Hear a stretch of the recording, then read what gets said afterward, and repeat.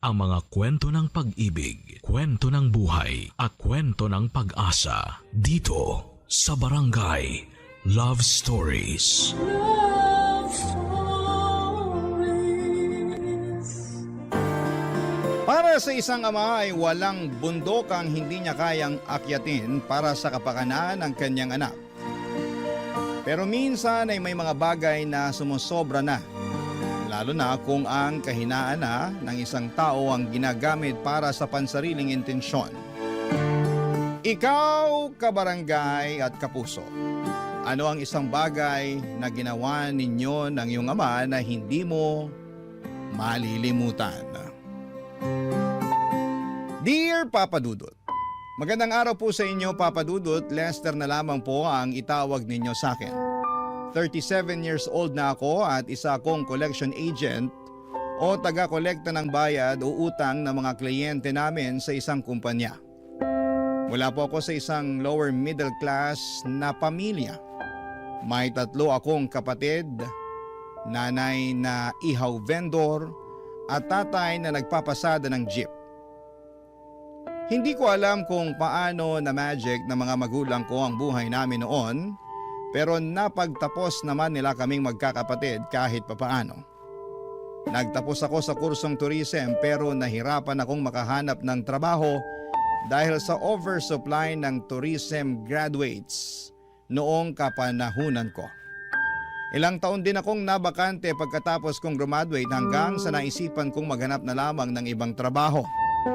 Nakapasok ako bilang collection agent sa isang financing company kung saan ay nagpapahulugan sila ng mga appliances at nagpapaloan ng cash.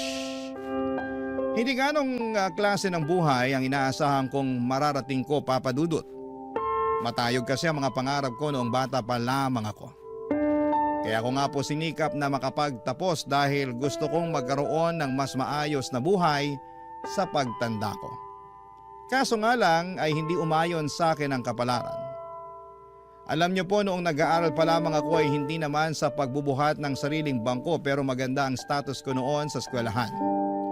Hindi ako academic achiever pero isa ako sa mga active sa school pagdating sa mga extracurricular activities. Varsity player ako sa eskwelahan namin noon at isa rin ako sa mga suki sa mga pageant. May tinatago rin naman kasi akong itsura kahit na papaano. Sa katunayan, Papa Dudut, ang turing nga sa akin noon ay campus crush. Yun ang dahilan kung bakit nabihag ko ang mailap na puso ng naging girlfriend ko na si Rina noong nasa college pa lamang kami.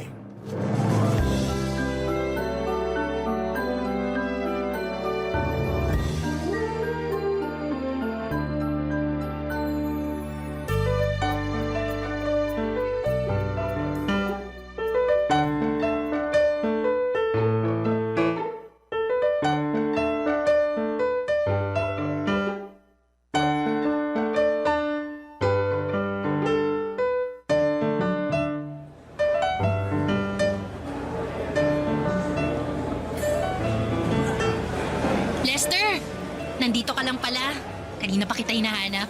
Nag-message ako sa'yo, sabi ko nasa cafeteria ako. Kakatapos lang ng klase ko eh. Nag-reply ka ba?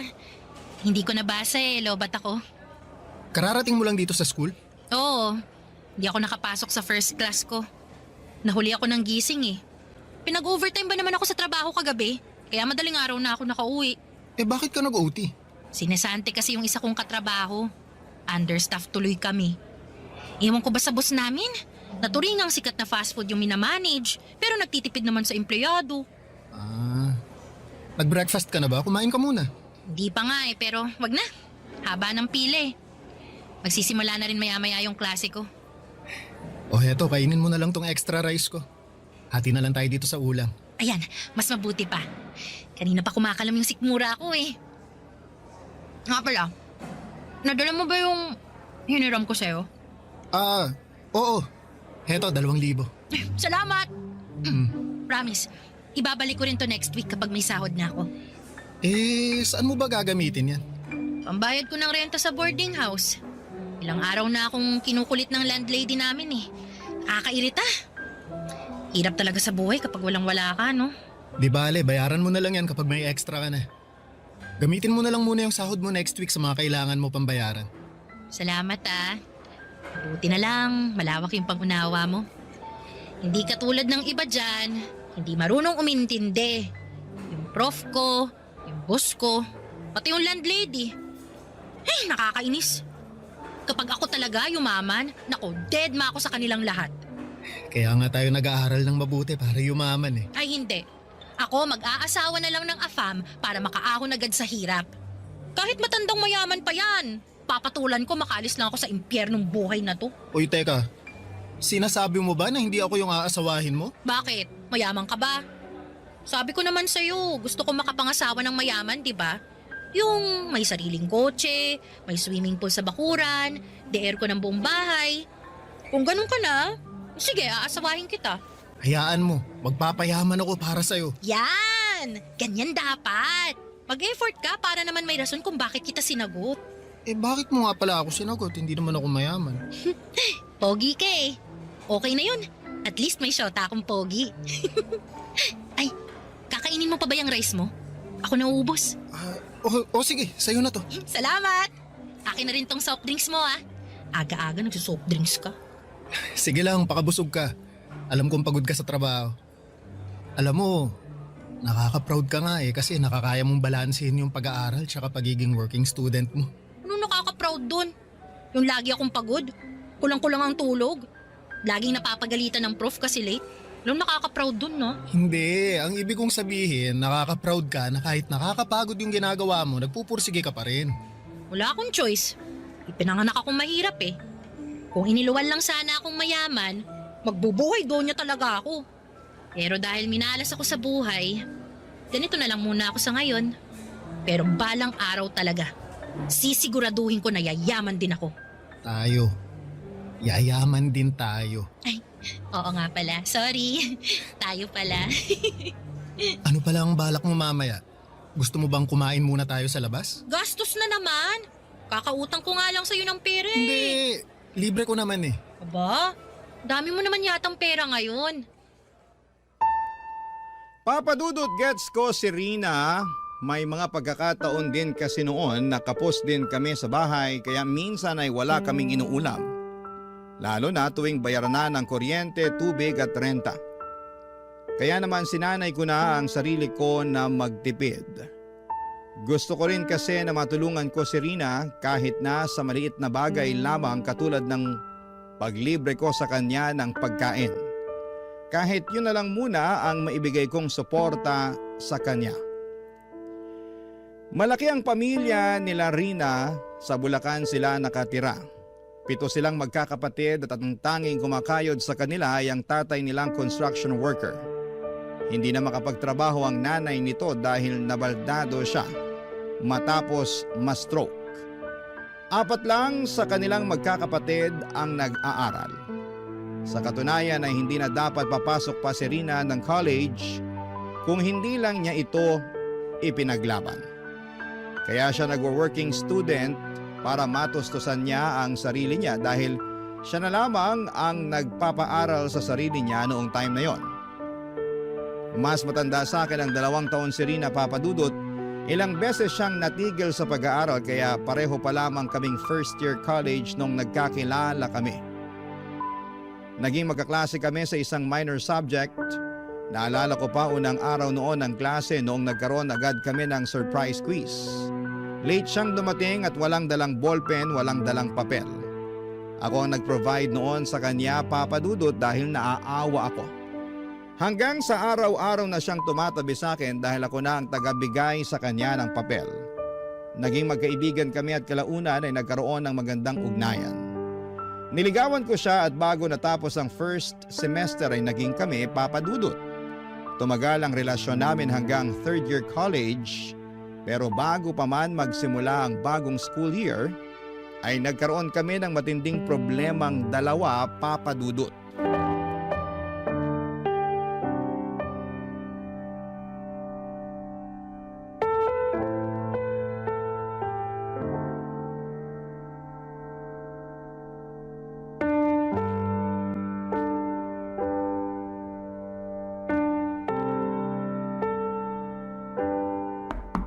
Rina? Tao po! Lester? Anong ginagawa mo rito? Halika nga, nasisiraan ka na ba ng ulo? Teka, saan mo ako dadalhin? Dito tayo sa tabi, baka makita ka ng tatay ko. Anong ginagawa mo rito? Hindi ka nagre-reply sa mga text ko eh. Di ka rin sumasagot sa tawag. Nag-aalala kasi ako sa'yo. Ang OA mo naman.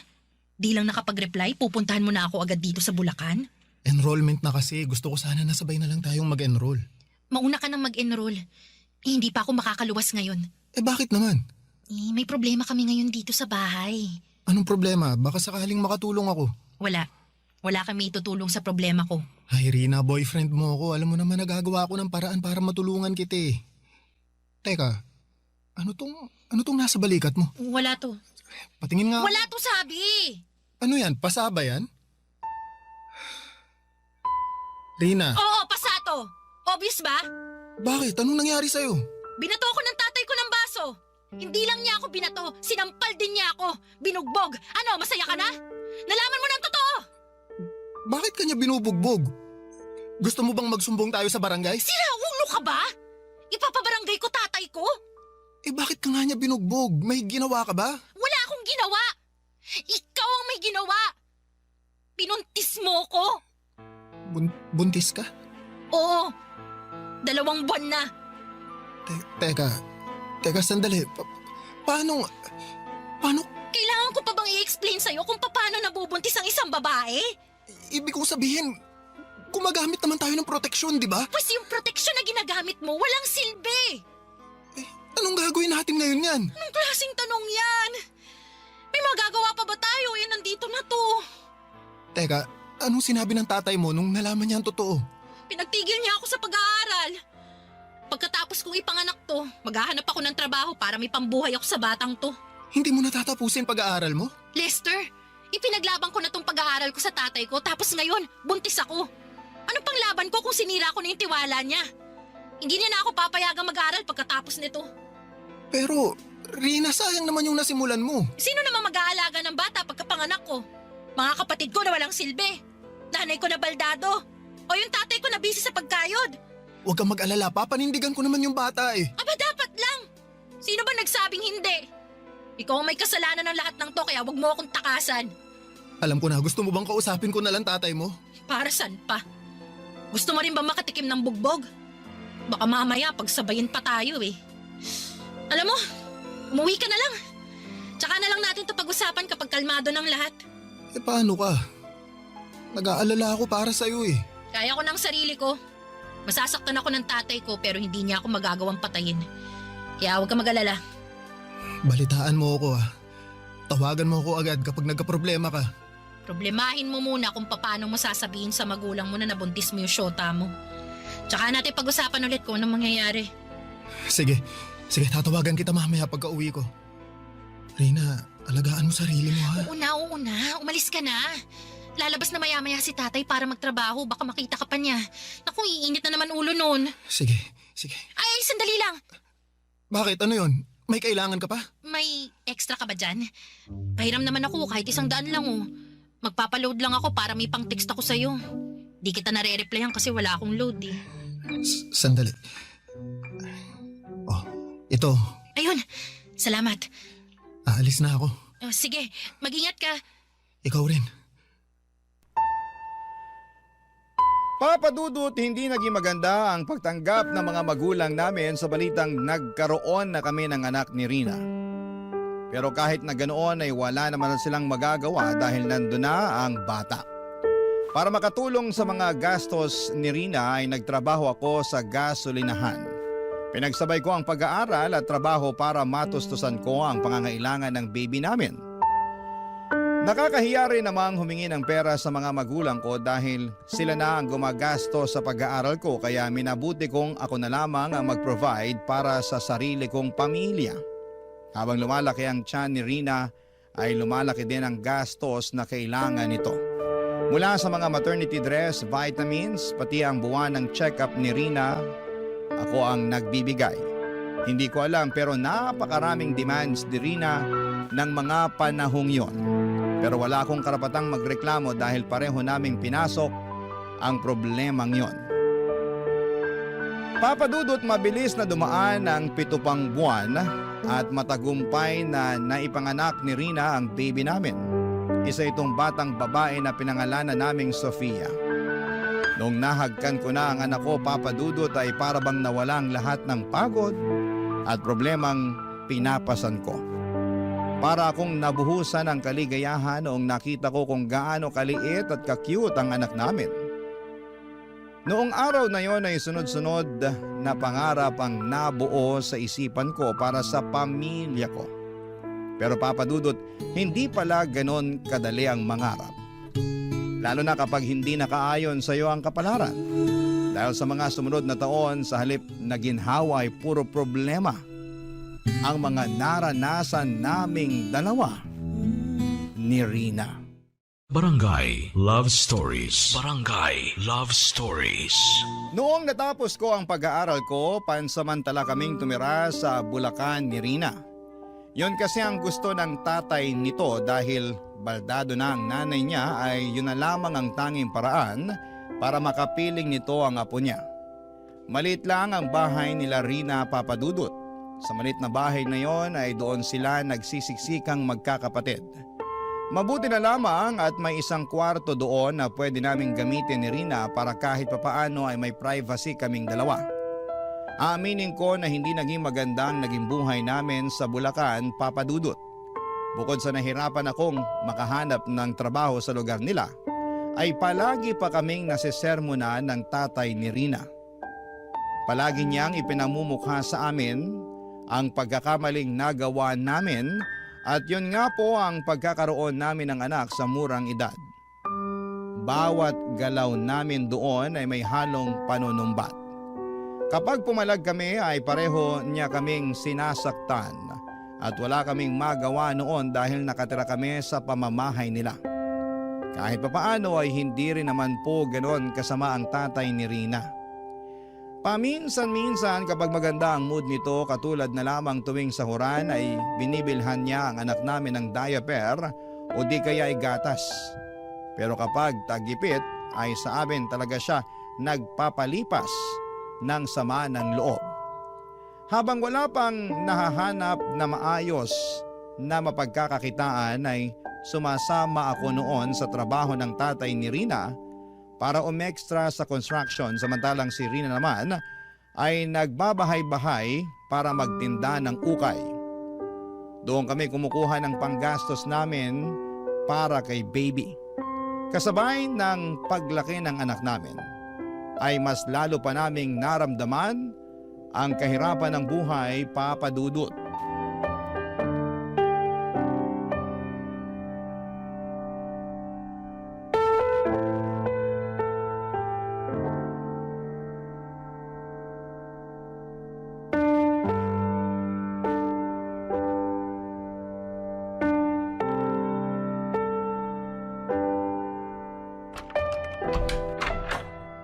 Oh, Lester, ang aga mo namang umuwi ngayon.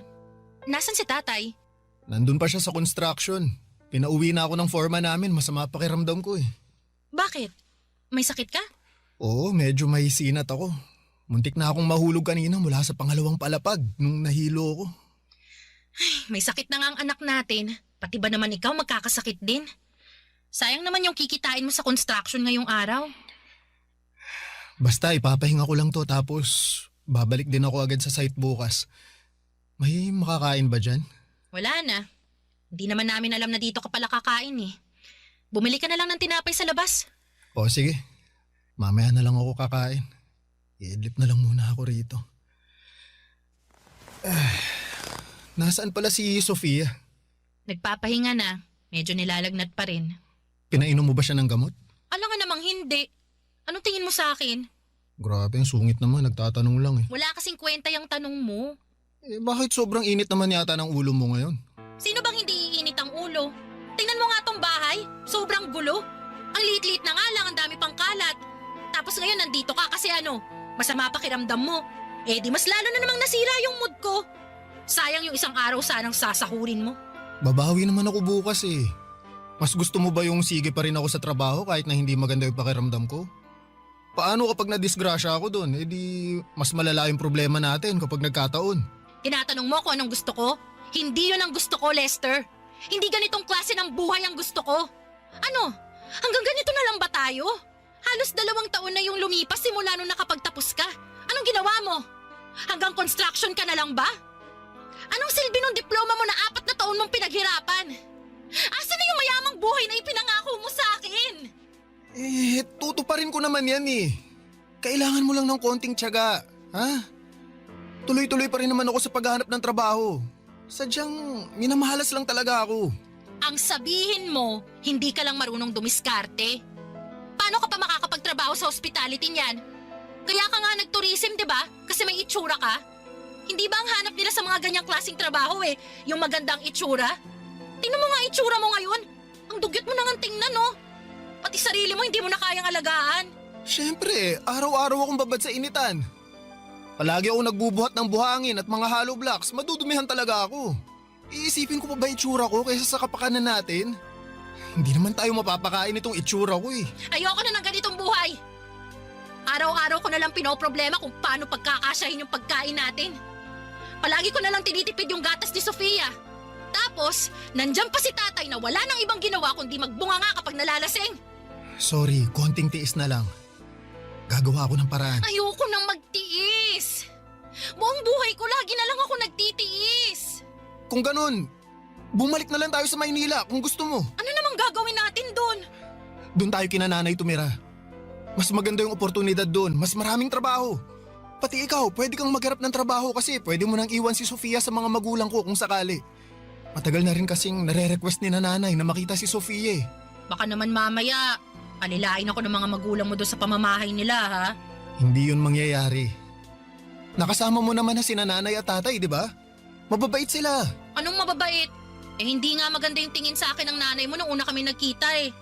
Ano ka ba? Mas gusto nga ni nanay na doon na lang tayo sa kanila tumira eh. Paano kung hindi pumayag si tatay? Matatanda na tayo. Kaya naman na siguro nating magdesisyon para sa sarili natin. Sige, kakausapin ko si tatay. At kung ayaw man niya, aalis pa rin tayo. Wala na siyang magagawa sa magiging desisyon natin. Basta, siguraduhin mo lang na pagkaalis natin dito, magiging maayos na yung buhay natin, ha? Oo, pangako.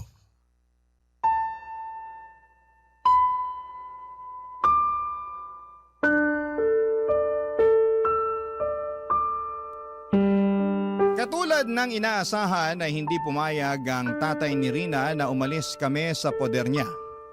Pero buo na noon ang desisyon namin kaya hindi rin niya kami napigilan.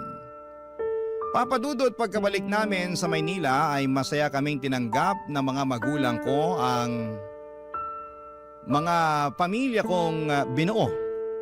Sa katunayan ay inispoil nga nila ang anak namin sa mga pagkain, mga damit at laruan. Kumpara sa estado nila Rina sa Bulacan ay mas maayos ng kaunti ang naging estado namin sa Maynila. Nakahinga rin si Rina dahil sa wakas ay mas maluwag na ng kaunti ang bahay na tinutuluyan niya. Hindi niya kailangang mamroblema sa pagkain dahil sinananay na ang nagpo-provide noon para sa amin. Malaki ang naging tulong ng mga magulang ko para makapagsimula ulit kami ni Rina. Nagkaroon siya ng chance na ipagpatuloy ang pag-aaral niya. Kumuha siya ng kursong cookery sa TESDA samantalang ako naman dahil hirap pa rin makahanap ng trabaho at that time ay napilitan akong mag-apply bilang collection agent sa isang lending company para lamang makapagtrabaho. Noong natapos ni Rina ang kurso niya sa TESDA ay nakapasok siya bilang pastry cook sa isang maliit na restaurant sa amin. 3 taon din kaming nagstay sa bahay ng mga magulang ko. Noong nagkaroon kami ng sapat na ipon ay saka kami bumukod. Naging maganda naman ang buhay namin ni Rina simula noong nag-live-in kami papadudot. Sa loob ng 2 taon ay nakayanan naman naming tumayo mula sa mga sarili naming paa. Noong mga panahong yon ay ipinagbubuntis ni Rina ang pangalawa naming anak. Maselan po ang naging pagbubuntis niya Kaya naman nang lumaki na ang bata sa sinapupunan niya ay nag-resign na lamang muna siya sa trabaho, Papa Dudut. Masasabi ko na noong time na yon ay maayos na ang buhay namin, hindi man mayaman katulad ng inaasahan, ay napupunan naman namin ang mga pang-araw-araw na pangangailangan namin. Hanggang sa isang araw ay panibagong problema na naman ang dumating sa pamilya namin.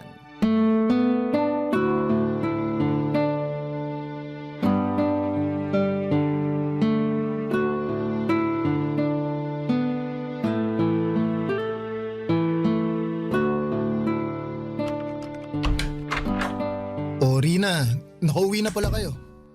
Kumusta yung check-up ni Sofia sa ospital? May sakit si Sofia. Ha? Anong sakit niya? Meron daw siyang sakit sa puso. Ano yun? May problema siya sa puso? May butas daw sa puso niya. Hindi ko alam kung saang parte yung tinutukoy ng doktor eh. Hindi ko na napakinggan yung ibang sinabi niya. Umiikot na yung mundo ko kanina nung nalaman kong may problema ang puso ng anak ko. Basta, ang sabi, naghahalo daw yung oxygen tsaka kung ano man. Basta ganun. Anong ganun? Hindi mo man lang ba klinaro sa doktor kung anong sakit ng anak natin? Paano ko ikaklaro eh, umiiyak na nga ako. Katatapos ko lang mga anak, Lester. Hindi ko na alam kung anong pinaggagawa ko dun. Kung bakit kasi ako pa yung inutusan mong magpa-check up eh. Mas inuna mo pa yung trabaho mo kaysa sa anak mo. Sabihin mo sa akin kung sinong doktor ang tumingin sa kanya. Babalik ako dun bukas. Basta may butas yung puso ng anak natin, yun ang klaro. Kaya pala lagi siyang hinihingal at madaling mapagod kapag naglalaro. Pero bakit ngayon lang nila nalamang may butas pala yung puso ni Sofia? Bakit hindi nila na-detect yun nung baby pa lang siya? Ewan ko. Hindi naman tayo madalas magpa-check up noon eh. O baka bobo lang talaga yung doktor na tumingin sa kanya dati, ewan ko. Eh ano raw gagawin? Paano natin maaayos yung sakit niya? Kailangan daw niya magpa-opera sa lalong madaling panahon. Eh di pa opera natin siya bago pa lumala yung sakit niya. Naririnig mo ba yung sinasabi mo? Saan tayo kukuha ng pampa-opera? Alam mo ba kung gaano kamahal ang open heart surgery? Open heart surgery? Oo! Hindi mo alam kung ano yon? I-search mo na lang online. Sawa na akong mag-explain sa'yo. Dami mong tanong. Basta ang kailangan natin ngayon, maipa-opera si Sofia dahil may butas sa puso niya.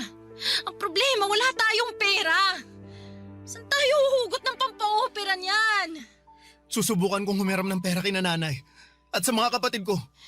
Hindi lang sana ako tumigil sa trabaho. May ipon na dapat tayo ngayon eh. Tapos, sumabay pa tong pangalawang anak natin. Bakit ngayon pa nagsabay to kung kailang katatapos lang natin gumastos? Diyos ko, saan na tayo kukuha ng pera niyan? Rina, huwag kang mag-alala. Gagawa ako ng paraan. Huwag mag-alala. Kapag ba sinabi mo yung mga katagang yan, mawawala na lang yung pag-aalala ko. Gumawa ka ng paraan para hindi ako mag-alala. Susubukan kong mag-loan sa pinagtatrabahuhan ko. Lalapit din ako sa mga politiko. Baka sakaling may maibigay silang kunting tulong sa atin. Makakabuo ka ba ng kalahating milyon? Kalahating milyon? Ganun kamahal yung operasyon? Yun daw yung kailangan nating ihanda. Pero depende pa sa procedure. Pwede pang tumas yung gastos. Ano ba to? Hindi na tayo nawala ng problema. Ano? Suko ka na? Ganito ba yung buhay na ibibigay mo sa amin? Kailan ko matitikman yung yaman na ipinangako mo sa akin noon? Gagawa ako ng paraan. Magtiwala ka lang sa akin. Ay naku, lagi na lang ganyan. Lahat naman ginagawa ko para sa atin eh. Hindi naman ako nagkukulang. Hindi ka nga nagkulang. Hindi ka rin naman sumapat. Ay, ang malas naman ang buhay na to. Ipinanganak ka na nga mahirap. Kung kailan pangat na, tsaka hihilahin ulit sa kahirapan. Ano bang kasalanan ko? Bakit kailangan ko mamuhay ng ganito? Wala ka namang ginawang mali eh. Malalampasan din natin to. Basta magtiwala ka lang. Pagod na akong magtiwala. Ayoko na umasa. Baka alis na nga. Rina, saan ka pupunta? Magpapahangin lang sa labas. Kailangan kong huminga. Ikaw na munang bahala dyan. Kung saan-saan ako lumapit para makahingi ng tulong, Papa Dudut. Mabuo lamang ang perang gagamitin para sa operasyon ni Sofia. Mula sa mga kamag-anak, kaibigan, politiko at mga organisasyon. Lahat sila ay nilapitan ko na. Mapalad ako dahil nag-abot naman sila ng tulong kahit papaano. Nakapagbenta na rin ako ng ilang gamit, lahat ng itinatago kong yaman ay nailabas ko na. Nakapag-loan na rin ako sa iba't ibang lending companies pero kahit na anong gawin ko ay hindi ko pa rin nabubuo ang kalahating milyon na kinakailangan para sa operasyon ng anak ko. Halos mabaliw na ako noon sa kakaisip kung saan ako huhugot ng pera. Hindi ako makatulog sa gabi at hindi rin ako makapag-focus sa trabaho dahil sa mga pinagdadaanan naming problema. Araw-araw akong pinipressure ni Rina sa puntong wala na akong maisagot sa mga katanungan niya. Kung pwede lang sanang isang lako ang kaluluwa ko ay gagawin ko yon, Papa Dudut, para lamang sa anak ko. Pumasok na nga rin sa isipan ko noon ang mang-hold up ng bangko. Pero naisip ko na kapag ginawa ko yon ay baka mas lalo lamang akong karmahin sa gagawin ko. Ayoko rin naman na manggagaling sa nakaw ang pagpapagamot ko sa anak ko. Nung wala nang mahintay pa si Rina, Papa Dudut, siya na mismo ang gumawa ng paraan para masolusyonan ang problema namin. Pero Papa Dudut, hindi ako makapaniwala sa naisip nitong remedyo para lamang mabuo ang perang kinakailangan namin noon para sa anak namin. Barangay Love Stories. Barangay Love Stories. Sa buong buhay namin ni Rina bilang magpartner ay lagi ako ang gumagawa ng paraan para ma-resolve ang mga dumarating na problema sa buhay namin. Nasanay ako na ako lagi ang humaharap at nagbibigay sa mga pangangailangan namin dahil alam ko sa sarili ko na yon ang trabaho ko.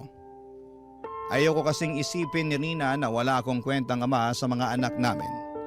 Pinangakuan ko siya ng magandang buhay kaya kahit na anong mangyari ay gagawin ko ang lahat para maibigay ang pangakong yon. Pero sa pagkakataong yon ay medyo sumobra na si Rina sa ginawa niya.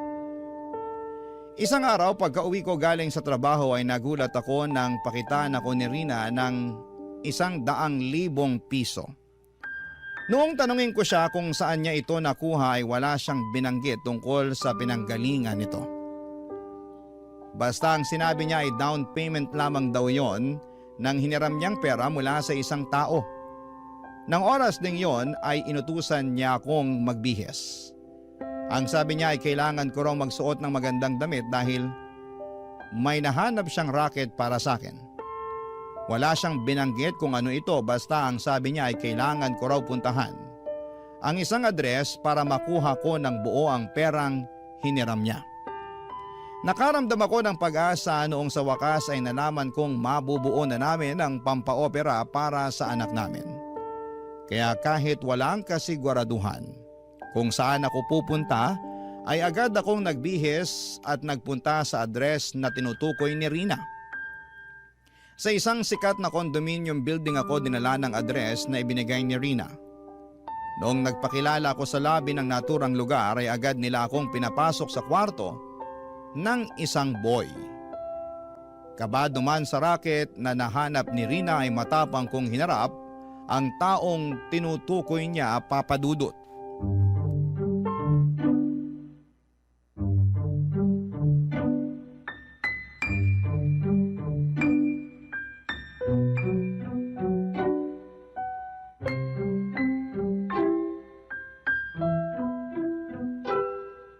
Tao po. Sandali lang.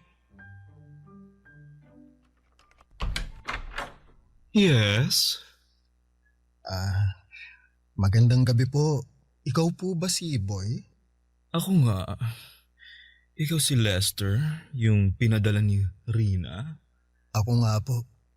May trabaho raw po kayo para sa akin?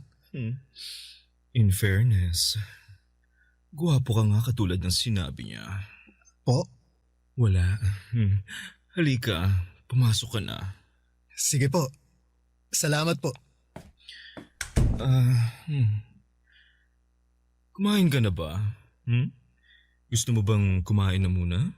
Ah, hindi pa po pero salamat na lang po, hindi pa po ako gutom. O sige, mag-shower ka na muna. Hmm? Shower po?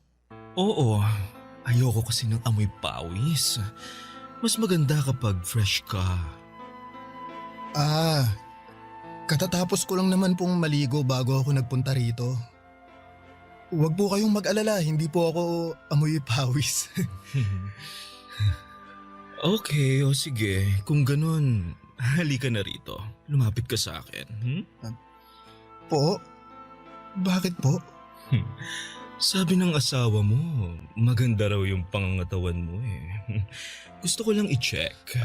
Ah, teka, sandali lang po. Oh, bakit? Bakit niyo po inaalis tong t-shirt ko? Sandali nga lang. Ikaw ba talaga si Lester? Oo, ako nga po. Eh bakit parang wala kang malay sa ginagawa mo? Alam mo ba talaga kung anong dahilan kung bakit ka nandito? Hindi niya po nilinaw eh. Basta ang sabi may trabaho raw kayong ibibigay sa akin. Oo, at ito na nga yun. Ano po yung kinalaman ng katawan ko sa trabaho na ipapagawa ninyo? Ay my gosh, ang slow mo naman iho. Magtanggal ka na lang ng suot mo at humiga sa kama. Yun lang ang gagawin mo, ako nang bahala sa'yo. Kalango, baka hindi lang po tayo nagkakaunawaan. Hindi po ako ganun tao. Hindi po ako nagpapagamit ng katawan.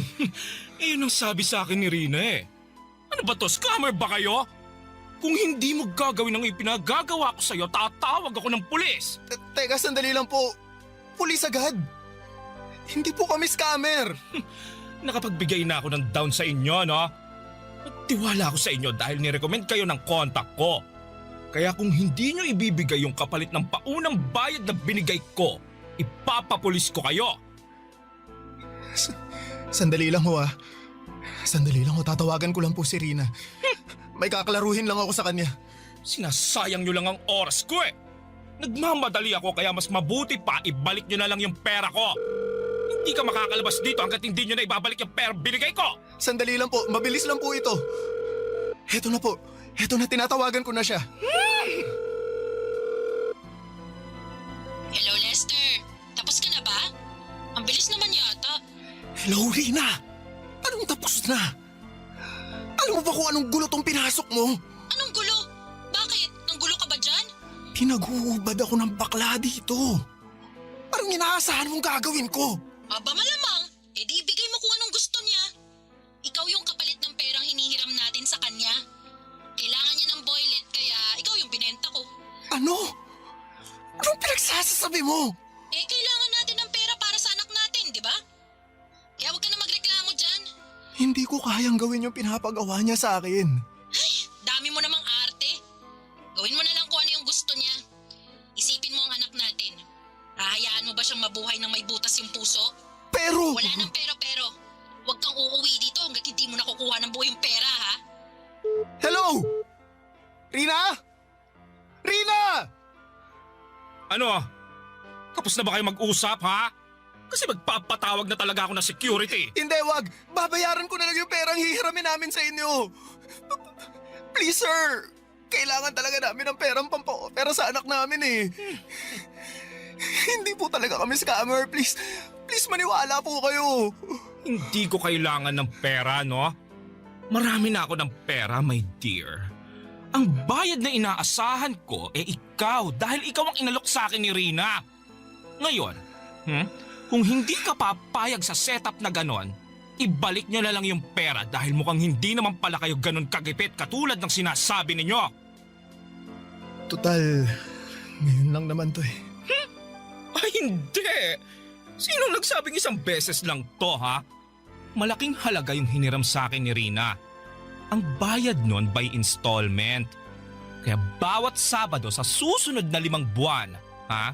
Kailangan mo kong paligayahin. Sa pamamagitan lang nun kayo makakabayad sa akin. Ha? Ano? Magdesisyon ka na. Bibigyan kita ng chance na umatras. Hindi ako aatras. Gagawin ko to para sa anak ko. Yun naman pala eh. O sige, simulan mo nang mag-alis ng saplot. Matapos ng gabing yon, ay lumabas ako ng kondo na hiyang-hiya. Pakiramdam ko ay lahat ng taong nakatingin sa akin ay alam kung ano ang ginawa ko. Nandiri ako sa sarili ko, Papa Dudut. Kailanman ay never kong naisip na papasukin ko ang ganong klaseng kalakaran. Sari-saring emosyon ng naramdaman ko na mga oras na pauwi ako ng bahay, dala-dala ang pera na nakuha ko gamit ang sarili kong laman. Hindi ko po ma-describe sa mga salita ang pakiramdam na yon, pero hanggang ngayon ay damang-dama ko pa rin sa sarili ko ang pakiramdam na yon, Papa Dudut. Pagka-uwi ay hindi ko kinibo si Rina. Nagdampo ako sa kanya dahil iniharap niya ako sa isang bagay nang hindi man lamang ako tinatanong kung papayag ako sa gusto niyang mangyari. Nainis ako dahil may punto rin naman siya. Yun na ang pinakamadaling paraan para makakuha kami ng pera para sa operasyon ni Sofia nang walang tinatapakang ibang tao maliban sa dignidad ko. Papa Dudut, agad naming pinaoperahan ang anak namin gamit ang perang ibinigay ni Boy. Sa awa ng Diyos ay naging matagumpay naman ang naging surgery nito. Halos 2 linggo ring nanatili si Rina at Sofia sa ospital habang nagpapagaling ito. Kasabay nito ay nagpatuloy ako sa pagbabayad ng utang namin kay Boy. Naisip ko noon na pwede naman namin siyang takasan at magtago na lamang sa ibang lugar, pero may pinirmahang kaming kontrata sa kanya na maaari na ipakulong niya kami kung sakali mang pagtaguan namin si Boy. Isa pa ay ayoko ring madamay ang anak namin sa gulo, kaya naman minabuti kong resolbahin ang mga ito ng patas. Sa mga sumunod pang buwan, tiniis ko ang bawat gabing kasama ko si Boy. Hindi naglaon ay namanhid na lamang din ako sa ginagawa ko hanggang sa unti-unti ay nabayaran ko rin ang pagkakautang namin sa kanya, Papa Dudut.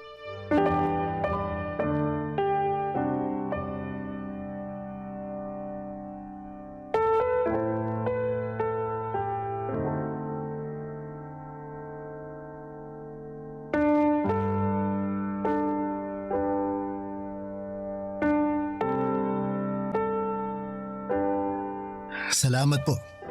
Salamat din sa tulong. Hindi man ganitong klase ng tulong yung inaasahan ko, salamat pa rin dahil kung hindi dahil sa inyo, hindi namin mapapa-operahan yung anak ko. Hindi mo kailangan magpasalamat. Nangangailangan ka eh. Nangangailangan din ako. Nagtulungan lang tayo. Kumusta na pala yung anak mo? Maayos na po siya. Kailangan lang ng ilang follow-up check-up para masigurong walang komplikasyon yung operasyon niya. Mabuti naman kung ganun. Alam mo, gawin na nating huli to. Po, ano pong ibig niyong sabihin? Huwag ka nang bumalik next week. Okay na yun. Bayad na kayo ni Rina. Talaga po. Salamat, sir. Pero sigurado po ba kayo na wala na kayong hahabulin pagkatapos nito? Baka mamaya. Wala ka pa rin bang tiwala sa akin hanggang ngayon? Ilang gabi na tayong nagsama. Huwag kang mag-alala, hindi kita hahabulin. Kung gusto mo, magpapagawa pa ako ng kasulatan para ma-clear na yung utang nyo. Tsaka hindi naman ako ganong klaseng tao, no?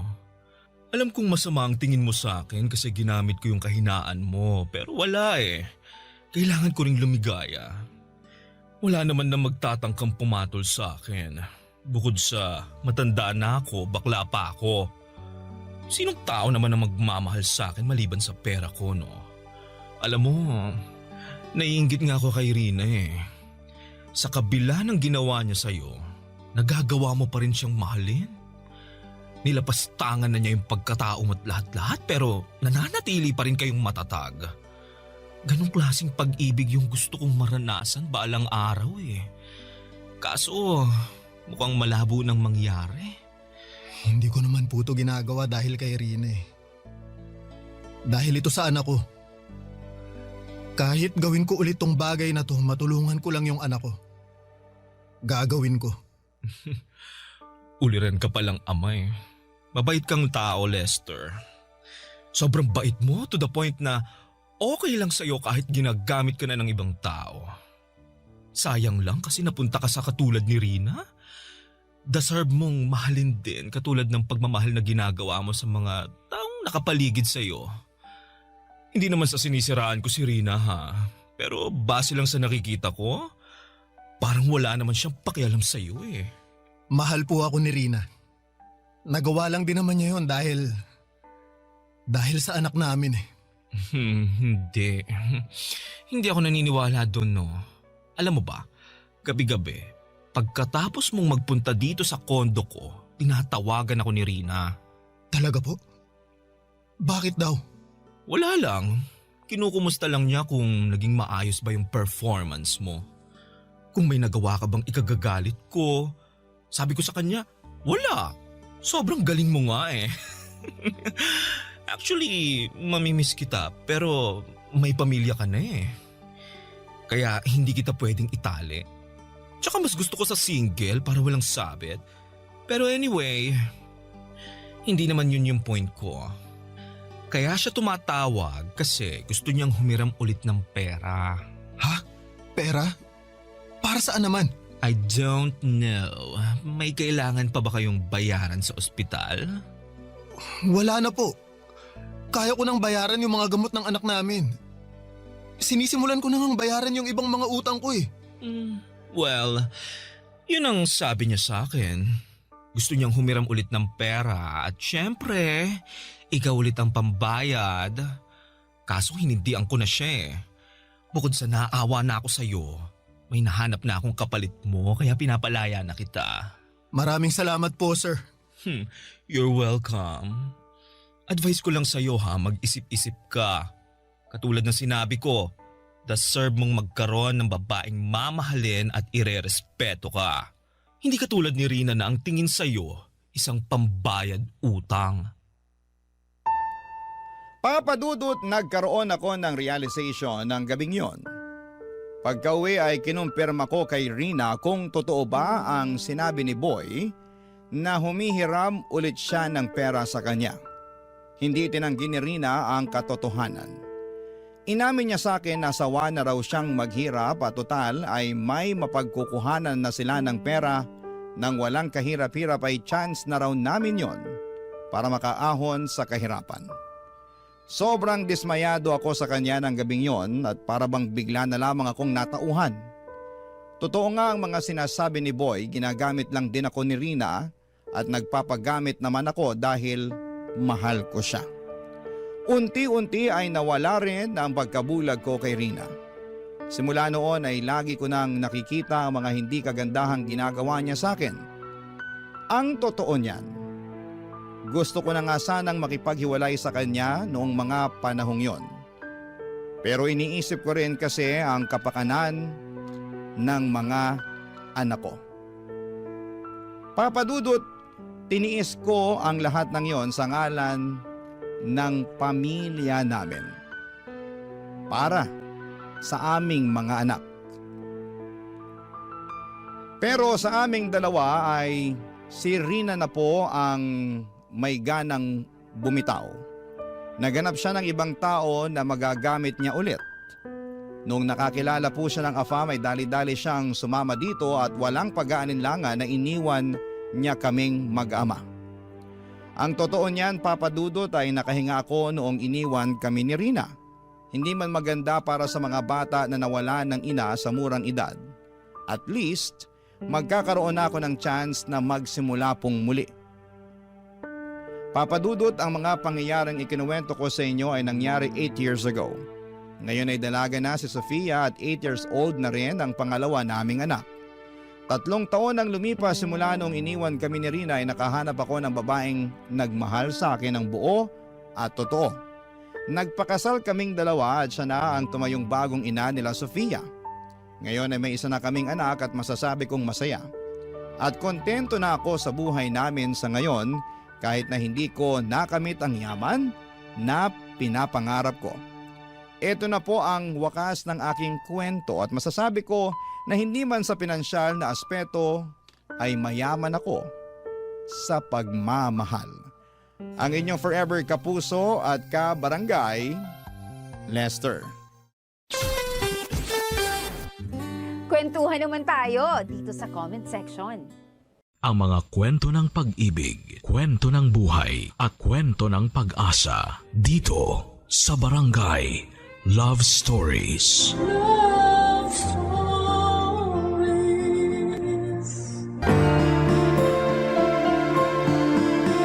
Ang ilaw ng tahanan ang siyang gumagabay at nagbibigay kalinga sa kanyang mga anak. Siyang source ng liwanag sa tahanan sa tuwing bumabagsak na ang moral ng kanyang pamilya. Ikaw, kabarangay, para sa iyo ano nga ba ang role ng isang ina? Dear Papa Dudut, ako nga po pala si Risha, 18 years old at lumaki sa poder ng aking ama na 45 years old. Mag-isa niya akong tinaguyod, kahit ang hirapan ng buhay. Hindi niya sinukuan ang pagiging ama sa akin, kabaligtaran naman yon sa aking ina. Hindi ko na nakilala po ang aking ina at sanggol pa lamang ako noong iniwan ako ng aking ina kay tatay. Naging ina at ama tuloy si tatay sa akin. Hindi na siya nag-asawa pa. Sa akin niya ibinuhos ang buong buhay niya. Kaya palagi kong pangako na babawi ako sa kanya. Oras na makahanap ako ng magandang trabaho na maayos ang pasahod. Kasi lahat ng kailangan ko ay binigay ni tatay. Alam kong madalas na siyang nagkakasakit para lamang buhayin ako, Papa Dudut, pero hindi niya yon pinapakita sa akin. Lagi niyang inuuna ang kailangan ko. Hindi ko na nga maalala kung kailan siya huling bumili ng gamit para sa sarili niya. Ang mga napaglumaang damit ng mga kakilala namin ang siyang pinagtitiisan niya. Isa lang ang sapatos niya. Kahit naghihingalo na at rugby lang ang pinagsasalba niya. Lagi kong sinasabi sa kanya na unahin na niya ang pagbili ng sapatos. Pero sabi niya hindi naman daw kailangan dahil mas komportable siya sa tsinelas kapag nagtatrabaho. Mabuti na lamang at pinapayagan siya sa trabaho na magtsinelas. Naputol kasi ang ilang daliri sa paa ni tatay. Hindi naman siya nagkukwento tungkol doon. Kaya naisip ko na baka na-aksidente siya sa trabaho. Awang-awa ko kay tatay kaya madalas ang hiling ko tuwing kaarawan ko ay mabigyan siya ng magandang buhay. Kaya lang sa aking debu ay may iba akong hiniling. Papa Dudut.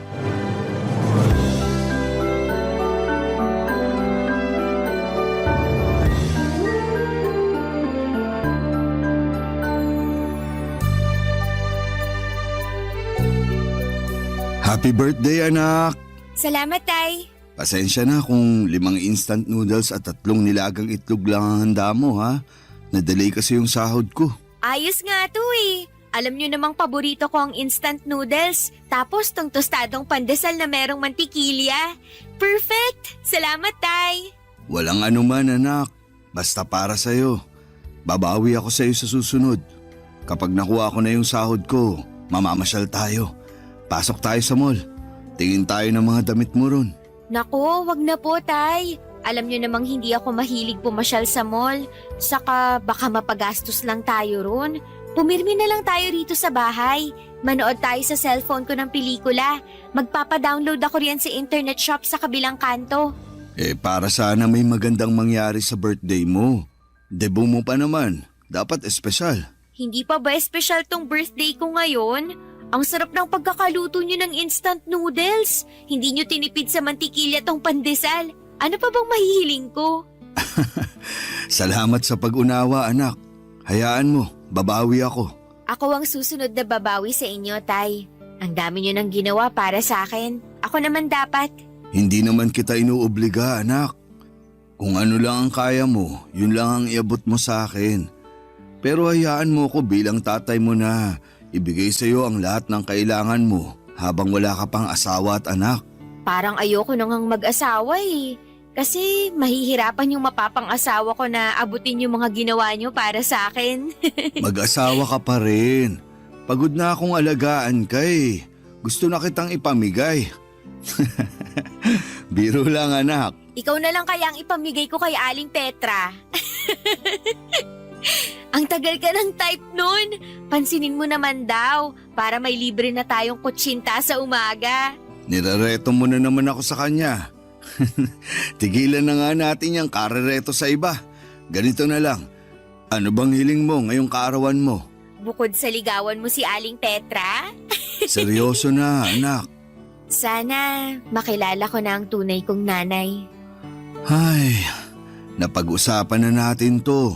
Bakit ba kasi ayaw mong ipakilala sa akin si nanay? Gusto ko lang namang mawala na yung mga tanong sa isip ko kung sino siya, kumusta siya, naaalala ba niya ako? O kahit kung paano lang niya ako kargahin nun. Yun lang naman, Tay.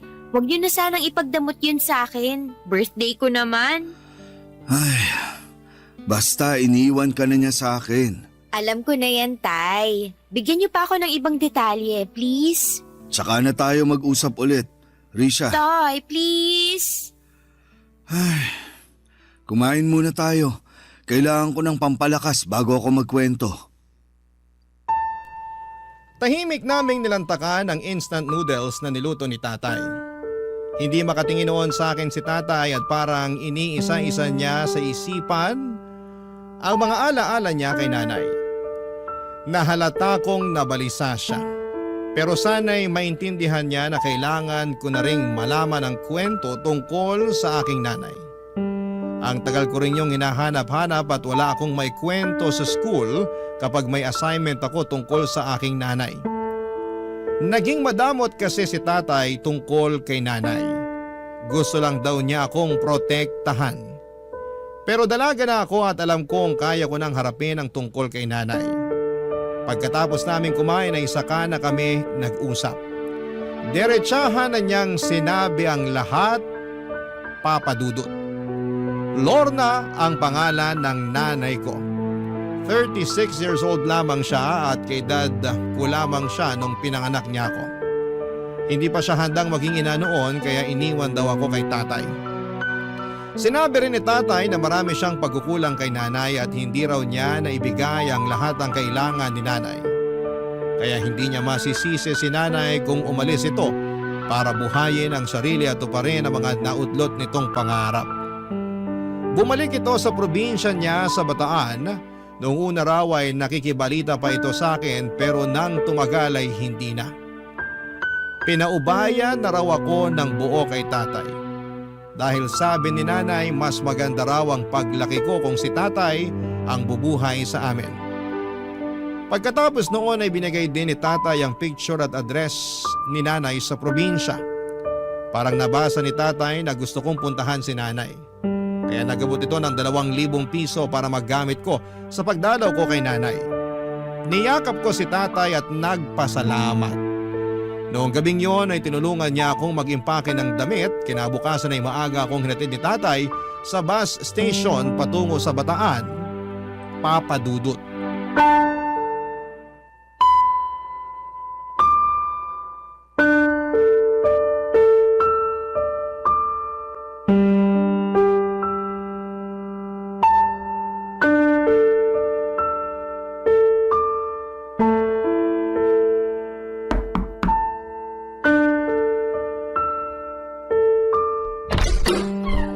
Magandang araw po. Kayo po ba si Lorna? Ako nga. Sino ka? Ako po si Risha. Ikaw ang... Ako ang anak niyo. Paano? Birthday ko po kahapon.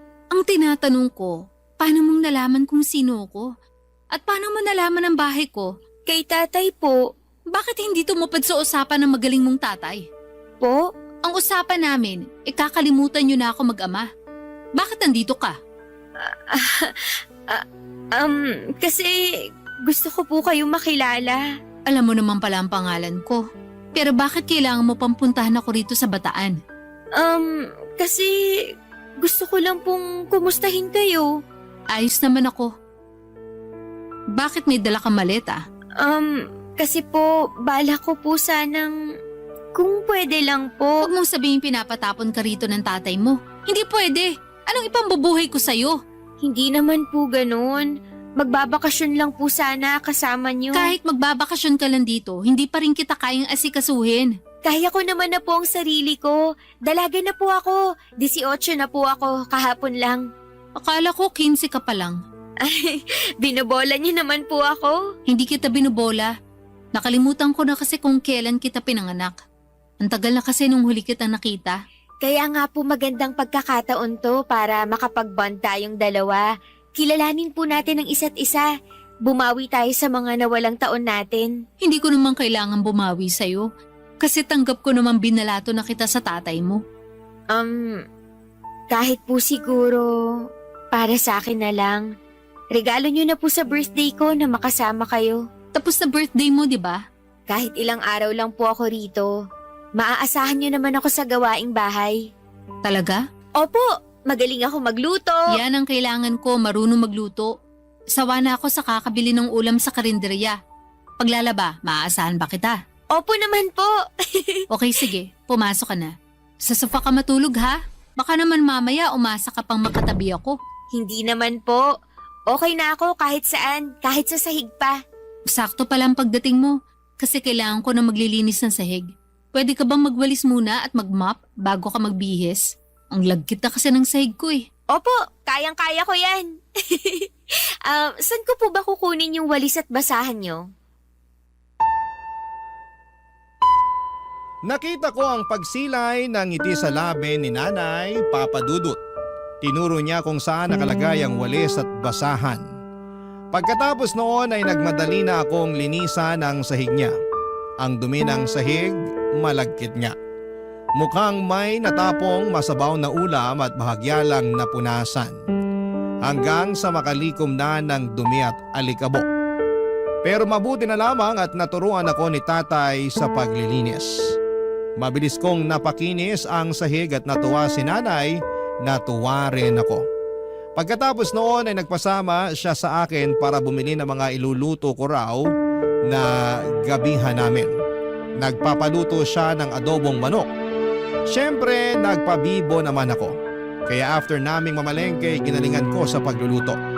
Inaabangan ko talaga para purihin ako ni nanay sa bawat gagawin kong pabor sa kanya. Hindi masyadong natuwa si nanay sa niluto kong adobo. Masyado raw maalat. Para raw tinipid ko sa suka. Sinabi ko sa kanya na aayusin ko na lamang pero nagalit siya. Sayang lang daw ang oras. Hindi niya inubos ang niluto ko at nagpabili siya sa akin ng barbecue sa kanto. Agad ako nagmadali para bumili kaya lang ay naubusan na ng barbecue.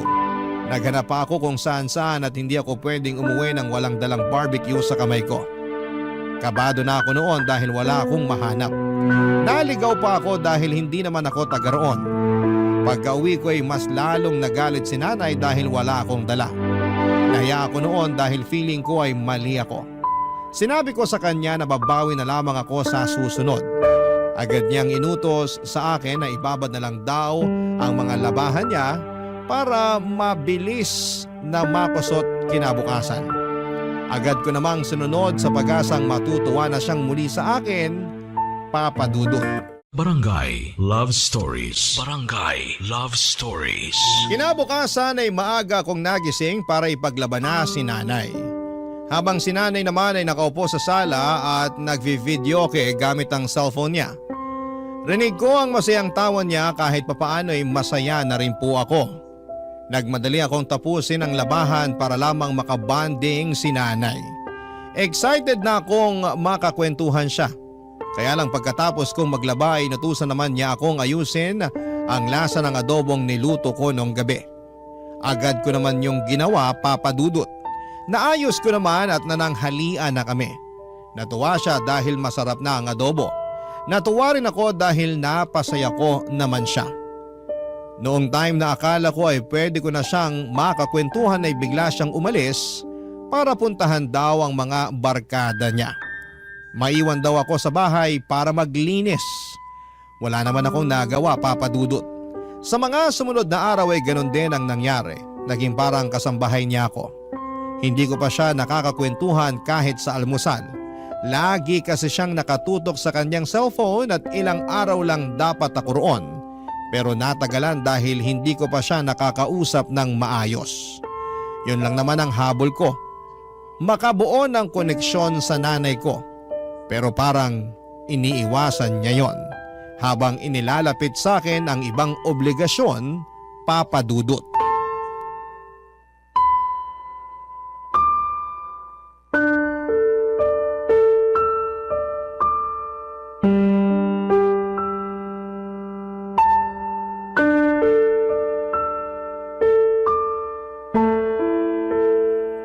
Ano ba namang buhay to? Ay nako, Nay, okay lang po kayo? malamang hindi. Nakita mo nagdadabog na nga ako rito. Meron bang masaya nagdadabog? Sorry po, nagtatanong lang naman ako. Ako ang magtatanong sa'yo. Anong balak mo? Balak po saan? Kailan ang alis mo rito? Baka naman maubos ang pera ko sa pagpapakain sa'yo. Gusto ko po muna kasi kayo makabanding sana. Banding? Magkakapera ba ako sa banding na yan? Yun lang naman po ang habol ko kaya ako pumunta rito. Pag nakabanding mo na ako, alis ka na. Pwede naman po. Ay, pahirapan ka naman bata ka, oo. Alam mo namang hindi tayo close. Anong pag-uusapan natin? Kahit ano po. Matatagalan pa ng konti bago ako mag-open up sa'yo. Kaya mabuti pa, maghanap ka ng trabaho pansamantala para makapagbigay ka sa akin ng pang-ulam natin dito. Hindi naman pwedeng ako lang ang gagastos dito. Mas masiba kang kumain kesa sa akin. Pwede naman po. Saka meron po akong 1,500 na natira sa akin. Bigay po ni tatay. Ayun naman pala. Bakit hindi mo agad binigay sa akin yan nung kararating mo lang? Hindi ko naman po alam na kailangan nyo ng pera. Walang taong hindi kailangan ng pera, Risha. Sorry po. Namana mo sa tatay mo yung kaeng-engan na yan. Parehas na parehas kayo. Parang hindi ginagamit ang utak. Mag-ama nga kayo. Nahihiya lang po kasi ako makipag-usap sa inyo. Hiya! May magagawa ba yan? Wala naman, di ba? Yan ang sinasabi ko lagi sa tatay mo noon. Huwag puro hiya ang pairalin. Umutang siya sa mga kakilala niya para may malaki kaming pera. Pero anong ginawa niya? Masyadong pinairal ang pride. Ayun! Nagpakapagod sa trabahong maliit naman ang sahod.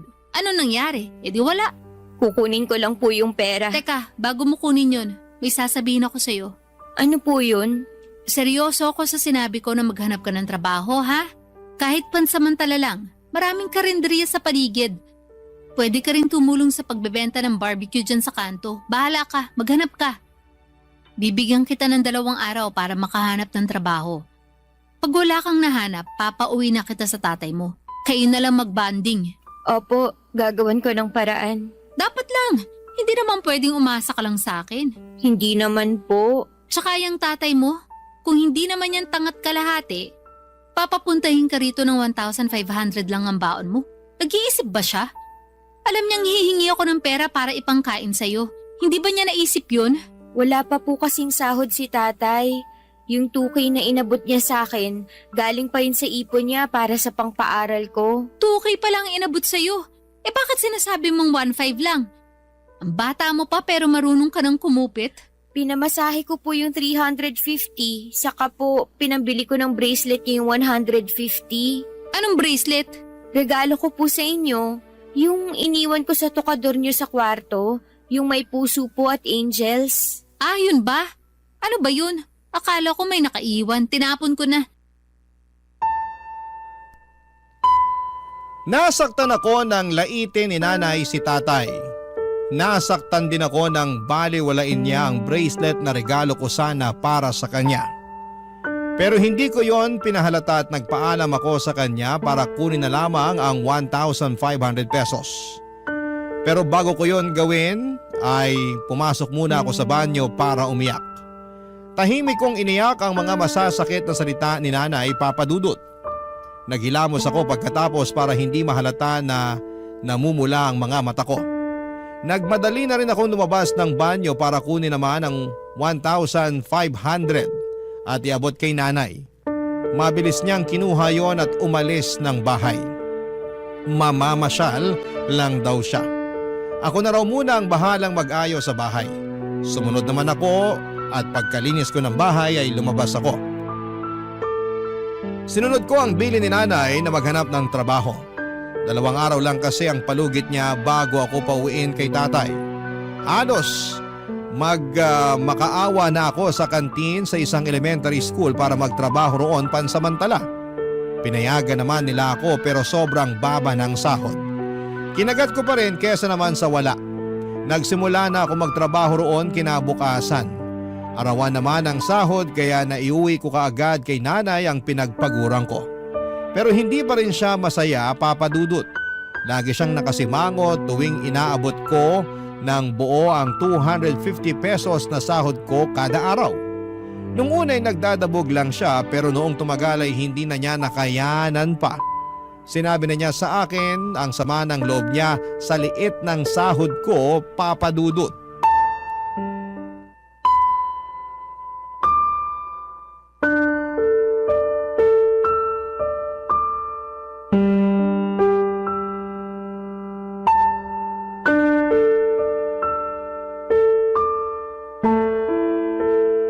Talaga bang 250 lang ang sahod mo kada araw? Opo, Nay. Yan lang talaga. Kasi naawa lang naman sa akin yung nagbabantay sa kantin, kaya nagawa niya akong isingit sa trabaho. Kung naaawa siya sa'yo, edi sana man lang tinaasan niya ang pasahod sa'yo. Ano ba naman yun? Hayaan niyo po, susubukan kong maghanap ng ibang trabaho. Dapat lang. Kulang tong 250 sa ating dalawa. Alam ko naman po. Baka naman hindi totoong 250 lang ang sahod mo, ha? Ano pong ibig niyong sabihin? Baka kako kinukupitan mo lang ang sahod mo. Baka 400 talaga pero binabawasan mo para pangluho mo. Hindi po, Nay. Talaga? Susugod ako sa kantin para magkaalaman na. Ano, gusto mo? Opo, kahit pumunta pa kayo bukas. Hindi po ako nagsisinungaling. Mali po yun. Ay nako, mana ka talaga sa tatay mo. Puro na lang kabutihang asa lang inuuna. Alam ba niyang hindi na mabubuhay sa panahon ngayon ng puro kabutihan lang? Ang dami na masasamang tao na umaasenso. Dapat gumaya na kayo sa kanila. Ang hirap pong sikmurain yun. Kesa naman sikmurain tayo dahil sa gutom. Mamili ka. Babawi na lang po ako sa inyo sa susunod. Sa day off ko po, maghahanap ako sa bayan ng trabaho. Kailan ang day off mo? Sa Sabado hanggang Linggo po ng tanghali. Sa hapon po kasi kailangan na naming mag-ayos ng mga paninda sa kantin at… Hindi ka pwedeng pumunta sa bayan ng Sabado. Kailangan mo maglaba ng mga damit ko.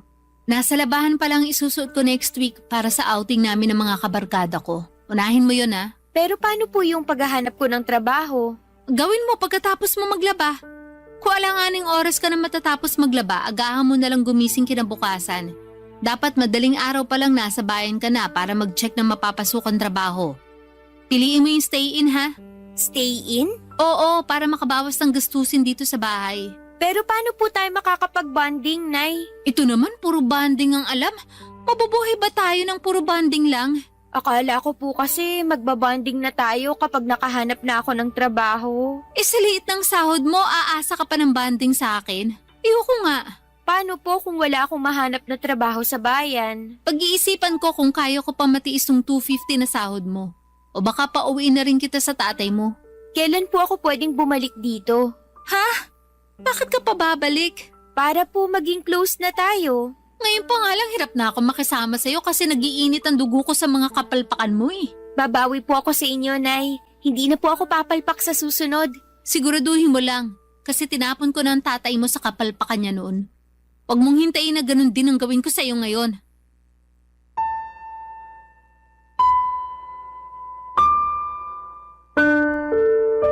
Papa Dudut, pinandilatan niya ako ng mata para ipakitang hindi siya natutuwa sa akin at kay tatay.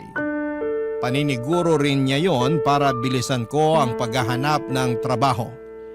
Yon ang naging bonding naming mag-ina, puro pagbabanta. Aaminin kong napapansin ko na at hindi na ako natutuwa sa inaasal ni nanay sa akin.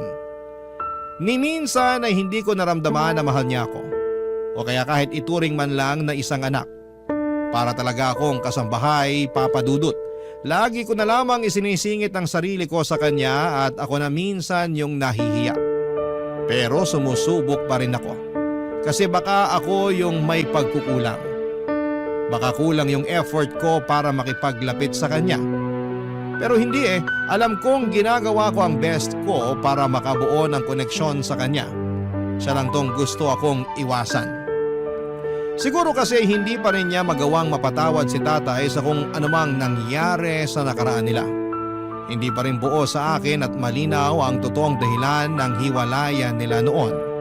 Kahit si tatay ay hindi maibigay ng diretsyo ang lahat ng detalye.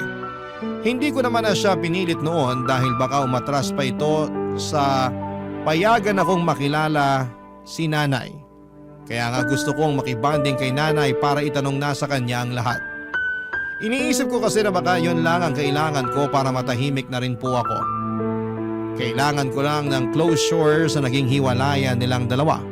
Baka kapag naging malinaw sa akin ang lahat ay hindi ko nahahanap-hanapin pa ang pagkalinga ni nanay. Baka makontento na lamang ako sa pagmamahal at pag-aalaga ni tatay.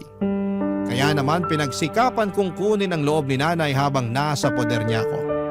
Baka yun na ang sagot sa lahat ng tanong ko mula noong bata pa lamang ako. Papa Dudut. Barangay Love Stories. Barangay Love Stories. Sa ilang linggong pag-stay ko sa bahay ni nanay ay may mga nalaman na rin naman ako sa kanya. Nalaman ko na nagtatrabaho siya bilang announcer sa isang bingguhan sa mga perya.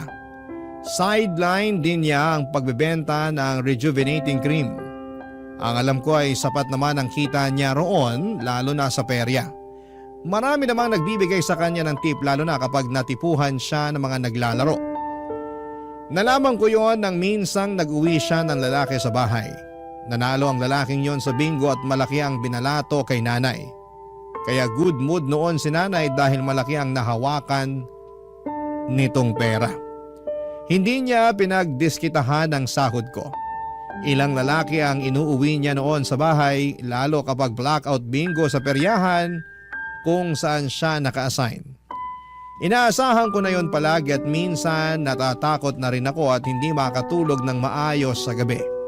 Lalo kapag iba ang tingin sa akin ng lalaking inuuwi niya. Hindi ko lang masabi dahil baka mabaliktad ako. Malaking adjustment ang ginawa ko sa pagpasok ko sa mundo ng nanay ko. Pero si nanay hindi niya magawa yon para sa akin. Napansin ko na puro ako na lamang lagi ang nagbibigay pero tinitiis ko. Kasi baka kapag napansin na ni nanay na puro magaganda ang nagagawa ko para sa kanya ay baka mahalin na niya ako. Baka pansinin na niya ako. Kaya nagpursige pa rin ako para kunin ang loob ni nanay. Triple ang galing na ipinakita ko sa paglilinis ng bahay para wala itong maipintas sa akin. Sinisigurado kong kada uwi niya ay kampante siya at magbubuhay reyna na lamang. Lahat ng hirap ay binaliwala ni nanay Papa Dudut. Lahat ng hirap kong yon, hindi ko pinapaalam kay tatay Papa Dudut.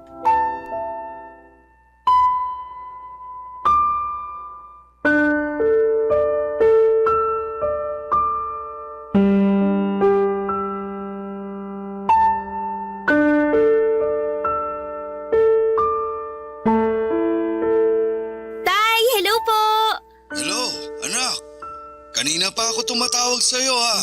Nag-alala ako kasi hindi ka sumasagot. Pasensya na po, Tay. Nabisi lang kasi. Ang daming customers sa kantin. Kantin? Ay, hindi ko pa po pala nasabi sa inyo. Nagtatrabaho po ako sa kantin ngayon. Ha? Paano ang pag-uwi mo rito kung may trabaho ka na riyan? Pansamantala lang po ito, Tay. Para may maibigay ako kay nanay. Anak, pinilit ka bang magtrabaho ng nanay mo? Hala si tatay. Hindi po ha. Akala ko lang kasi. Ayaw nga ni nanay na magtrabaho ako eh. Nahihiya siya kasi gusto niya siyang bumuhay sa akin dito. Sabi ko, kawawa naman si nanay kung puro siya na lang. Kaya naghanap din ako ng sideline. Alam mo, Tay, ayaw nga tanggapin ni nanay yung inaabot kong sahod eh. Pero pinipilit ko kasi nga gusto kong makatulong sa kanya. Paniguradong natutuwa na sa'yo ang nanay mo niyan. Nakikita niyang responsable kang anak. Opo nga po eh. Lagi po niyang sinasabi sa akin yun. Mabuti naman kung ganun. Para naman hindi nakakahiya sa kanya. Baka kasi isipin niya, hindi kita napalaking maayos.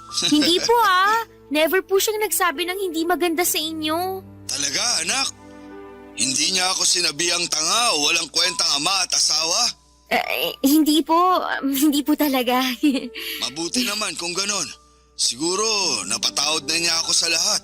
Napatawad po saan? Alam mo na siguro yon. Ay, hindi naman ako iiwan ng nanay mo kung hindi ako nagkulang, hindi ba? Sayang lang kasi at hindi ako nakapag-aral. Kaya hindi ako nakakuha ng magandang trabaho para masustentuhan ko lahat ng kailangan ng nanay mo noon. Sa tingin niyo po ba dahil doon kaya kayo iniwan ni nanay? Oo, kasi yun naman ang nasabi niya sa akin nung iniwan ka na niya sa poder ko. Kaya hindi ko na rin siya inabol noon kasi klaro sa akin na hindi ako ang tamang lalaki para sa kanya. Ayoko namang ipagdamot sa kanya yung tsansa na may makilalang lalaki na kayang ibigay sa kanya ang lahat. Kasi hindi ako yun eh. Hindi po totoo yan, Tay. Kita niyo ngang naibibigay niyo ang lahat sa akin. Hindi na nga kayo nakakapagbigay sa sarili niyo eh. Puro ako na lang ang iniintindi niyo. Kasi sa'yo ko na lang binubuhos lahat ng mga hindi ko nagawa at naibigay sa nanay mo noon. Maswerte pa rin si nanay kasi kahit papano, sinubukan niyo namang ibigay sa kanya ang lahat. Baka hindi lang talaga naging sapat para sa kanya. Baka nga. Anak, may tatanong ako sa'yo. Ano po yun, Tay? Huwag mong sasabihin sa nanay mo, ha? O sige po, ano po ba yun? Meron na ba siyang boyfriend o asawa? Naku, single na single, Tay. Wala nga po ako nakikitang lalaki na dinadala niya rito sa bahay. Puro lang siya trabaho. Career woman talaga. Bakit niyo po natanong? Wala naman. Ewan ko ba? Parang sa mga kwento mo kasi tungkol sa kanya, nagkakrush ulit ako sa nanay mo. Pero wag mong sasabihin, ha? Naku, nakakahiya. Uy, kinilig naman ako ron, Tay. Sige, ganito na lang. Ako ang magiging tulay niyo para magkabalikan. Naku, wag na. Tsaka ang dami nang nangyari sa nakaraan namin na hindi maganda. Kaya, pero sa tingin mo may pag-asa pa kaya ako sa nanay mo?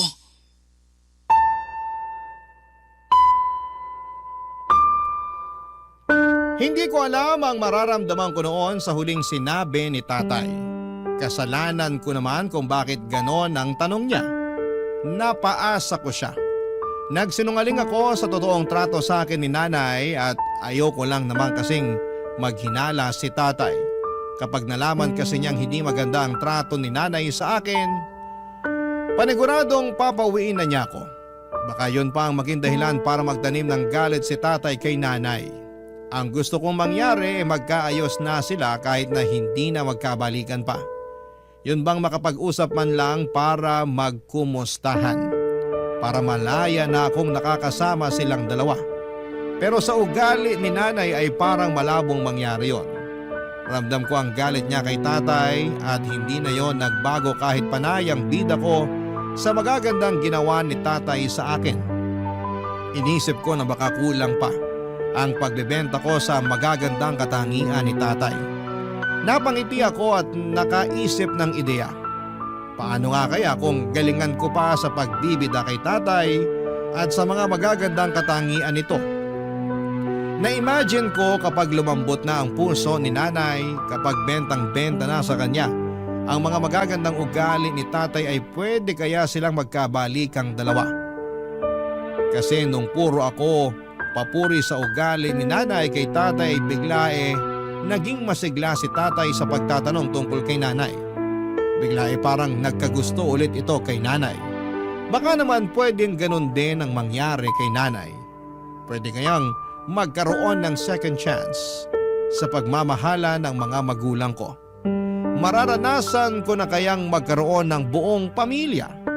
Napangiti ako at pwede yon, naniniwala ako.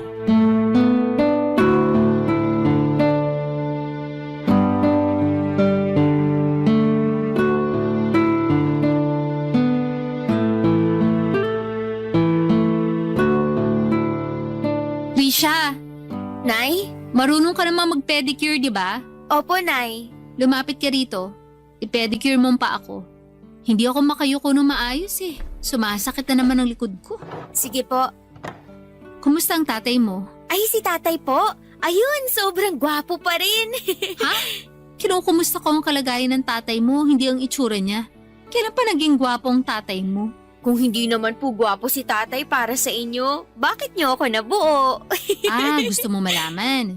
Opo, gusto ko malaman yung naging love story niyo. Hindi nga love story ang nangyari sa amin, no? Horror. Po? Yung kaibigan naman niya ang gusto ko eh.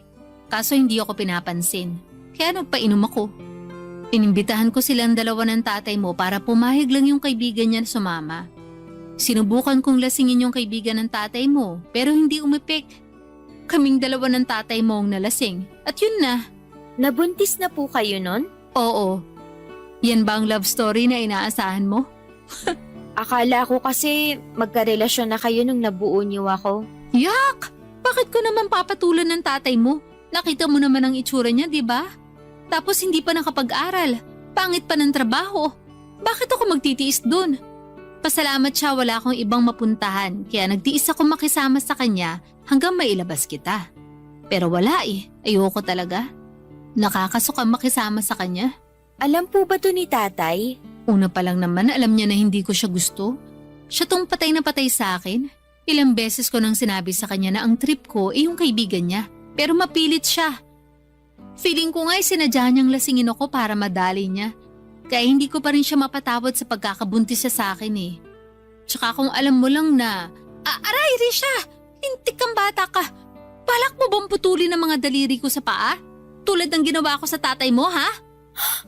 Kayo po ang pumutol sa mga daliri sa paa ni tatay? Bakit? Hindi pa nagkukwento yung tatay mo sa mga nangyari noon ha? Kapagod! Ako pa ang inasahan niya magkwento sa nakaraan namin? Aray! Sinasadya mo na yatang paduguin ng daliri ko eh. Ano bang problema mo? Aray, Nay! Hindi niyo naman po kailangang manipa. Buisit ka eh. Parang gusto mong patayin lahat ng kuko ko sa paa eh. Tumabi ka nga dyan. Lalakad ako.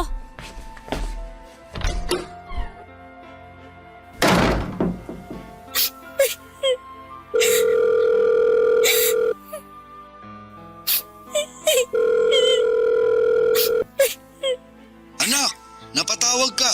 Hello, Tay. Okay ka lang? Hindi po, Tay. Anak, ano nangyari? Magsabi ka kay tatay. Tay, ayoko na rito. Anak, umuwi ka na rito kay tatay ha? Susunduin kita sa terminal. Opo, Tay. Uuwi na ako. Hintayin niyo po ako. I love you, Tay.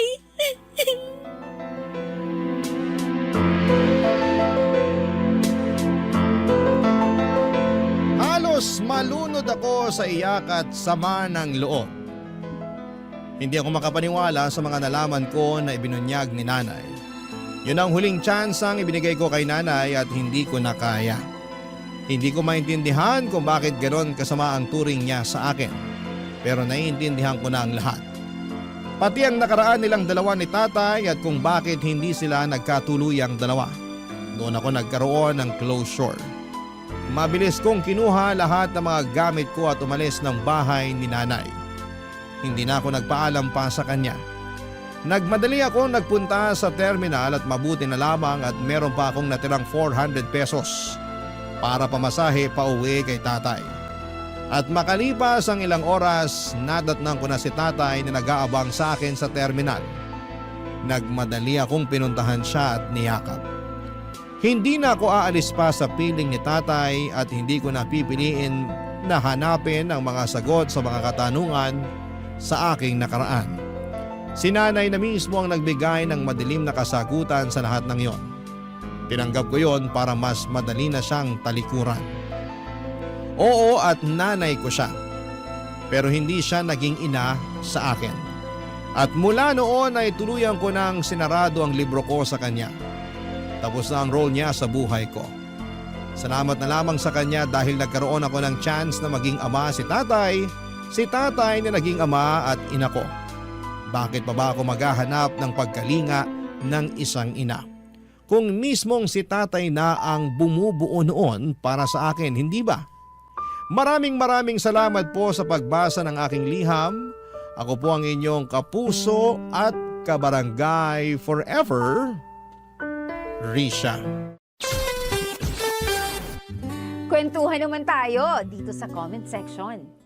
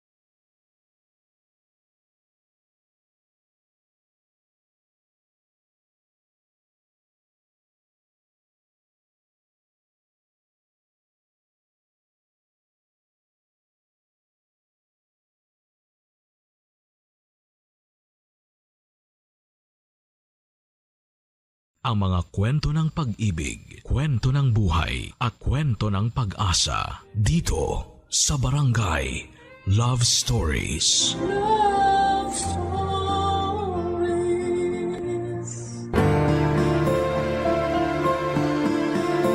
Bago tayo gumawa ng mga bagay na pagsisisihan natin sa huli ay isipin muna natin ang kahihinatnan nito. Dahil kung gaano kalakas ang loob natin na gumawa ng kalokohan ay dapat mas tatagan natin ang ating sarili sa magiging karma nito sa dulo. Ikaw kabarangay, matapat ka bang klase ng tao?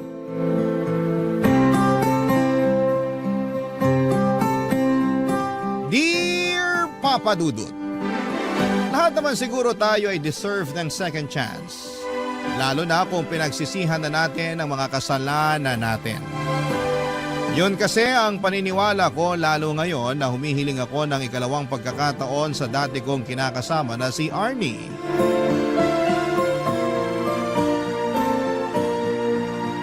Nagbagong buhay na ako at gusto kong patunayan sa kanya na handa na ulit akong maging responsableng kinakasama niya at tatay ng aming mga anak. Itago niyo na lamang po ako sa pangalang Sev, 35 years old, call center agent na taga Quezon City. May kinakasama ako noon na ang pangalan naman ay Arnie. May anak kami ni Arnie na 4 na taong gulang na. Pero nito lang January 2024 ay nakipaghiwalay ako sa kanya sa kadahilanang nawala na ako ng gana sa aming relasyon. Hindi na siya yung babaeng nakikita ko na gusto ko pang makasama sa pagtanda. At kahit na alam kong masakit ay ginawa ko pa rin ang tingin ko ay nararapat, Papa Dudut.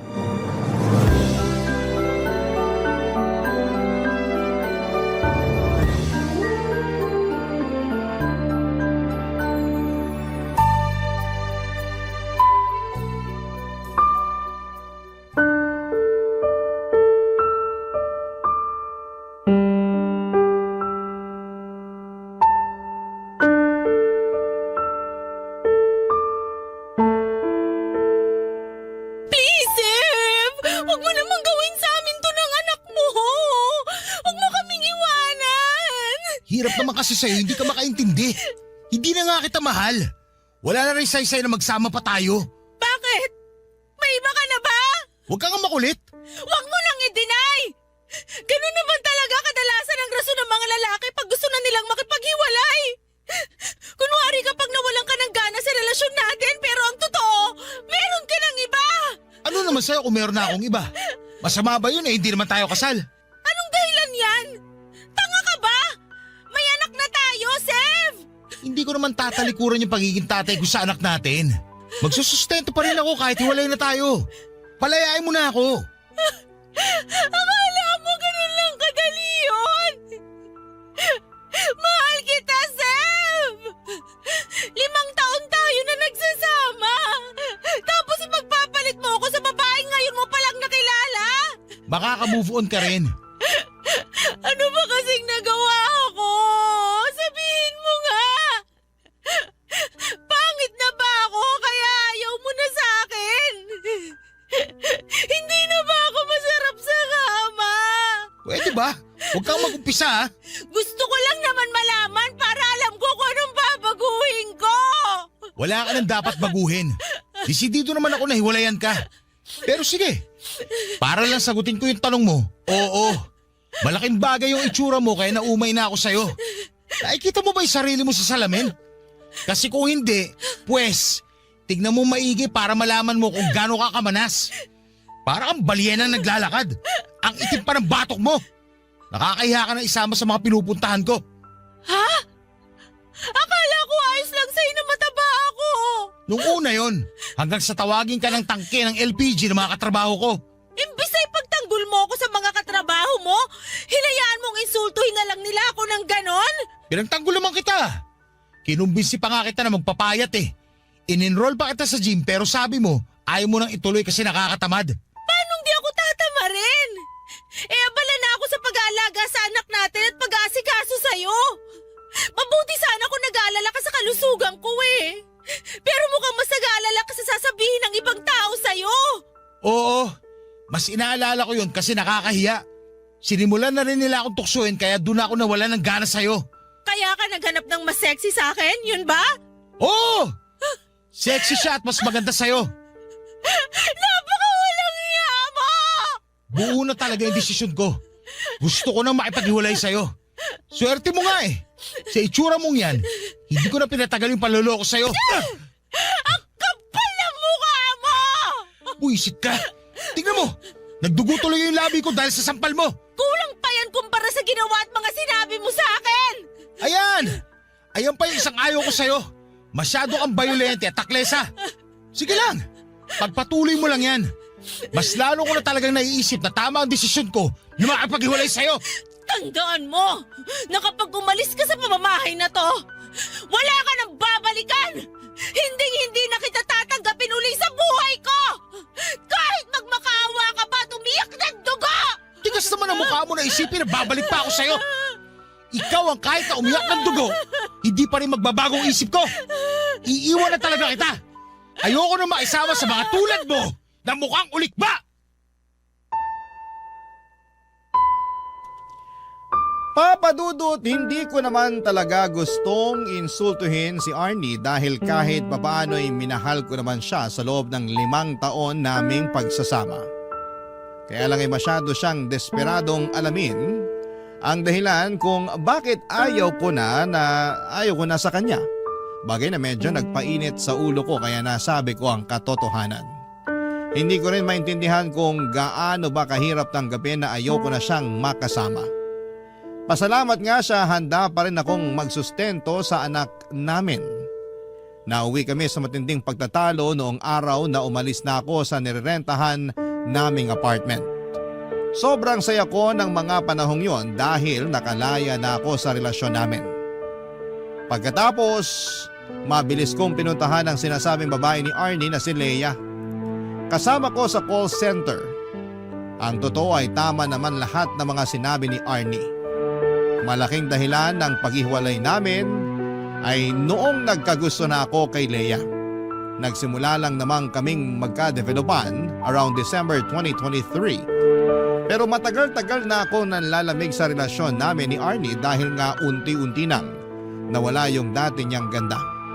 Kesa patagalin ko pa ang panloloko ko ay nagpakatotoo na ako sa nararamdaman ko kaya nauwi na kami sa hiwalayan. Noong nagsimula na kami magsama ni Leia sa isang bubong ay wala na akong narinig na kahit na ano kay Arnie. Oo, nagsusustento pa rin ako para sa anak namin at pinapadala ko na lamang yung pera. Pero pinagbawalan ako ni Leia na makipagkita sa anak ko. Bagay na pinagbigyan ko naman kasi mahal na mahal ko na siya.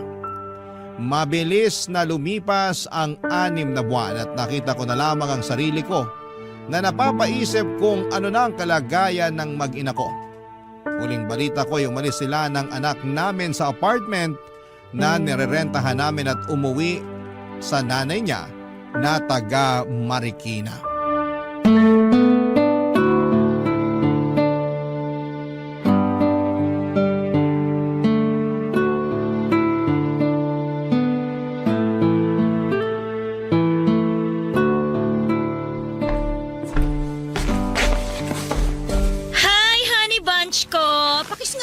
Ano ba? Sungit naman. Kiss lang eh. Mamaya na, naiirita ako. O bakit ka naman naiirita? Paano? Ang init-init tapos dikit ka ng dikit. Eh di sana binuksan mo yung aircon kesa nagrereklamo ka dyan na mainit. Sira yung aircon. Hindi ko magana kaya naka-electric fan lang ako. Ay, oo nga pala. Hindi ko pa napapapunta yung technician na gagawa ng aircon natin. Lagi kasi nawawala sa isip ko lalo day shift ako. Wala naman ako rito sa apartment natin. O ano gusto mo sabihin? Na porket night shift ako na yung magpapapunta sa technician na gagawa ng aircon. Bakit hindi? Eh, ikaw yun nandito. Unahin ko pang bantayan yung gagawa kaysa sa tulog ko. Ay nako, kahit kailan talaga hindi ka maaasahan sa mga bagay dito sa bahay. Matagal mo ng kontak yung nag-ayos ng aircon. Kaya ikaw na ang masikaso nun. Oo na. Sige, pag sinipag ako, pero sa ngayon, tiyagain mo na lang muna yung electric fan. Ano pa nga ba? Basta huwag ka lang dumikit sa akin. Naalibadbaran ako. Magbabangayan na lang ba tayo ngayong rest day natin? Kasi kung oo, mabuti pa pumunta na lang ako sa mall para manood ng sine. At least doon may aircon. Malamig. Bahala ka sa buhay mo. Basta dito lang ako sa bahay. Kanina ko ba napapansin nakasubsub ka dyan sa cellphone mo ah? Ano ba pinagkakaabalahan mo? Patingin nga. Uy! Akin na. Ano ba? Wala lang to. Sa mo nga inaagaw phone ko. Teka, ano yan ha? Profile ba yan ni Arnie? Bakit ini-stalk mo yung ex mo ha? Ano naman ngayon? Anong ngayon? Bakit mo nga siya ini-stalk ha? Wala lang. Pwede ba? Wag mo akong gawing tanga. Sa palagay mo maniniwala ako sa sagot mo? Wala naman talaga eh. Masyado ka lang praning. Sino bang hindi mapapraning? Sige nga. Ano malay ko? Mamaya nag-uusap na pala ulit kayo. Ang advance mo naman mag-isip. Tsaka hindi na active sa social media si Arnie. Ini-stalk ko lang siya para makita yung mga ina-upload yung picture ng anak namin. Bakit? Namimiss mo na yung anak nyo? Oo! Ilang buwan ko na rin kasi hindi nakikita yung anak ko.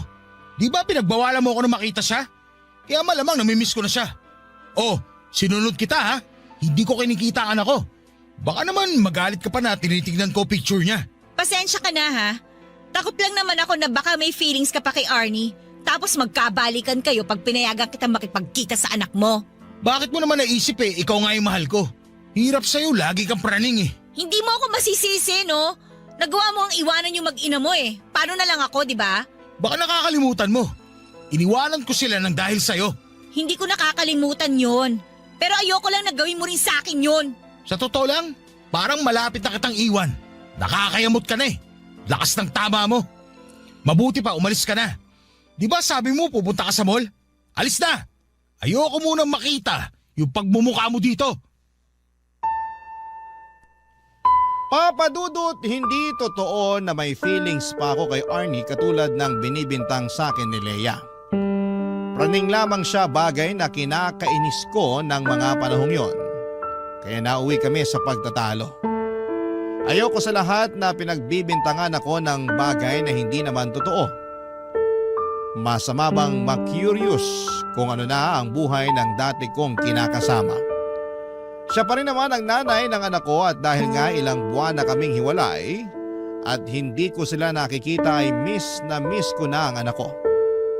Sa totoo lang ay hindi yun ang una't huling beses na nagtalo kami ni Leia nang dahil sa pangi-stalk ko sa Facebook account ni Arnie. Hindi ko kasi mapigilang tingnan doon yung old photos namin ng anak ko. Bagaman hindi na active si Arnie sa social media ay masaya pa rin ako kasi hindi niya ako in-unfriend. Akala ko kasi ibablock niya ako dahil ganon ang tipikal na ginagawa ng mga babae kapag nasasaktan sila dahil iniiwan sila ng lalaki. Kaya buti na lamang talaga at magkaibigan pa rin kami ng ex ko kahit sa social media lang. Papa Dudut. Barangay Love Stories. Barangay Love Stories. Papa Dudut, kung hindi ang Facebook account ni Arnie ang ini-stalk ko ay madalas akong mahuli ni Leia na tumitingin at nagla-like ng picture ng mga sexy na babae online. Pero para sa akin ay wala lang yon. Paghanga lang yon kasi nagagandahan ako sa hubog ng mga katawan nila. Dumating din yung punto na dumating na rin yung punto na hindi na rin ganon ka-sexy itong si Leia at parang bigla niyang napabayaan ang sarili niya mula noong magsama kami sa loob lang ng 6 na buwan. Kumbagay hindi na siya kaakit-akit sa paningin ko kaya parang nabawasan na rin ang pagmamahal ko sa kanya.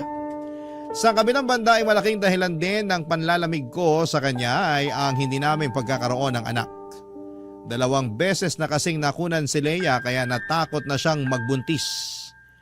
Ayaw na niyang sumubo kasi baka raw mag 50-50 na siya sa susunod. At dahil nga sa sitwasyon namin ay na-frustrate ako at lalo kong na-miss ang anak namin ni Arnie. Dumating ang oras na naapektuhan na rin ng husto ang pagsasama namin ni Leia dahil sa dami ng problemang nararanasan namin at sa kadahilan ng hindi kami magkaroon ng anak.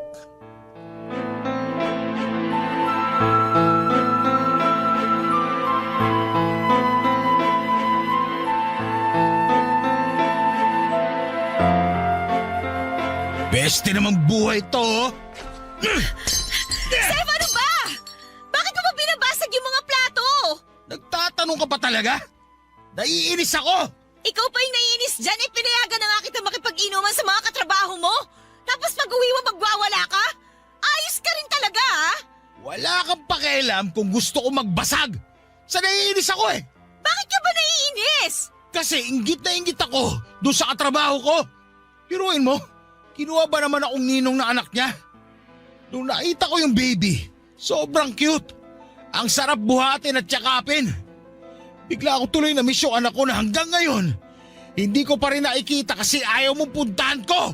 Hindi pa ba sapat na nagsusustento ka sa anak niyo ni Arnie? Bakit kailangan mo pang puntahan yung bata? At saka kahit na gusto mong makita yung anak mo, ang tanong, papayag ba yung nanay niya? Maikiusap ako. Pakikiusapan ko si Arnie na payagan ako makita yung anak namin. Hindi niya pwede ipagkait yung bata sa akin. Miss na miss ko na yan ako. Kumalma ka na, Sev! Ano ba? Alam mo, kasalanan mo lahat to eh. Ha? Anong kasalanan ko? Bakit naging kasalanan ko? Kung binigyan mo lang sana ako ng anak, eh di sana hindi ako naiingit sa katrabaho ko. Hindi ko rin sana namimiss yung anak ko kay Arnie. Kung makapagsalita ka, parang ginusto ko na makunan ako ah. 2 beses ko namang sinubukan na magbuntis para mabigyan ka lang ng anak. Pero ayaw talaga eh! Nang dahil lang doon sumuko ka na. Sana sinubukan lang natin na sinubukan. Ang dali lang sa'yo na itapon sa akin yung sisi. Hindi kasi ikaw yung nakukunan. Hindi ikaw yung nagbubuntis. Eh so natatakot na ako. Sef, hindi mo ba nararamdaman yung takot ko? Baka mamatay ako pag pinilit natin na magkaanak tayo. Yun din naman ang sinabi ng OB eh. Diba? Yung pinuntahan natin na OB yun na sinabi sa atin. Hindi ka ba nakikinig? O sadyang lutang ka lang palagi? Basta ang alam ko, ayaw mo na subukan natin kasi duwag ka. Hindi ako duwag! Kahit ano pang sabihin mo, duwag ka pa rin. Yung ibang babae, gagawin lahat mabigyan lang na anak yung mga kinakasama nila. Pero ikaw, 2 beses lang nakunan, sumuko ka na. Ano bang tingin mo sa akin? Paanakan mo lang? Ayos ah. Parang ikaw pa yung galit na humihingi ako ng anak. Marami namang paraan para magkaanak tayo. Pwedeng tayo mag-ampon. Ampunin mo yung mukha mo! Huwag kasing sarado yung utak mo, Sev. Maraming bata sa ampunan na nangangailangan ng kalinga ng isang magulang. Wala akong pakialam sa mga yon. Maghintay sila ng aampo sa kanila. Ayoko na hindi sila galing sa akin. Alam mo, namumuro ka na talaga eh. Dahil lang ayaw mo na ulit subukang mabuntis. Gusto mo na ngayon mag-ampon? Ang kitid ng utak mo! Ikaw ang makitid ang utak! At sumasagot ka pang hayop ka, ha? Sige! Sige! Subukan mo saktan ako na may kalagyan ka sa barangay! Akala mo kung sino ka? Napakakapal ng mukha mo!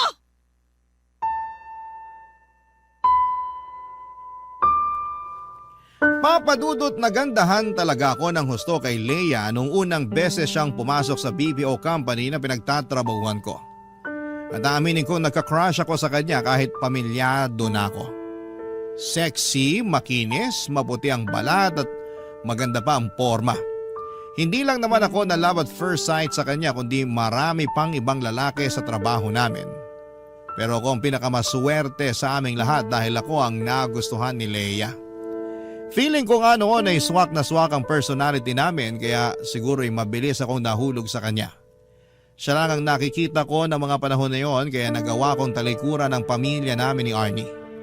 Kaya lang dahil hindi niya ako magawang bigyan ng anak ay unti-unti akong nawala ng amor sa kanya. Tapos mas nakilala ko na rin ang ugali niya na may pagkataklesa at palaban. Mga bagay na ayoko sa isang babae. Sa huli kahit na anong galit ni Leia sa kagustuhan kong makipagkita sa anak namin ni Arnie ay wala na siyang nagawa pa. Siya na lang ang sumuko dahil lagi kong ipinamumukha sa kanya na kung binigyan niya lamang sana ako ng anak ay magiging isang buo at masayang pamilya kami. Mabuti na lamang talaga at meron pa rin akong anak sa dati kong kinakasama. Hindi pa rin nawawala sa akin ang pagiging tatay ko. At nung pumayag si Arnie na makapag-banding kami ng anak ko sa kondisyon na ako ang pupunta sa bahay nila ay ganoon na lamang ang saya at galak sa puso ko. Kaya lang ay may mga pagkakataon pa rin na hindi yon naiintindihan ni Leia, Papa Dudut.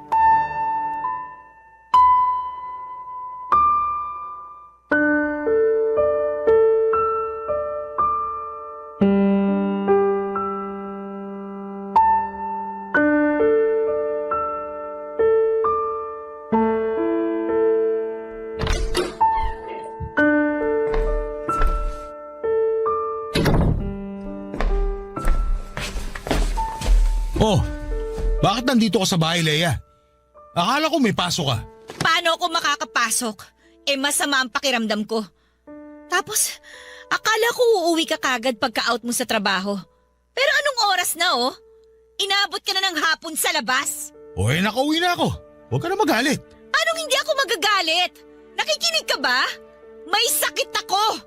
Inaasahan kita na umuwi kagad pagka-out mo para asikasuhin ako. Nakadaan ka ba sa butika? Bakit ako dadaan sa butika?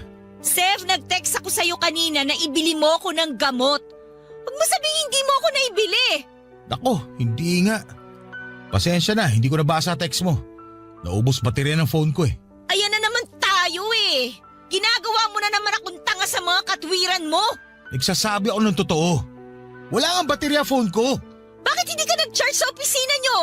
Saan ka ba kasi nanggaling? Sa school ng anak ko. Ano? Sa school ng anak mo? Ano naman ang ginawa mo doon? May play kasi sila. Nung huling beses na nagkita kami, sinabihan niya ako na pumunta raw ako sa school nila para manood. Kaya pumunta ako kanina. Bakit hindi ka tumanggi? Mas priority mo pa yan? Sigurado naman ako nandun si Arnie para manood. Nandun nga.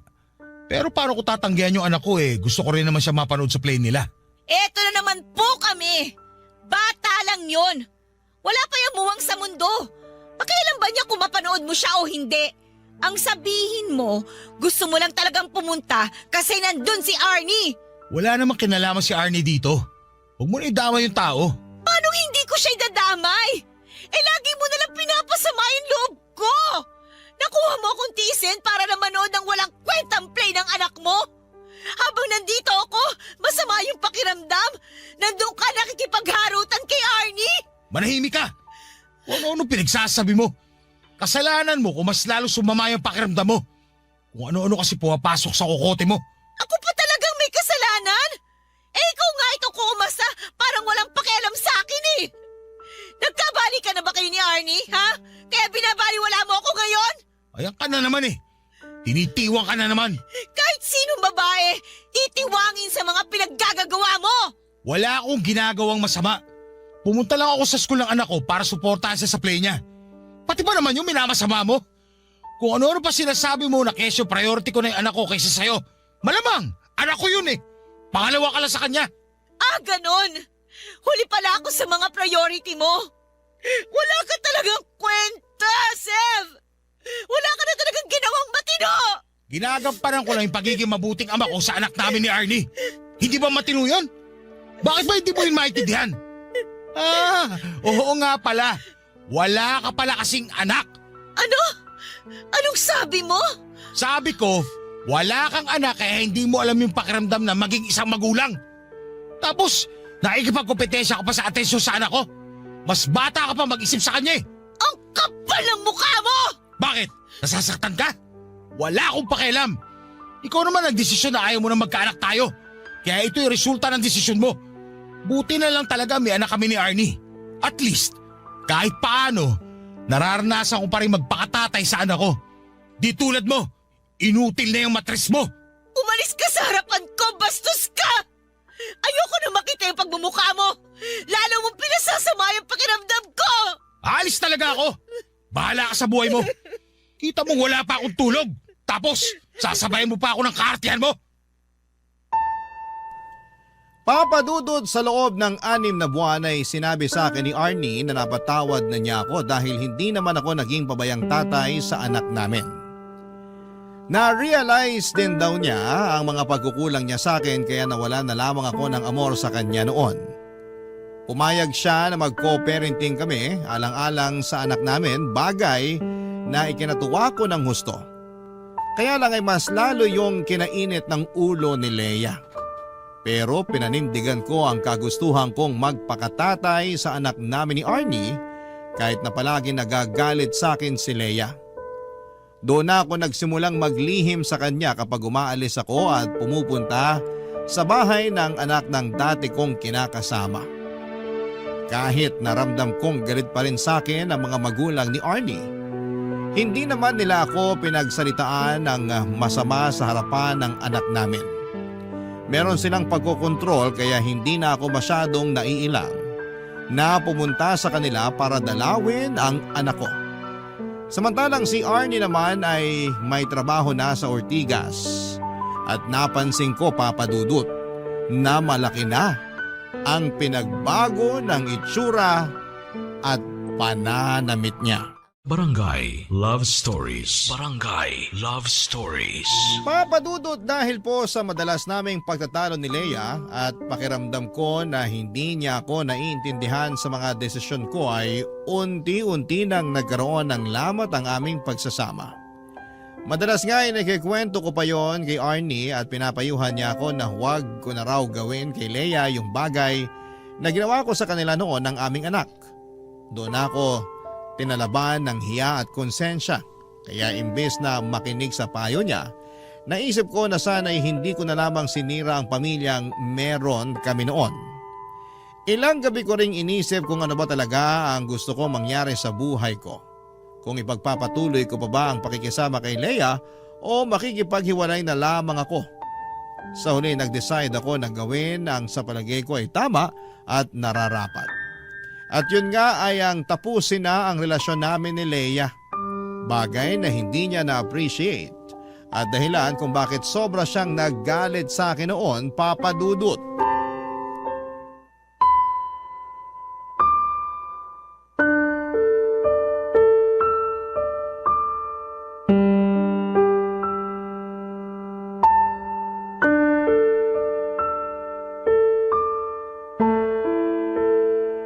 Please, Sev.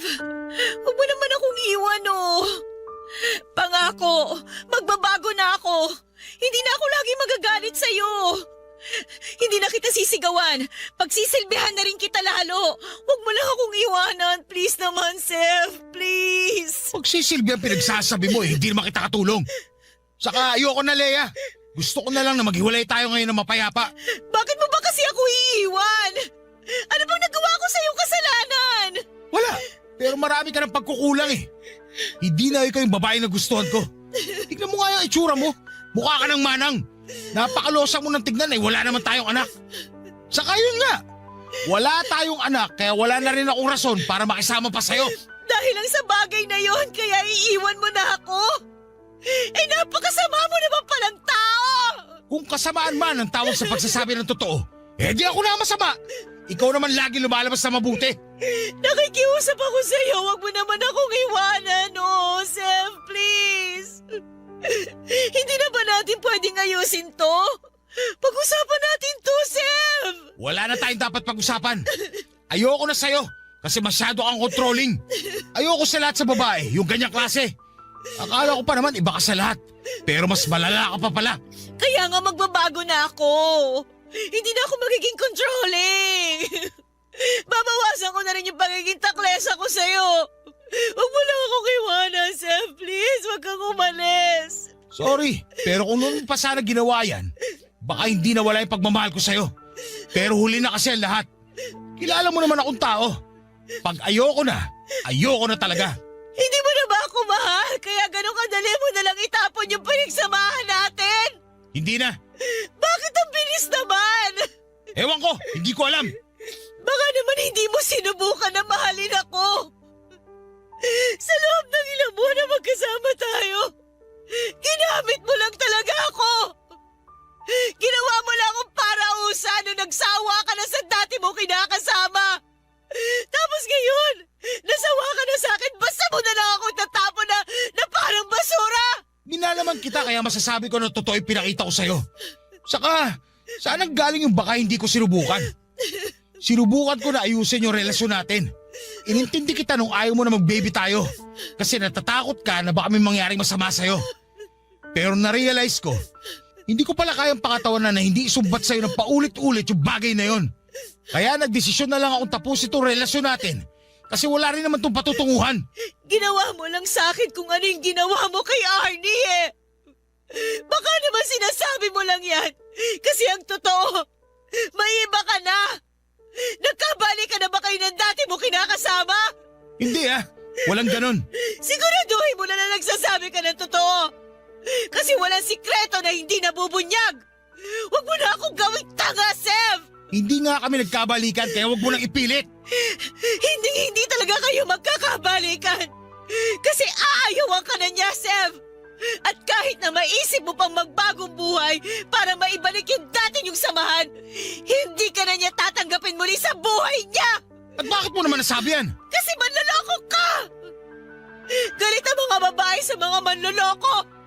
Kaya huwag ka nang umasa na may babalikan ka pa kay Arnie kung sakaling maisipan mong ayusin yung dati niyong relasyon! Wala kang karapatan ng pangunaan ng mga bagay.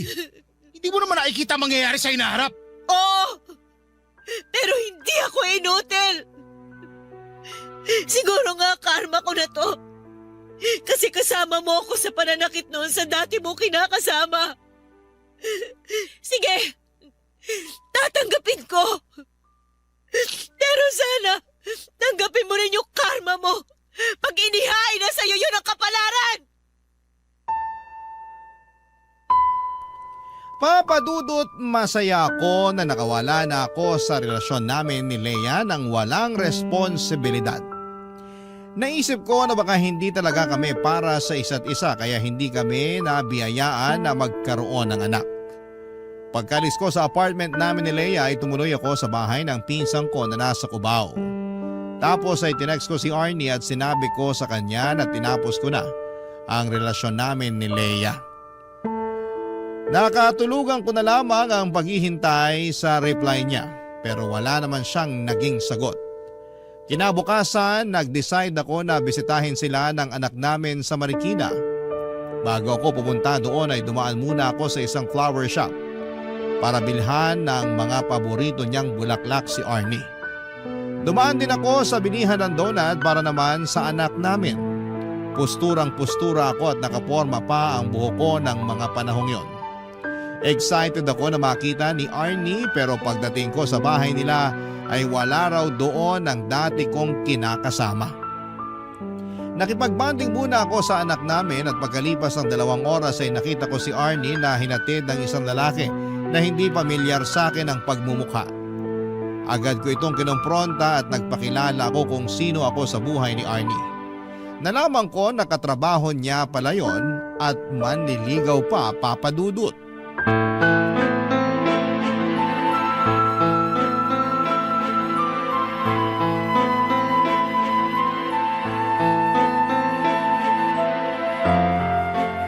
Sev, mag-usap nga tayo.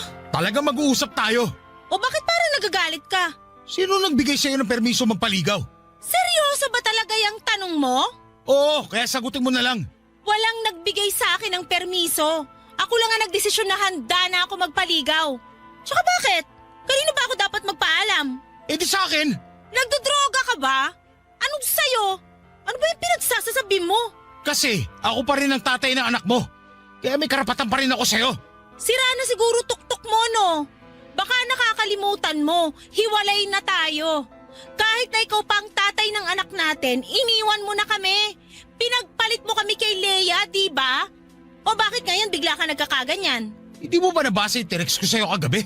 Wala na ako matatanggap na text message mo, nagpalit na ako ng number. At bakit ka nagpalit? Akin na yung bago mong number, dali! Kapal mo! Kaya nga ako nagpalit para hindi mo na ako makontak eh. Tapos na tayo, kaya wala na rin namang saysay na magkausap pa tayong dalawa. Hindi ko naman pinagkakait sa'yo yung anak mo eh. Kung gusto mong pumunta dito sa bahay para dalawin siya, pumunta ka. Welcome ka naman dito sa bahay ng mga magulang ko. Pero kung pupunta ka man, di mo na kailangang ipaalam sa akin. Hindi na rin naman mahalaga. Kung ganun, hindi mo nga alam ang tukol sa amin ni Lea. Kailangan ko pa bang malaman? Hiwalay na kami, Arnie. Ako nakipaghiwalay sa kanya. Oo, talaga? Oo, kasi... Hulaan ko. Hindi mo na siya mahal kasi hindi na siya yung babaeng nagustuhan mo. Yung maganda, yung sexy. Tama ako, di ba? Arnie naman. Wala nang bago ron. Yun din naman dahilan mo kaya ka nakipaghiwalay sa akin nun. Aminin ko na medyo loko-loko ko nun. Kaya ako nagawa yun sa'yo at sa anak natin. Pero nagbago na ako ngayon. Aanin ko naman yung sinasabi mong pagbabago. Sige nga. Kasi gusto ko magsimula ulit tayo. Gusto kong itama yung mga pagkakamali ko sa inyo ng anak natin. Kaya sana bigyan mo pa ako ng second chance. Alam mo, kung nagbibiro ka, congrats kasi napatawa mo ako. Hindi ako nagbibiro. Seryoso ako. Gusto kong makipagbalikan sa'yo at magsimula ulit tayo. Mas gugustuhin ko pang iumpog ulo ko sa pader kaysa makipagbalikan sa'yo. Matapos ang ginawa mo sa akin noon, palagay mo, may natitira pa akong pagmamahal para sa'yo? Oo, nirerespeto kita bilang tatay ng anak ko, pero di na sapat yun para pabalikin pa kita sa buhay ko. Bakit? Dahil meron ka ng iba? O ano naman sa'yo ngayon? Anong akala mo? Ikaw lang may karapatang makipagrelasyon? Hindi ka pwedeng mapunta sa iba dahil mahal kita. Wala akong pake. Wala ka ng karapatan na diktahan ng buhay ko. Kapal ng apog mo na sabihin na dapat ako humingi ng permiso sa'yo bago ako magpaligaw. Bakit? Sino ka ba sa buhay ko? Wala na ba talagang katiting na pagmamahal sa puso mo para sa akin? Wala na ba talaga akong pag-asa sa'yo, Arnie? Walang-wala na. Matagal nang wala. Sinabi ko sa'yo no na pag iniwan mo ko, wala ka nang babalikan. Kaya ano pang inaasahan mo?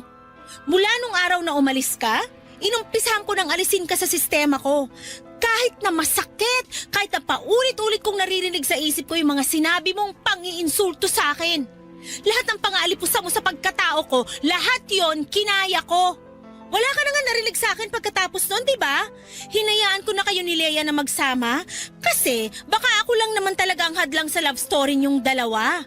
Hindi ko na kasalanan kung naghiwalay kayo kasi siguro karma niyo yun dahil pareho kayong manloloko. Arnie naman, huwag ka naman ganyan sa akin.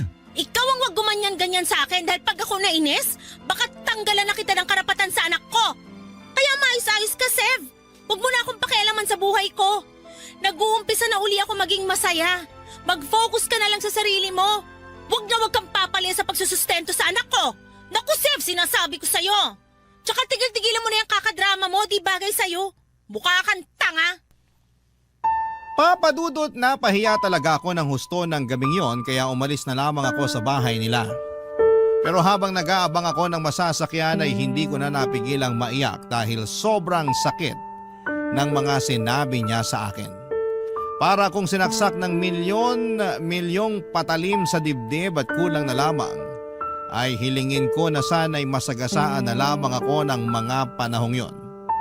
Alam ko naman na nagkasala ako kay Arnie pero sobrang sakit palang karma na makita siyang masaya sa piling ng iba. Sa ngayon, Papa Dudut, ay ayoko pa ring sukuan si Arnie. Gusto ko siyang ligawan katulad noong unang beses ako nagkagusto sa kanya. Gusto kong patunayan, Papa Dudut, sa dati kong kinakasama na nagbagong buhay na ako. Lahat naman ng tao ay deserve ang second chance, hindi ba? Kaya naniniwala ako na deserve ko rin yon. Maraming salamat po, Papa Dudut, sakaling mapili po ninyong i-area ang storya ng buhay ko sa Barangay Love Stories. Hanggang dito na lamang po ang sulat ko and God bless sa inyong lahat.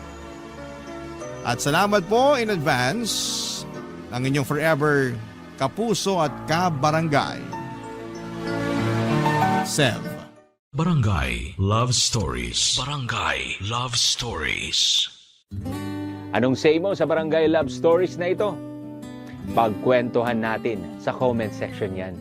Nagustuhan ng iyong napakinggan? Ituloy yan via live stream sa www.gmanetwork.com/radio.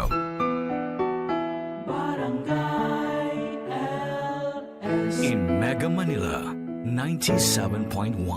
Forever! Ang mga kwento ng pag-ibig, kwento ng buhay at kwento ng pag-asa dito sa Barangay Love Stories. Love Stories.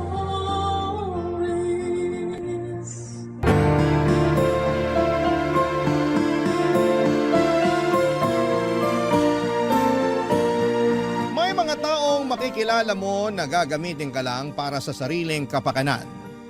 Akala mo ay totoo ang pagtulong pero meron palang masamang binabalak. Ikaw, kabarangay, nasubukan mo na bang gamitin para sa sarili nilang ikakaunlad? Dear Papa Dudut, ako nga pala si Rita, 30 years old. Rita ang pinangalan sa akin ng nanay ko dahil pinaglihiraw niya ako sa Virgin Margarita. Kaya siguro yun na rin ang naging paborito kong inumin sa tuwing nasa bar ako at nakikipagkasiyahan sa mga kaibigan ko. At Virgin Rita rin ang lagi kong ino-order sa tuwing nasa date ako. And speaking of date ay may nangyari ilang buwan na ang nakakaraan. At gusto ko sanang ibahagi ito sa inyo. Lagi akong sawi sa pag-ibig. Sa aming magkakaibigan, ako na lang ang hindi pa nagkakaroon ng stable na relasyon. Ako na lang lagi ang single. Ako na lang lagi ang abay sa kasal. Hindi na nakakatuwa lalo't ako lagi ang tampulan ng mga tanong sa pamilya ko kung kailan naman ako ang susunod. Ang susunod daw na magkaroon ng asawa. Susunod na magkakaroon ng anak. Nakakarindi na ngang mapakinggan ang mga tanong na ito. Hindi na nakakatuwa ang pressure. Seryoso naman ako sa relasyon kaya lang ay minamalas lang siguro sa lalaking napipili ko. Nakailang relasyon na rin ako at hindi nag-work out ang mga yon. Nalungkot ako kasi alam ko na ginawa ko naman yung best ko. Bakit hindi yun nakita ng mga naging karelasyon ko? Isang gabi mag-isa akong nasa bar, hindi ako sinipot ng kadate ko. Mas lalo lang akong nanlumo sa sitwasyon ko hanggang sa bigla na lang akong lapitan ni Osang. Kaklase ko nung elementary. Hindi kami naging close at yon siguro ang unang beses na nagkita kami ulit, Papa Dudut. Ang alam ko ay hindi na siya nagpatuloy sa pag-aaral sa kolehiyo.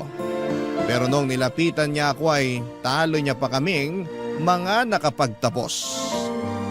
Ang syala ng itsura niya, mas pinaganda pa siya lalo ng damit at alahas niya. Pwede na siyang ihilera sa mga mayayaman at mga tagapagmana.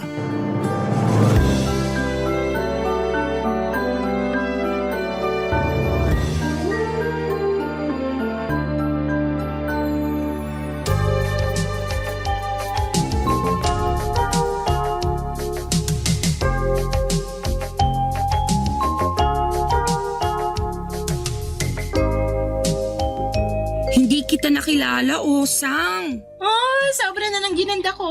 Sorry ko ang hirap humabol Joke. Ay, hindi joke yon. Totoo nga.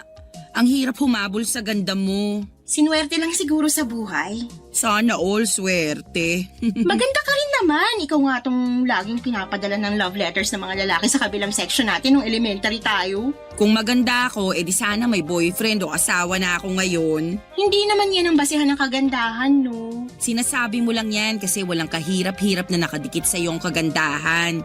Alam mo, hindi ka naman kulubot. Pero ang lakas mo makaampalaya ha. Mabuti pa samahan muna kitang uminom. Kwentuhan tayo. Anong drinks mo? Libre ko. Wow! Libre mo nga.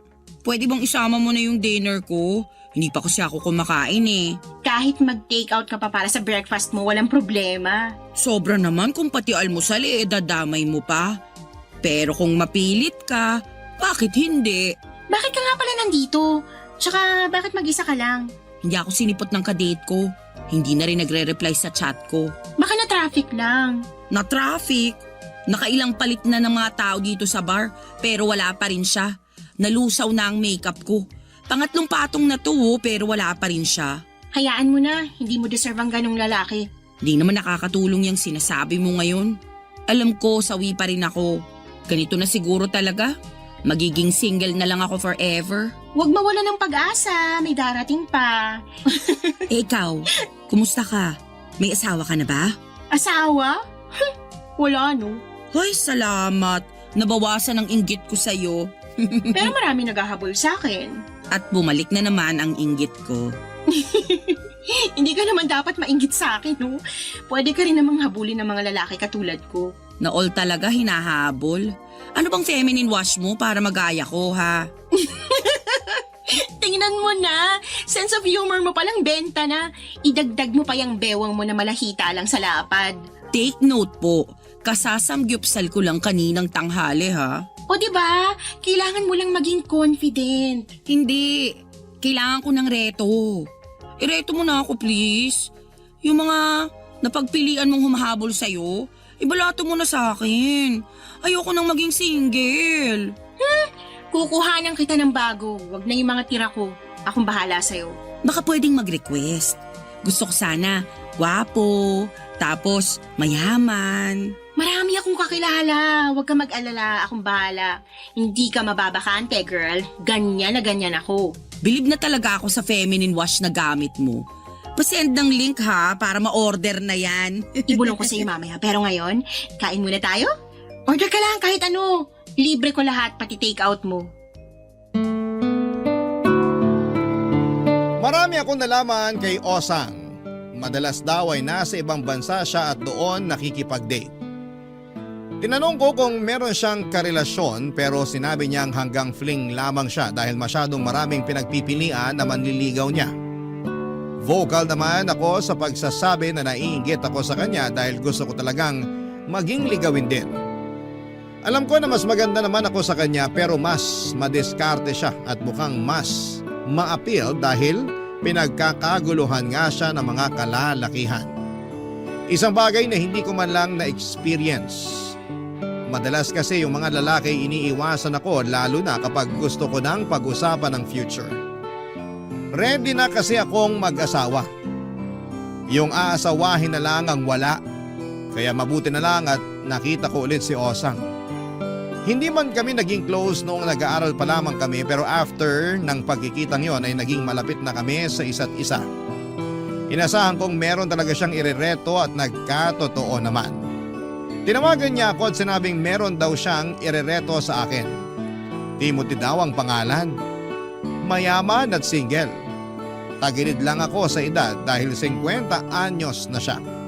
Pero nakumbinsi ako ni Osang na maganda ang ganong edad dahil seryoso na raw at hindi palikero. Doon ako naniwala. Binigyan pa ako ni Osang ng damit at sapatos. Sinama niya ako sa kondo niya at nalula ako sa mga gamit niya.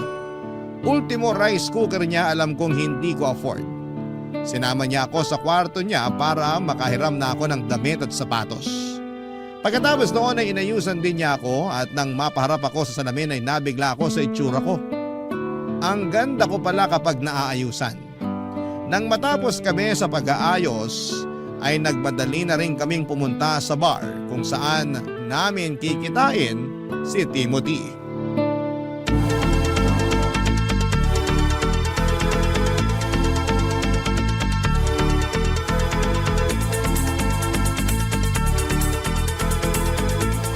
Sigurado ka bang magugustuhan ako ni Timothy? Ha? Ngayon ka pa ba magdududa? Panay ang lingon sa'yo ng mga lalaking nadaanan natin papasok dito sa bar. Si Timothy pa kaya? Kinakabahan ako. Paano kung hindi siya sumipot? Paano hindi sisipot? Nag-message na nga sa akin na nasa parking na raw siya. Umorder na raw tayo. Ay, ayoko nang may alak. Uminom ka, girl! Nakakadagdag ng confidence ang alak. Tsaka, para maging komportable din sa'yo si Timothy. Minsan kasi yung mga lalaki, kapag alam nilang nakainom na yung babae, dun sila gumagaling dumiskarte. Oh, heto na pala si Timothy. Ay, Osang, Hi Timothy, si Rita nga pala, yung sinasabi ko sa'yo. totoo nga ang sinabi mo, Osang. Lumalaban ang ganda ni... Lumalaban, nanununtok. Oh, maiwan ko na kayong dalawa dyan ha, kasi may appointment pa ako sa BGC. Pero Osang... Huwag ka nang umangal dyan. Ayoko maging third wheel. Basta, galingan mo lang sa paglalandi para ibahay ka na ni Timothy. Timothy, mauna na ako ha. Ikaw nang bahala sa friend ko. Ingat, Osang. At salamat. 50 years old ka na talaga? Wala na talagang bawas? Tama nga si Osang. Magaling kang magpatawa. 30 lang kasi ako saka mahilig pa sa sizzling spicy hotdog. Mahilig ka rin ba sa hotdog? Kinakabahan ka, no? Medyo. Ngayon lang kasi ako nagpareto. Nauubusan na kasi ako ng manliligaw Hayaan mo, buong gabi kitang liligawan. Hindi pa man din nagsisimula ang ligawan, mukhang may panalo na. Huwag ka munang kampante. Baka malay mo, pag nakalahati na nating tong date pumalya pala ako. Di ka papalya sa akin, basta Basta ano? ililibre mo ko ng sizzling spicy hotdog. Seryoso ka pala talaga sa sizzling spicy hotdog. Pero meron akong mas gustong seryosohin. Ano yun? Ikaw. Hindi ko napaghandaan yun . Hindi ko rin naman kasi napaghandaan ang pagdating mo sa buhay ko. Alam mo, ang daming tao rito sa bar ngayon. Baka gusto mong lumipat. Hanap tayo ng mas tahimik na lugar. Sa simbahan na ba ang tuloy natin? Sa hotel. Sa hotel? May alam akong hotel na nagsaserve ng masarap na sizzling spicy hotdog. Tara na. Andito na rin naman na tayo sa bar. Meron namang sizzling spicy hotdog dito. Subukan na muna natin dito. Only sizzling spicy hotdog dun sa hotel. Pumayag ka na. Tara. Hindi na ako nakahindi pa kay Timothy lalo na noong tinitigan niya ako. Hindi siya ganoon kagwapo pero dala siguro ng suot niyang polo nagmukha siyang artista para sa akin. Saka ang bango niya. Nalaman ko rin na isa pala siyang dentist at may maliit na negosyo. Di mas lalo tuloy siyang naging gwapo sa paningin ko. Habang nasa loob nga kami ng sasakyan niya, Papa Dudut ay panay ang hawak niya sa kamay ko. Hinalikan pa niya yon, Papa Dudut, kaya nga kinilig na rin ako kasi nire-respeto pa rin niya ako. Naipit kami saglit sa traffic at nakapagkwentuhan pa kami. Marami siyang tinanong tungkol sa akin. Yun ang unang beses na may nagkaroon ng interest sa buhay ko.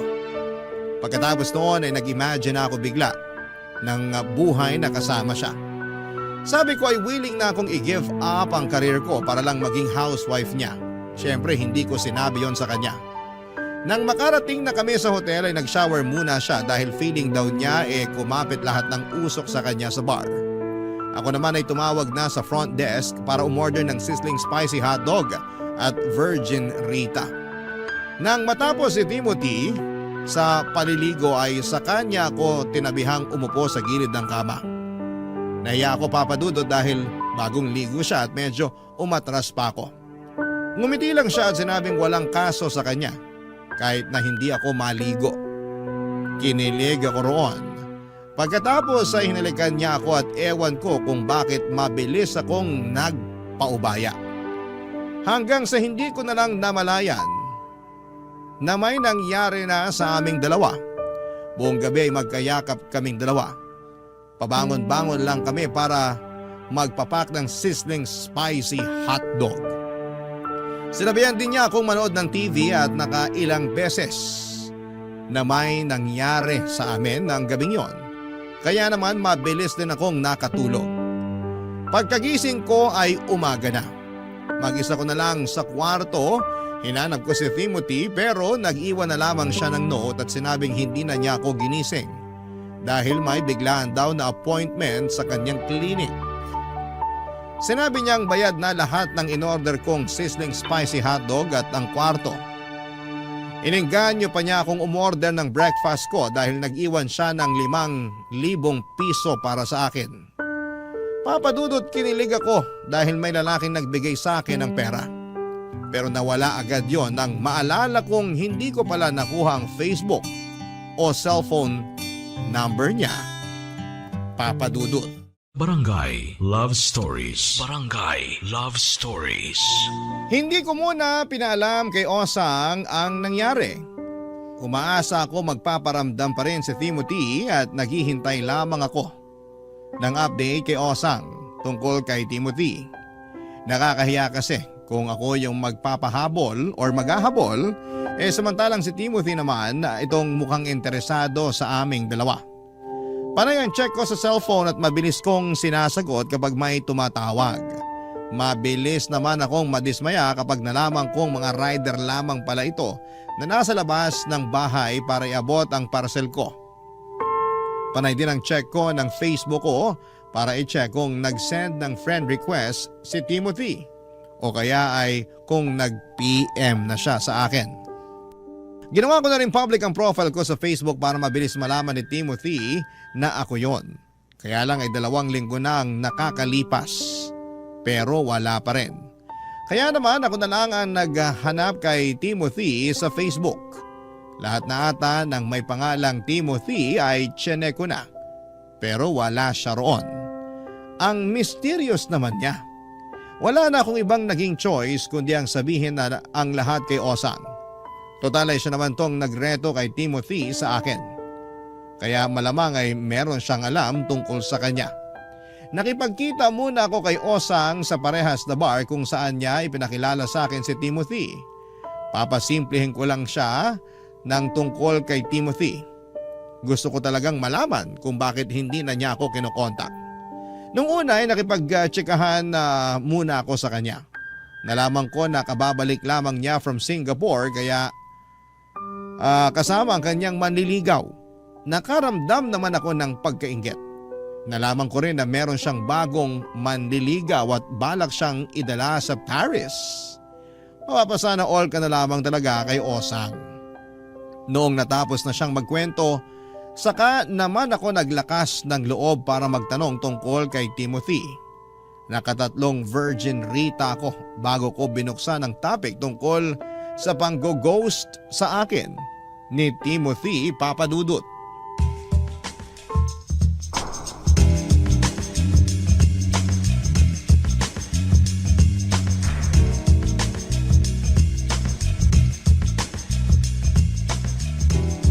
Hayaan mo, kapag natuloy ang pagpunta namin sa Paris ng manliligaw ko, may pasalubong ka sa akin na bag. Yung katulad nung gamit ni Heart Evangelista. Ay, ang saya naman. So, kumusta pala si Timothy? Timothy? Yung nireto mo sa akin nung nakaraan? Ah, si Timothy. Wala akong balita sa kanya eh. Di ba kayo yung magkasama? Bakit sa akin ka nakiki-update? Kasi after naming mag-hotel. Nag-hotel na kayo? Ang bilis din naman pala ng galawan mo. Kung alam ko lang na i-ghost niya ako, sana hindi na ako nagpakaladkad sa kanya sa hotel. Hayaan mo na, mukhang nag-enjoy ka naman eh. Nag-enjoy ka ba? Nag-enjoy kaming dalawa. Hindi niya ako ginudge sa dami ng sizzling spicy hotdog na in-order ko. Tinuloy mo talagang sizzling spicy hotdog? Eh doon lumalakas ang loob ko kapag naaanghangan yung dila ko eh. Parang yun ang alak ko. Anyway, naglambingan kaming dalawa. May nangyari pa sa amin. Tapos nagkadal pa kami habang nanonood ng TV. Nakakakilig naman. Konti na lang, ako na yung magsasana all dito ah. Sige nga, magsasana all ka pa ba sa sitwasyon ko kapag nalaman mo na kinabukasan, bigla na lang nawala si Timothy? Hindi man lang siya nagpaalam sa akin.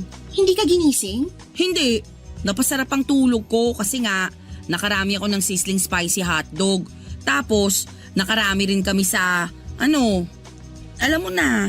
Pinagod mo siya, kaya ka siguro ginost. Alam mo may edad na yung tao tapos nakailang rounds pa kayo. Winasak mo sigurong tuhod niya, be. Pero bakit hindi man lang siya nagpaalam na aalis na siya? Tapos hindi ko man lang nakuha yung number at Facebook niya. Wala akong contact sa kanya. Kaya nga inaya kitang lumabas ngayon kasi gusto kong makibalita tungkol sa kanya. Nako, sa akin ka pa umasa hindi ko rin naman ka-close yung si Timothy. Wala naman ako masyadong alam sa kanya. Bakit mo ako nireto sa kanya? Parang pinahamak mo lang ako eh. Kakilala siya ng dating manliligaw ko. Tapos yung dating manliligaw ko na yon, blin ako na sa Facebook. Kuripot kasi. Kaya sorry Rita, hindi kita matutulungang hanapin si Timothy. Akala ko naman siya na yung forever ko. Pwede namang mag-try na lang ulit sa iba. Parang ayoko na. Last na si Timothy. Huwag kang sumuko agad. Kung si Timothy nga nabighani mo ng sobra sa ganda mo, paano na lang yung ibang irereto ko sa'yo? Di hamak na maseryoso ang mga yon at may sinabi sa buhay. Gwapo na ba yung irereto mo? Ang importante rito, mukha silang mabait. Ewan ko, parang di mag-work ang reto sa akin. So, G ka pa sa irereto ko sa'yo? Kukunin ko ng number niya at sisiguraduhin kong mas maayos to kaysa kay Timothy. Hindi na ako i-ghost niyan ha? Hindi na! Ililibre kaya niya ako ng sizzling spicy hotdog. Baka punuin pa niya ng hotdog at sili ang ref mo. Husband material na tong next. Sure ako.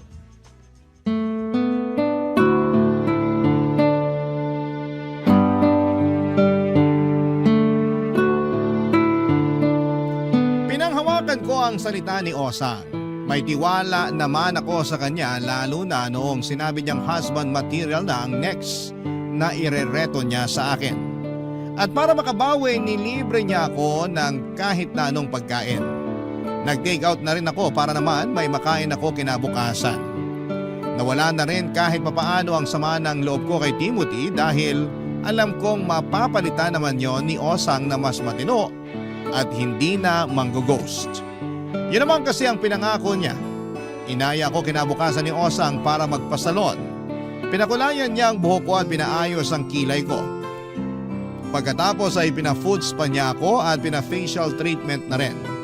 Nilibre niya ako para ma-relax ako at mawala na ng tuluyan si Timothy sa isipan ko. Effective naman yun lalo na nung nakita ko kung gaano ako kaganda. Malamang kapag nakita ulit ako ni Timothy ay babalakin pa niyang i-check-in ako. Siyempre hindi na ako papayag noon. Naka-move on ako sa kanya at ready na ako sa next. Makalipas nga ang ilang araw, nagbalik ako sa kondo ni Osang. Muli niya akong pinahiram ng maisusuot.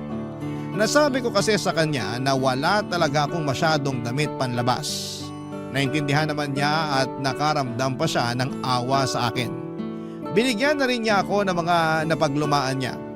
Masaya akong tinanggap ang mga yon at malaki talaga ang pasasalamat kong nag-cruise muli ang landas namin ni Osang.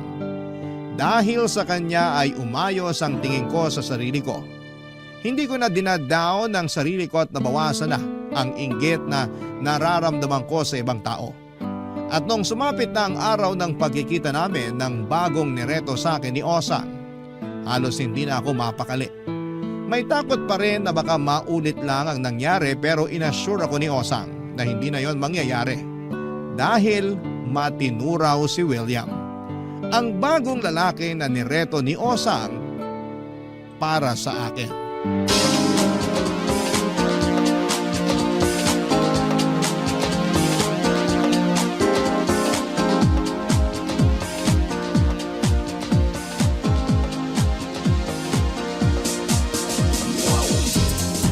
Uy, halataan ka ba sa'yo Relax ka lang kasi. Ang hirap mag-relax, lalo kapag na-trauma ka sa dating kadate mo. Iba na nga to.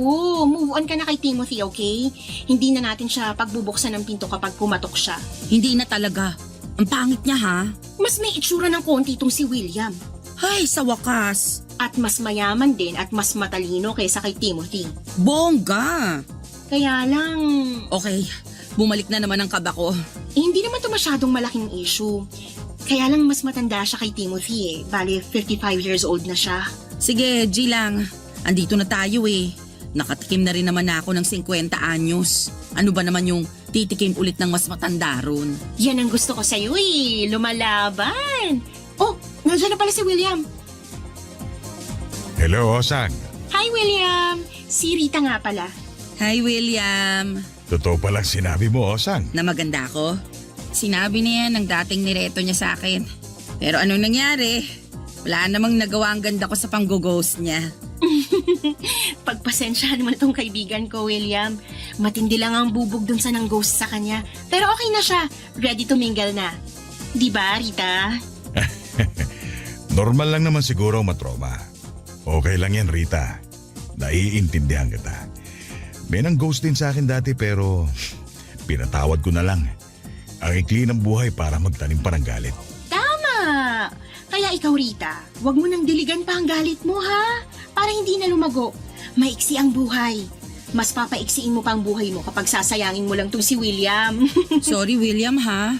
Hayaan mo, itutubig ko lang to para ma-flush down na tong kabiteran ko. Total, mukhang nagkakamabutihan na kayo. Pwede na ba akong umalis? Maaga pa kasing flight ko bukas. Okay na kayo rito? Okay na okay. Ingatan mong kaibigan ko, William, ha? Mamahalin ang ganda niyan. Rita, tsikahin mo na lang ako pagbalik ko ng Pinas, ha? Bye and enjoy! Balita ko, mahilig ka raw sa sizzling spicy hotdog, sabi ni Osang. Pass na muna ako sa sizzling spicy hotdog. May hindi ako magandang experience dyan. Iba na lang ang papapakin ko. Kahit anong gusto mo, ibibigay ko sa'yo. Magsabi ka lang. Parang gusto ko naman ngayon ng sizzling spicy sisig. Mahilig ka sa sizzling, ha? Nagsisizzle din kasi ang alindog ko. Charot! Naniniwala naman ako. Nasa malayo pa lang ako kanina para ka nang nag-aapoy sa pagiging hot. Kayo talagang mga 50 anyos pataas na mga lalaki. Diha sana kayo sa pangbobola. Hindi ako nang bobola. Ina-appreciate ko lang ang ganda mo. Masama ba yun?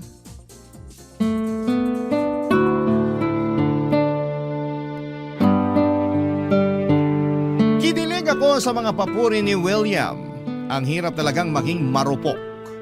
Palibasa ay hindi ako palaging nakakatanggap ng papuri kaya kapag meron ay pinapatos ko na at hindi pinapalagpas pa. Nagkape lamang kami ni William at hindi raw siya umiinom ng alak. Dagdag points yon para sa akin. Alam kong seryoso na siya. Nagkukwentuhan kaming dalawa at marami na rin akong nalaman sa kanya. May mga maliliit siyang negosyo at nagkaroon siya ng asawa pero nagkahiwalay na sila matagal na. Wala naman daw silang naging anak. Nakahinga ako ng maluwag sa mga nalaman ko. Kinakabahan kasi ako na baka sa edad niyang yon ay gawin lamang niya akong kabit. Natawa na lamang siya at sinabing wala siyang planong mangabit. Masyado raw siyang busy sa negosyo niya para magdagdag pa ng sakit ng ulo.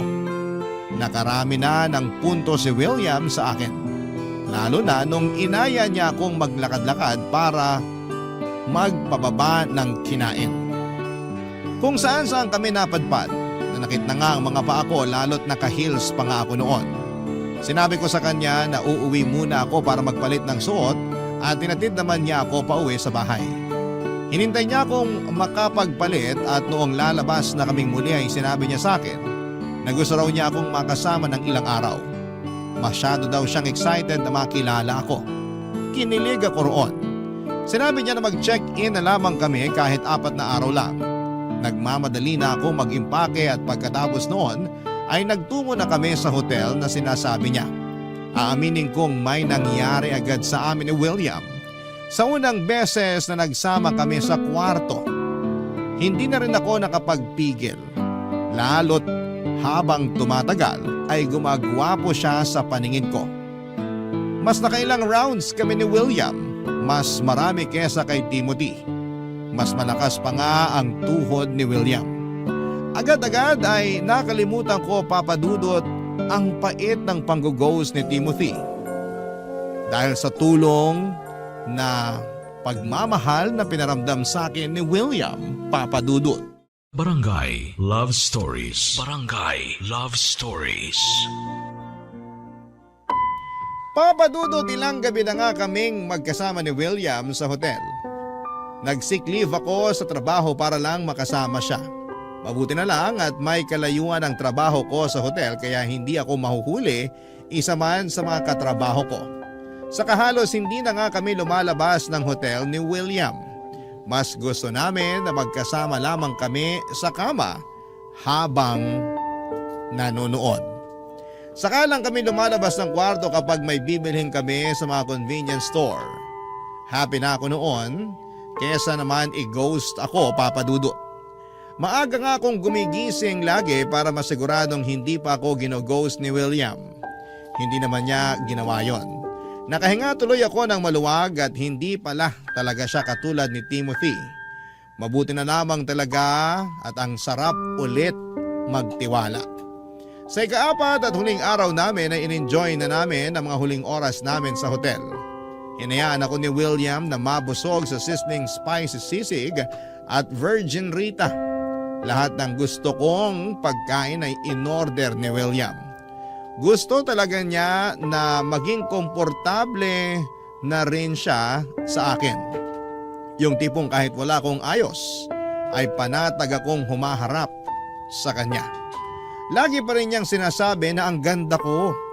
Kaya mas nakakatulong yon para tumaas ang confidence ko. Kaya naman lumakas na rin ang loob ko na tanungin kung ano pa yung mga next na plano namin after noon. Nag-aayos na kami ng mga gamit namin, hinihintay na lang namin ang check-out time namin. Kinuha ko ang pagkakataon na yon para mapalalim pa ang relasyon naming dalawa, Papa Dudut.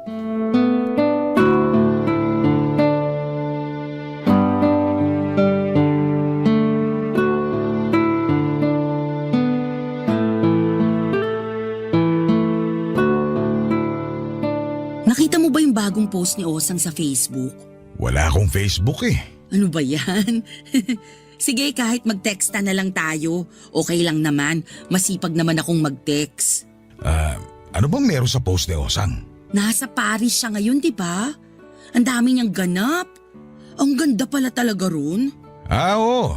Maganda ron. Nakapunta ka na? Isang beses lang. Uy, isama mo naman ako next time. Ipasyal mo naman ako roon. Pero syempre, mahal nga naman doon. Masyado lang akong ambisyosa. Kahit sa La Union na lang tayo mamasyal, okay na ako ron. Hindi pa kailangan ng passport. Maganda rin sa La Union. Mag-beach tayo, saka masarap magkape ron, lalo kapag sunset. Ano, G tayo? Nako, hindi kasi ako mahilig sa beach eh. Sa bundok kaya? Gusto mo magbagyo? Masarap magyakapan doon kasi malamig. Magkape tayo ron habang nagyayakapan. Umay na ako sa Baguio eh. Lagi kami ron pag may mga seminar. Sama mo naman ako kapag may seminar ka ulit doon, ha? Para ako naman yung maka-experience ng umay sa Baguio. Tapos na ba yung pag-eempake mo? Konti na lang, yung nasa banyo na lang. Kunin mo na para matapos na. Patuyuin ko lang saglit. Panty lang naman yung nilaban ko, saka mahaba pa naman ang oras bagong check-out time natin. Kwentuhan muna tayo. Bala ko sanang umalis before ang checkout natin eh. Sayang naman. Hintayin na lang natin hanggang check-out, ha? Sayang naman kung hindi natin masusulit tong binayad mo rito sa hotel. Umay na rin kasi ako sa hotel. Paano naman ako? Bihira ako makaranas mag-hotel. Pagbigyan mo na ako, please. O sige na nga. Yay! Alam mo, may magandang hotel akong nakita. Shala yun, pero alam kong afford mo. Baka pwedeng next time dun tayo. Send ko sa'yo yung link. Next time? Oo, kapag nagkita ulit tayo. Sige. Tignan natin. O kaya, magstay na lang tayo sa bahay mo. Para mas makilala pa kita. Saka mas tipid, di ba? Tapusin mo na yung iniimpake mo. Mabilis lang ang oras. Alam mo, nakakahalata na ako sa'yo. Ano naman nakahalata mo? Parang wala ka namang ganang magplano ng mga next nating gagawin eh. Para saan pa? Anong para saan pa? Alam mo, tapusin mo na talaga yung pag-iimpake mo. Kailangan ko na talagang umalis. Eto ang tip mo. Dinagdagan ko pa ng 1K yan, ha? Tip? Para sa 4 na araw natin na magkasama. Bakit mo ko bibigyan ng tip sa date natin? Hindi klaro sa itong setup natin. Anong setup? Kaya naman pala ang lakas ng loob mo magplano na next natin gagawin. Ay, binayaran ko ang manager mo si Osang para mailabas ka ng ilang araw. Hindi ko manager si Osang. Kaibigan ko siya. Sabi mo eh. O ano na? Kukunin mo ba tong tip o hindi?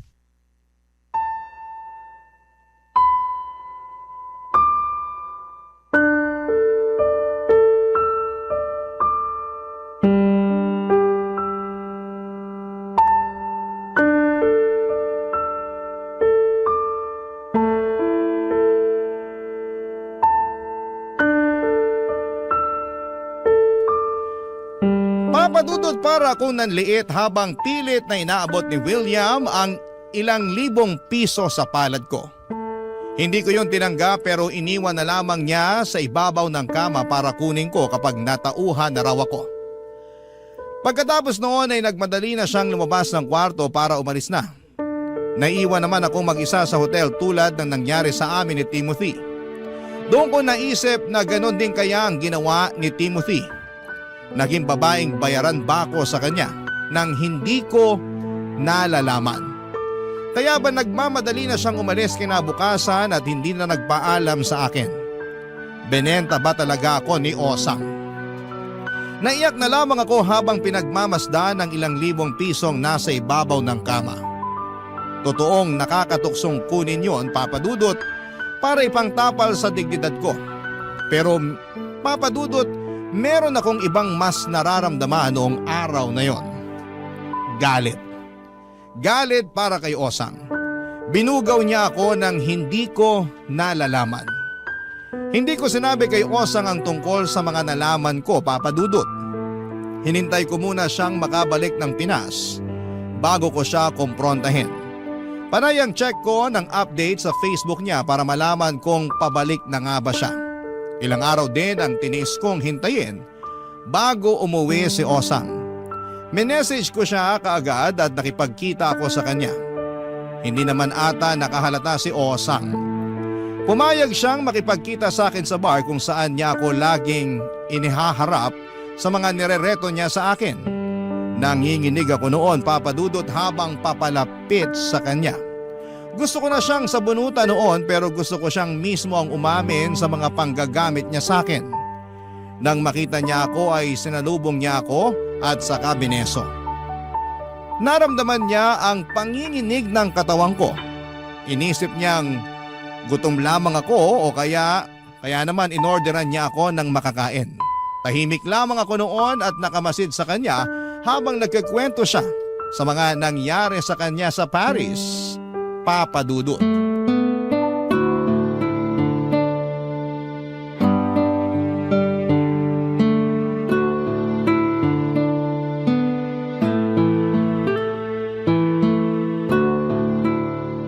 Ay, gusto ko na nga mag-TNT sa Paris. Ang ganda kasi talaga at feeling ko rin papalaga mga outfit ko. Pasensya na pala kung hindi kita nabilan ng baga. Nagmamadali na kasi kaming umuwi nung manliligaw ko. May mga hahabulin pa raw siyang meeting sa work. Sana all may manliligaw. Hindi ba nag-workout yun sa inyo ni William? Hindi eh. Hindi. Sayang. Pero hayaan mo, marami pang isda sa karagatan. Makakabingwit din tayo ng pang sushi mo. Ready ka na ba sa next na irereto ko? Irereto o ibubugaw? Haha?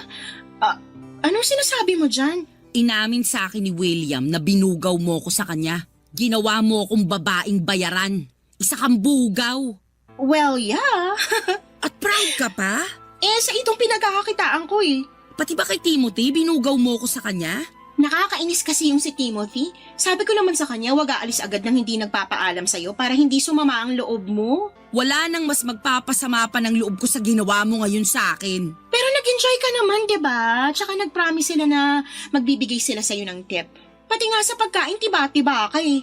Lahat ng maaanghang sa menu, in-order mo, girl. Binenta mo ko, Osang. Mali yun. Kung gusto mo, kunin mo ang kalahati ng binayad sa akin ni na Timothy at William para fair. Anong fair dun? Binenta mo ko, Osang.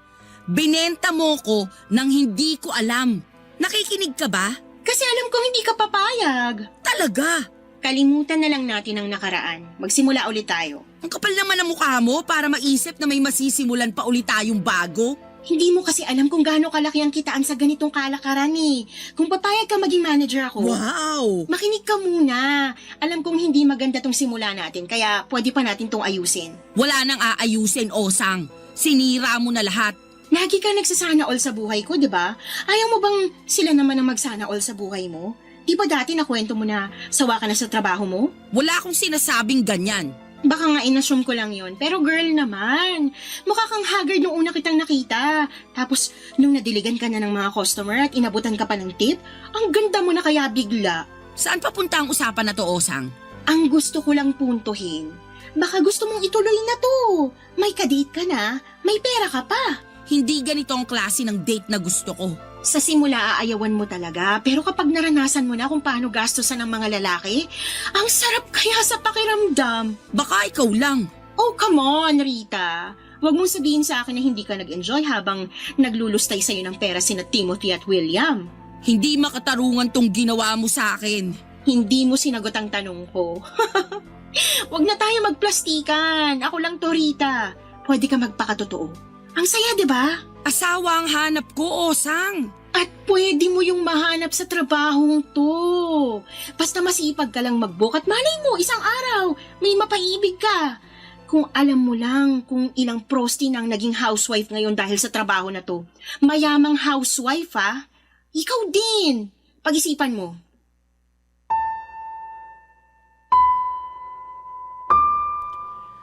Natahimik ako sa huling sinabi ni Osang, Papa Dudut. Totoo nga kaya na pwede ko ring ma-experience na maging housewife kung sa dadaanan ko ang pagpoprosti. Napansin ni Osang ang pagdadalawang isip ko at kinuha niya ang oportunidad na yon, kaya mas gagawin niya ang lahat para makumbinsi ako. Nilabas niya ang tablet niya at ipinakita niya ang iba't ibang mga prosti na nagkaroon na ng asawa dahil sa trabaho nila. Nagsana all ulit ako. Nainggit akong muli, higit sa pera gusto ko talagang makapag-asawa. Nahirapan akong maghanap ng mapapangasawa nung una pero pwede palang maging posible yon basta tsatsagain ko ang pagpoprosti. Lalo nga't malaki ang bayad dito. Di hamak na mas malaki kesa sa sinasahod ko. Hawak ko pa ang oras ko. Magagamit ko rin ang pera na yon para magpaganda. Mas lalo ako magkakaroon ng chance para makilala ang forever ko. Hindi ako umiimik kay Osang noon. Tinatansya ko pa rin ang magiging desisyon ko. Maya-maya ay dumating ang bagong kadate ni Osang. Sinundo na siya para mag-staycation daw sa Tagaytay. Nagsana all na naman ako. Bago umalis si Osang ay binulungan niya ako at sinabing hihintay niya ang sagot ko dahil meron na raw siyang bagong irereto sa akin at malaki ang bayad. Porsyento na lang daw ang ibibigay ko sa kanya. Doon ako mas lalong naguluhan. Lalo na noong inabutan niya ako ng ilang libong piso at saka nagmamadali na siyang umalis para sa bagong kadate niya. Naiwan ako mag-isa sa bar at pinag-iisipan ang susunod kong hakbang. Ano ba sa tingin ninyo ang dapat kong gawin? Sana ay magawa ninyo akong tulungan sa problemang kinakaharap ko sa ngayon. Maraming salamat po sa lahat ng bumubuo ng inyong #1 radio station. Hanggang sa muli, ang inyong kapuso at kabarangay forever, Rita. Barangay Love Stories. Barangay Love Stories. Nalilito pa rin sa life ang ating kabarangay. Ano kaya ang maipapayo mo sa kanya? Ibahagi mo yan sa ating comment section para mabasa rin niya. Nagustuhan ng iyong napakinggan? Ituloy yan via live stream sa www.gmanetwork.com/radio.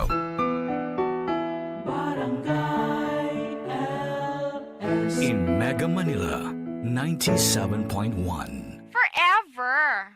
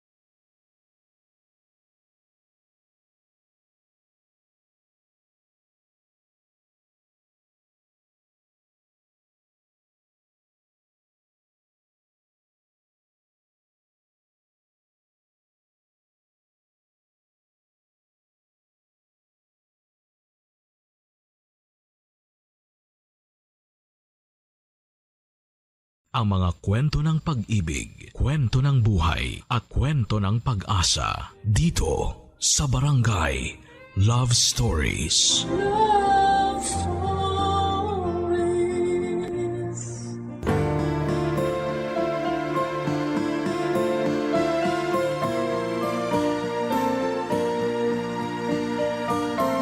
Hindi pwede na bigay todo tayo sa pagmamahal sa ibang tao tapos ay wala nang matitira para sa atin.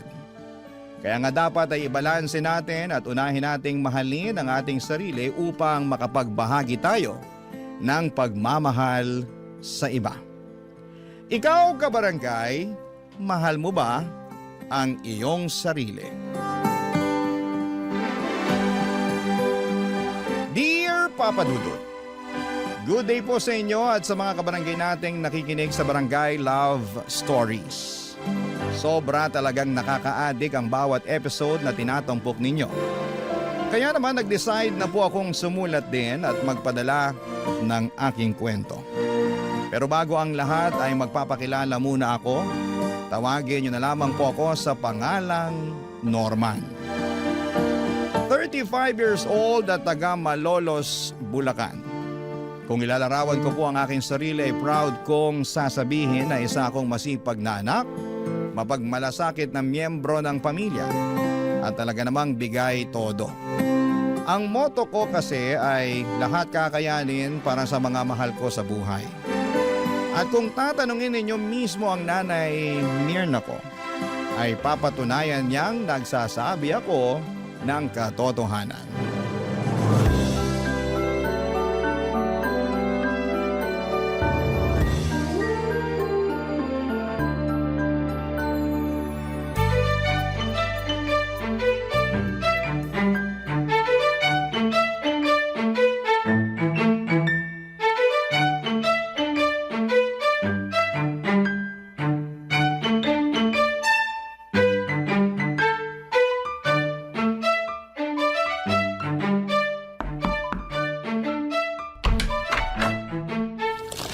nandito na po ako. May dala po akong mga grocery.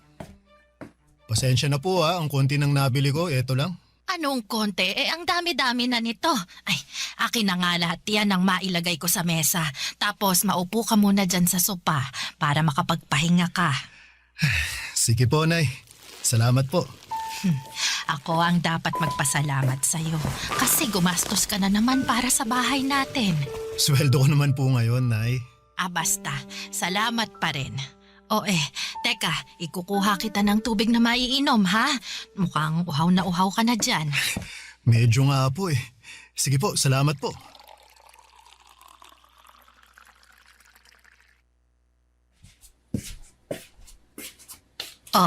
Nak, malamig yan para mapatid uhaw mo.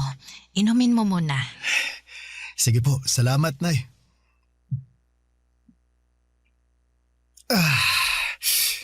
Sarap ng tubig. Tanggal uhaw ko dun. Nako, kawawa naman tong anak ko. Ang dami-daming binuhat. Kaya ko naman po, Nay. Kahit na. Ay, kumain ka na ba? Kung hindi pa, nagluto ako ng paborito mong ulam doon. Yung sarsyadong tilapia. Nako, dinamihan ko na yung itlog at kamatis kasi alam kong gustong-gusto mo yan. Oh! Wow! Ang sarap naman, Nay! Masarap talaga yon kasi punong-puno rin yun ang pagmamahal ng isang ina. Paano? Ipaghahain na ba kita, anak? Nako, mamaya na po, Nay. Gusto ko munang umupo rito sa sofa para naman malapat ko sandali yung puwet at likod ko.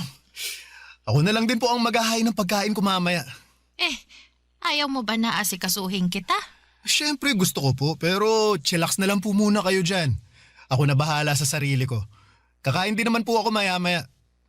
Teka, may ibibigay po pala ako sa inyo, Nay. Kunin ko lang po wallet ko, ha?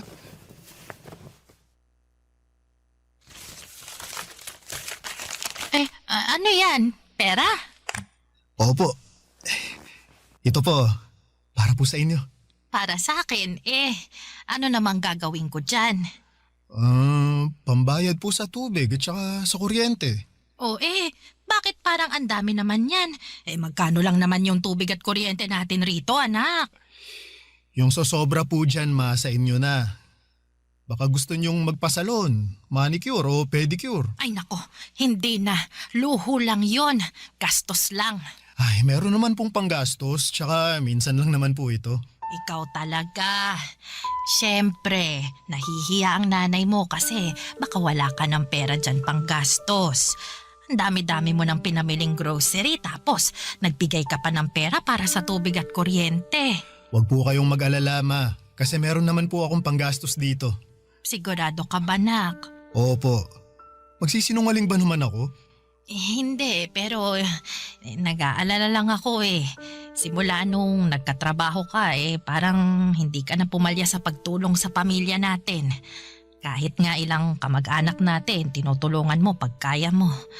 Ayoko lang na masaid yung ipon mong pera ikaw naman yung mauubusan. Nako, ma. Hindi po mangyayari yon kasi sinisiguro ko na may natatabi rin ako para sa sarili ko. May kasabihan nga na mahirap tumulong sa iba kung hindi ko muna uunahing tulungan ang sarili ko. Lagi nyo kaya pinapaalala sa akin yun? Aba, oo naman. At saka, tumutulong lang naman ako sa mga kamag-anak natin kung nakaluluwag ako Kung wala, tumatanggi naman po ako. Noon, medyo hirap akong humindi pero ngayon, pinag-aaralan ko na po. Tama rin naman yan. Mahirap na sa'yo lang lagi iaasa ang lahat.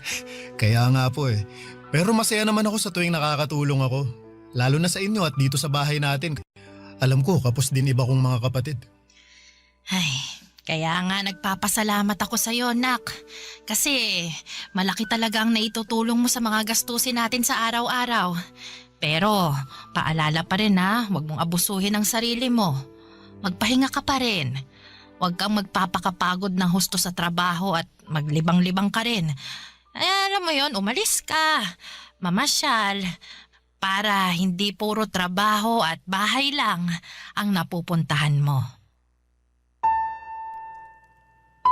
Pero katulad ng iba nating kabarangay, Papa Dudut, na lumaki sa hirap, hindi na iba ang kwento ng aming pamilya. Mekaniko sa talyer ang tatay ko samantalang labandera naman si nanay.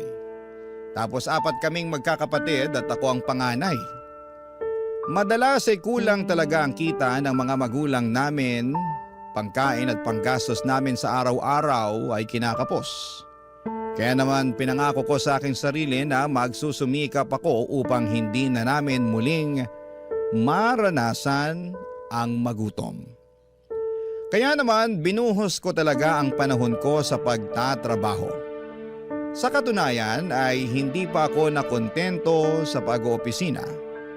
Dahil tuwing day off ko ay rumaraket pa ako sa food business ng kaibigan ko bilang kosinero. Dahil sa pagiging abala ko ay nakalimutan ko na ang aking buhay pag-ibig. Bagay na madalas kumustahin sa akin ng nanay ko.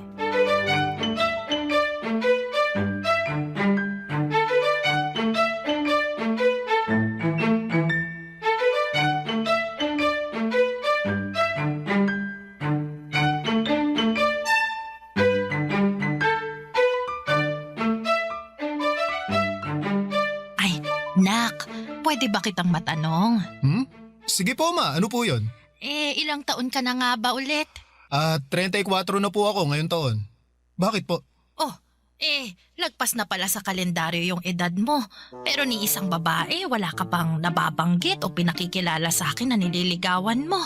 Nak, may bala ka pa bang mag-asawa? Siyempre ma, meron po. Kailan mo naman bala? Kasi nagkakaedad ka na. Nung panahon namin, ganyang edad, may 5 ng anak. Ay, iba naman po yung panahon nyo sa panahon natin ngayon. Saka sa totoo lang, wala po akong oras makipag-date dahil busy ako sa pagtatrabaho. Oo nga Kahit day off mo doon ka naman sa kaibigan mong si Tio pumapasok. Wala ka ng pahipahinga. Masaya naman po ako na marami akong ginagawa Saka nakakapagpahinga naman po ako Pero wag mo pa rin kalimutan mag-love light. Kasi baka magulat ka na lang, tumanda ka ng binata. Ma naman, wala naman po sigurong problema kung tumanda akong binata, di ba? Wala nga, pero masarap pa rin yung meron kang sariling pamilya at saka mga anak. Oo, mahirap ang buhay pero naniniwala naman ako na gagawin mo ang lahat para itaguyod yung pamilyang bubuuin mo Malaki ang tiwala ko na magiging mabuti at responsable kang padre de pamilya. Sige po ma, kapag meron na po akong natitipuhang babae, kayo po ang unang makakaalam. Abay, dapat lang kasi nanay mo ako. Ako ang dapat una mong pagsabihan dahil kung hindi magtatampo ako. Thank you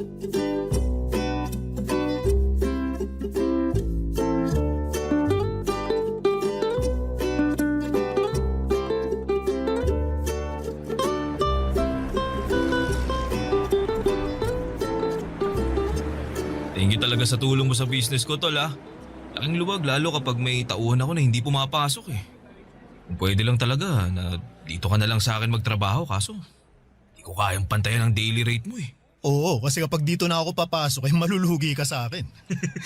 Ewan ko sa'yo. May iba tayo. Wala ka pa rin bang nililigawan, bebot?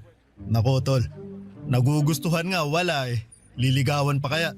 Baka sakali lang naman ako na meron na. Nako, nagbabaka sakali o nakikichismis? Ganun na rin yun. Siyempre, sa ating 6 na magtotropa ikaw na lang yung wala pang bebe. Ayaw naman namin tumanda kang binata kaya dapat kumilos ka na para di mangyari yun. Alam mo tol, para kang nanay ko. Nung nakaraan lang, kinumusta niya buhay pag-ibig ko. Wala naman daw kaso maging matandang binata pero mas masarap pa rin ang may asawa at mga anak. Totoo yan. Tingnan mo ko Meron akong mga anak. Wala nga lang asawa kasi hindi naging okay pagsasama namin. Pero ayos lang dahil nasa akin naman yung mga bata Ayun, magulo na masaya. Iba pa rin kapag may kasama kang bata. Kahit nakakapagod silang alagaan pero nakakatuwa pa rin. Sino ba kasing may sabi sa'yo na gusto kong tumandang binata? Siyempre naman, gusto ko pa rin magkaroon ng pamilya. Kaya lang, ang problema ko wala na akong panahon na kumilala ng babae. Masyado ka kasing busy sa trabaho. Kulang na lang, pakasalan mo mga trabaho mo Huwag ganun. Sobra ka naman, tol. Joke lang. Alam ko naman na masipag ka at responsableng anak. Bigay todo kung tumulong. Pero sabi nga ng nanay mo, pumag-ibig ka rin. Yan din naman gusto namin para sa'yo ng mga tropa natin eh. Kaya nga, meron sana akong papakilala sa'yo. Sino naman? Marisa ang pangalan niya. Kaibigan ng kapatid ko. Mabait yun. Maganda. Mahinhin kumilos at magsalita. Single and ready to mingle. Nasabi ko na rin sa kanya na irereto kita sa kanya. Kaya alam niya na single ka rin. Alay mo, kayo na pala ang para sa isa't isa, di ba? Subukan mo lang makipag-date at kilalanin pa ng husto si Marisa. Papa Dudut, nagkita kami ni Marisa sa isang cafe sa Quezon City. At masasabi ko na kabadong-kabado ako. Yun pa lang kasi ang unang beses na may makaka-date ako, kaya naman ayokong magkamali. Pero buti na lamang at mabait si Marisa at malumanay magsalita. Kaya naman napanatag agad ang aking kalooban. Mabilis kaming nagkapalagayan ng loob. At doon na niya nakwento na meron siyang anak sa ex-boyfriend niya na nasa probinsya nila sa Iloilo. Sa totoo lang, nagulat ako noong nalaman kong single mother siya pero hindi naman nagbago ang tingin ko sa kanya.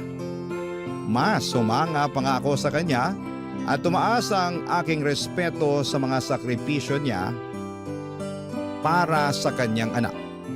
Nagpatuloy ang aming pagkakaibigan na hindi nagtagal ay nauwi na nga sa pag-iibigan.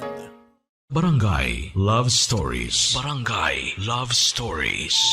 Papa Dudut, niligawan ko si Marisa ng 2 buwan bago niya ako sinagot. Noong mga panahong yon ay nakilala at nakausap ko na rin ang anak niya sa video call. Sa katunayan ay nagplano na nga kami ng bakasyon sa Iloilo para personal ko na itong makilala. Pasukan din kasi ng mga panahong yon kaya hindi niya basta-basta mapapaluwa sa Maynila ang bata. Pero habang hindi pa nangyayari yon ay sinabi ko kay Marisa na ipakilala ko muna siya sa aking nanay. Hindi ko pa siya naisasama noon sa bahay dahil pareho pa kaming busy sa aming mga trabaho. Pero palagi ko siyang nakukwento sa nanay ko kaya naman sabik na sabik din ito na makilala siya. Hanggang sa dumating na nga ang araw na yon.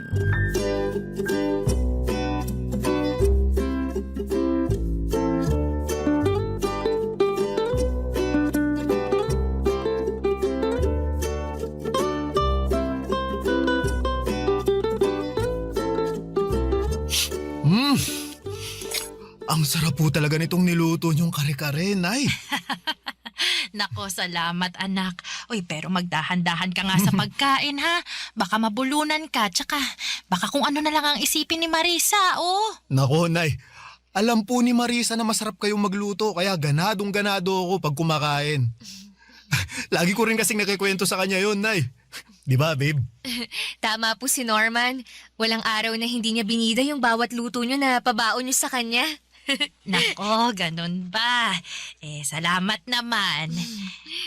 Pero bakit parang hindi ka halos kumukuha ng ulam? Ayaw mo ba ng kare-kare? Yung totoo, allergic po kasi ako sa mani eh. Aha? Ganun ba? Nako, paano yan? May nakain ka na? Hindi naman po malala yung allergy ko, tsaka kaunti lang naman yung nakain ko, kaya ayos lang po ako. Marisa, nako, sorry ha, hindi ko alam na may allergy ka sa mani. Specialty kasi ni Nana yung kare-kare, kaya yan yung nirequest ko na lutuin niya. Special din kasi yung okasyon dahil nga ipapakilala kita sa kanya. Ayos nga lang ako. Kaunti lang nakain ko, di ba? Tsaka saka kung wala akong allergy siguradong hindi ko pa rin kakainin yung luto ng nanay mo.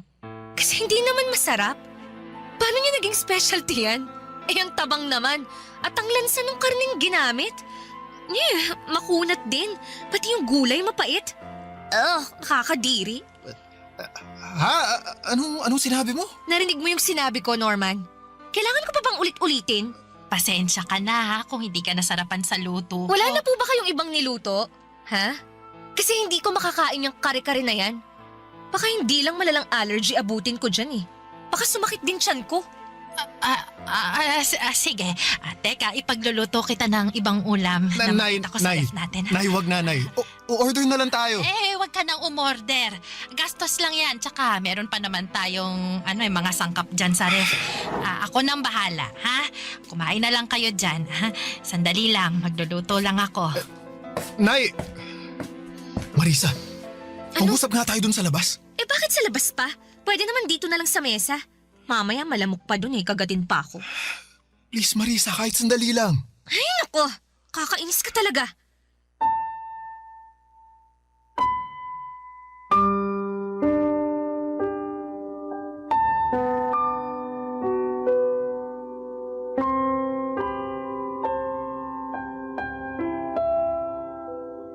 Oh, nandito na tayo sa labas. Ano bang pag-uusapan natin, ha? Dalian mo ha, kasi ayokong papakin ng lamok dito. Hindi naman malamok, masyado ka lang maarte. Anong sabi mo? Tama ba yung narinig ko? Tinawag mo akong maarte? Sorry pero sumusobra ka na kasi. At bakit ako sumusobra, Aber? Wala naman akong ginagawa sa'yo Sa akin wala, pero sa nanay ko meron. Pinahiya mo lang naman yung luto niya, pinaghirapan niya yun. Saka saan galing yung pinagsasasabi mo kanina na hindi masarap sarap na sarap nga ako sa pagkain kanina. Aba, anong malay ko kung na-immune na yung panlasa mo sa luto ng nanay mo? Lagi mong kinakain Malamang nasanay na yung dila mo. Ang bihira ka, ano ba kasi problema mo? Wala akong problema.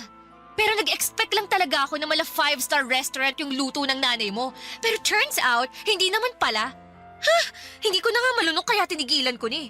Kahit titigan masakit sa mata. Okay, look. Hindi naman sa nilalait ko yung luto ng nanay mo, ha? Mali ko lang din siguro Masyado akong nag-expect. Sinadya ko pa namang hindi kumain bago pumunta rito sa inyo. Kasi nga plano ko na dito kumain ng marami. Kaya lang ganun pa ang nangyari. Mali pa rin na pinahiya mo ang nanay ko. Sana sinarili mo na lang yung opinion mo. Wow! Kasalanan na palang pagiging prangka, ha? Kung hindi ko sasabihin ng totoo ako naman ang kawawa, di ba? Gusto mo, magsinungaling ako sa'yo? Sabihin kong nasasarapan ako sa luto ng nanay mo kahit hindi? Hirap sa'yo, masyado kang balat sibuyas Kung hindi mo kayang tanggapin yung pagiging prangka ko, buti pa maghiwalay na tayo. Papa Dudut, ayoko namang maghiwalay kami ni Marisa kaya naman pilit ko siyang inunawa ng mga panahong yon. Inihingi ko na lamang siya ng pasensya sa nanay ko na nagsabi naman na ayos lang. Pero ramdam ko na labis niyang kinalungkot ang una nilang pagkikita ng girlfriend ko dahil sa pagiging prangka nito na wala naman sa lugar. Hindi nagtagal, Papa Dudut, ay nagkaayos naman kami ni Marisa kaya lang ay habang umuusad ang aming relasyon ay unti-unti kong nadidiskubre ang natatagong ugali ng girlfriend ko. Taliwas po sa pagiging mahinhin at malumanay niyang magsalita. Noong una ay ang natatago niyang kaartihan na wala sa lugar at pagiging matabil ang dila. Bukod doon ay magastos din po si Marisa, Papa Dudut.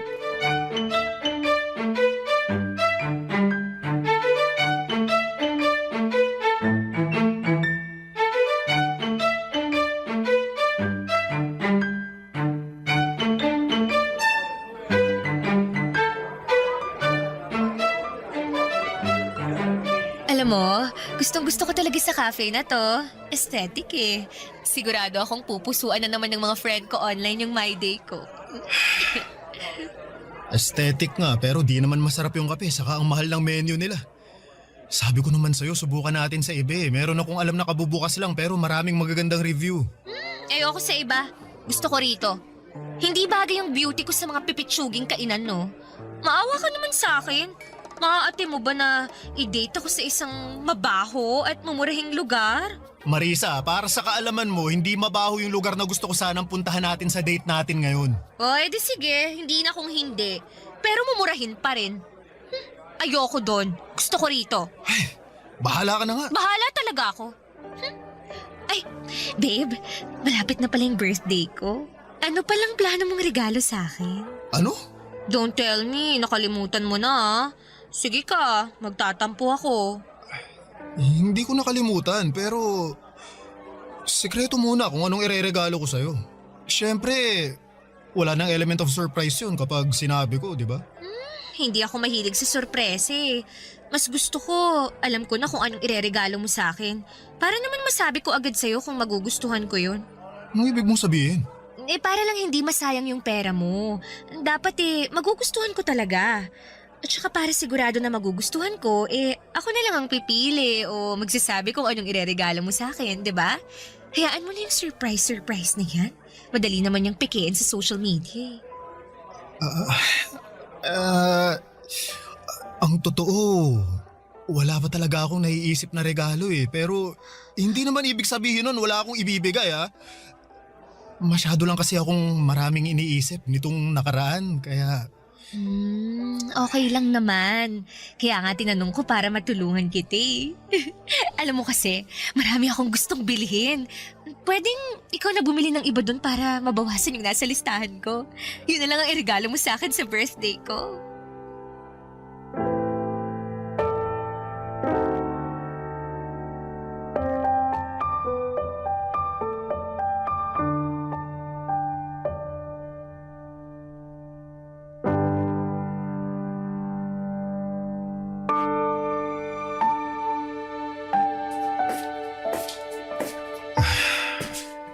Nandito na po ako, Ma. Oh, ano nangyari sa'yo? Bakit malungkot ka, anak? Wala po ito. Pagod lang po ako sa trabaho. Gusto mo ba ng tubig? Huwag na po, Ma. Hindi naman po ako nauuhaw. Upo na lang po muna ako kasi kanina pa nangangalay itong balakang ko eh. Nakasabit kasi ako sa jeep pa uwi para lang makauwi rito. Grabe, wala ako halos masakyan tapos ang lakas pa ng ulan. Eh nako, bakit hindi ka na lang nag-taxi o di kaya nagrenta ng kotse para makauwi rito? Wala na po kasi akong cash eh tapos hindi ko naman magamit yung card ko dahil nasagad ko na. Wala pa akong pambayad kasi sa susunod na linggo pa yung sweldo namin. Oo nga pala, Ma. Pasensya na po pala kasi baka hindi ako makapagbigay para sa grocery natin sa sahod ko eh. Unahin ko lang pong bayaran yung credit card ko kasi baka magka-penalty po ako. Mahirap na. Ay, wala namang kaso yon kasi nandyan pa naman yung mga pinamili mo. Pero matanong ko lang ha, hindi naman sa nangingialam ako pero ngayon ko lang yata narinig na nasagad mong paggamit ng credit card mo. Tapos naubusan ka pa ng cash hindi ka naman ganyan nak. May binili ka ba o nanakawan ka? Hindi po ako nanakawan, Ma, pero tama po kayo na may binili ako.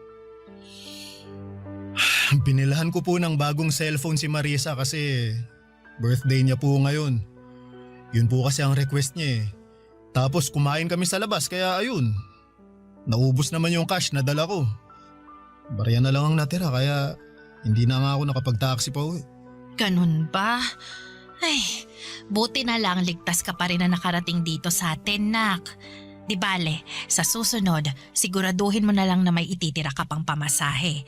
O di kaya, kapag wala ka na talagang pera dyan, di tawagan mo ko. Sasabihan ko yung mga kapatid mo na pahiramin ka ng pera. Yung isesend nila gamit yung e-wallet para meron kang magamit. Opo, Ma. Salamat po ha. Wala yun, anak. Oh, sige na. Kumain ka na doon para naman makapagpahinga ka na pagkatapos.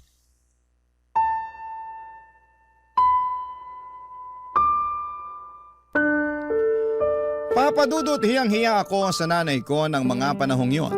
At bagaman sinabi niya na wala namang kaso kahit magkano lamang ang ilaan ko para sa bahay namin ay hindi pa rin mawala sa akin yung pakiramdam na nagkulang ako. Sa kabilang banda ay ayoko namang makaramdam ng pagsisisi na mas inuna kong bilhin ang birthday gift ni Marisa up to the point na nagipit na ako. Kaya nga ginawa ko talaga ang makakaya ko upang i-budget ng maayos ang aking sweldo kaso'y sadyang nahihirapan ako dahil sa pagiging maluho ng aking girlfriend. Hindi ko na lang namalaya na naubos na pala ang ipon ko sa mga bagay na pinabibili niya na hindi lang para sa kanya kundi maging sa anak niya. Hindi ako maramot na tao. Pero nung time na yon ay nasa na talaga ako, Papa Dudut. Hindi lang sa pinansyal kundi maging emosyonal at mental. Barangay Love Stories. Barangay Love Stories. Sa kabila ng lahat ay mas nanaig pa rin sa akin ang pangunawa at pagmamahal kay Marisa, Papa Dudut. Kaya naman kahit halos maubos na ako ng mga panahong yon ay nagtitiis ako.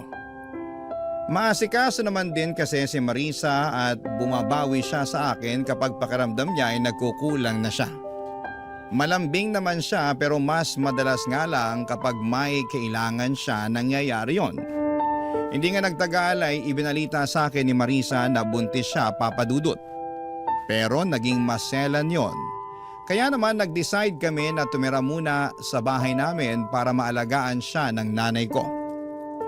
Complete bed rest ng 3 linggo ang rekomendasyon ng OB niya dahil hindi makapit si baby at ayaw naman namin na may mangyaring masama sa anak namin. Kaya nga malaki ang pasasalamat ko sa nanay ko na nagboluntaryo siyang alagaan si Marisa. Akala ko ay maayos ang turingan nila sa isa't isa pero nagkamali pala ako, Papa Dudut. Isang beses ay narinig ko sila na nagtatalo sakto galing akong banyo dahil katatapos ko lamang maligo.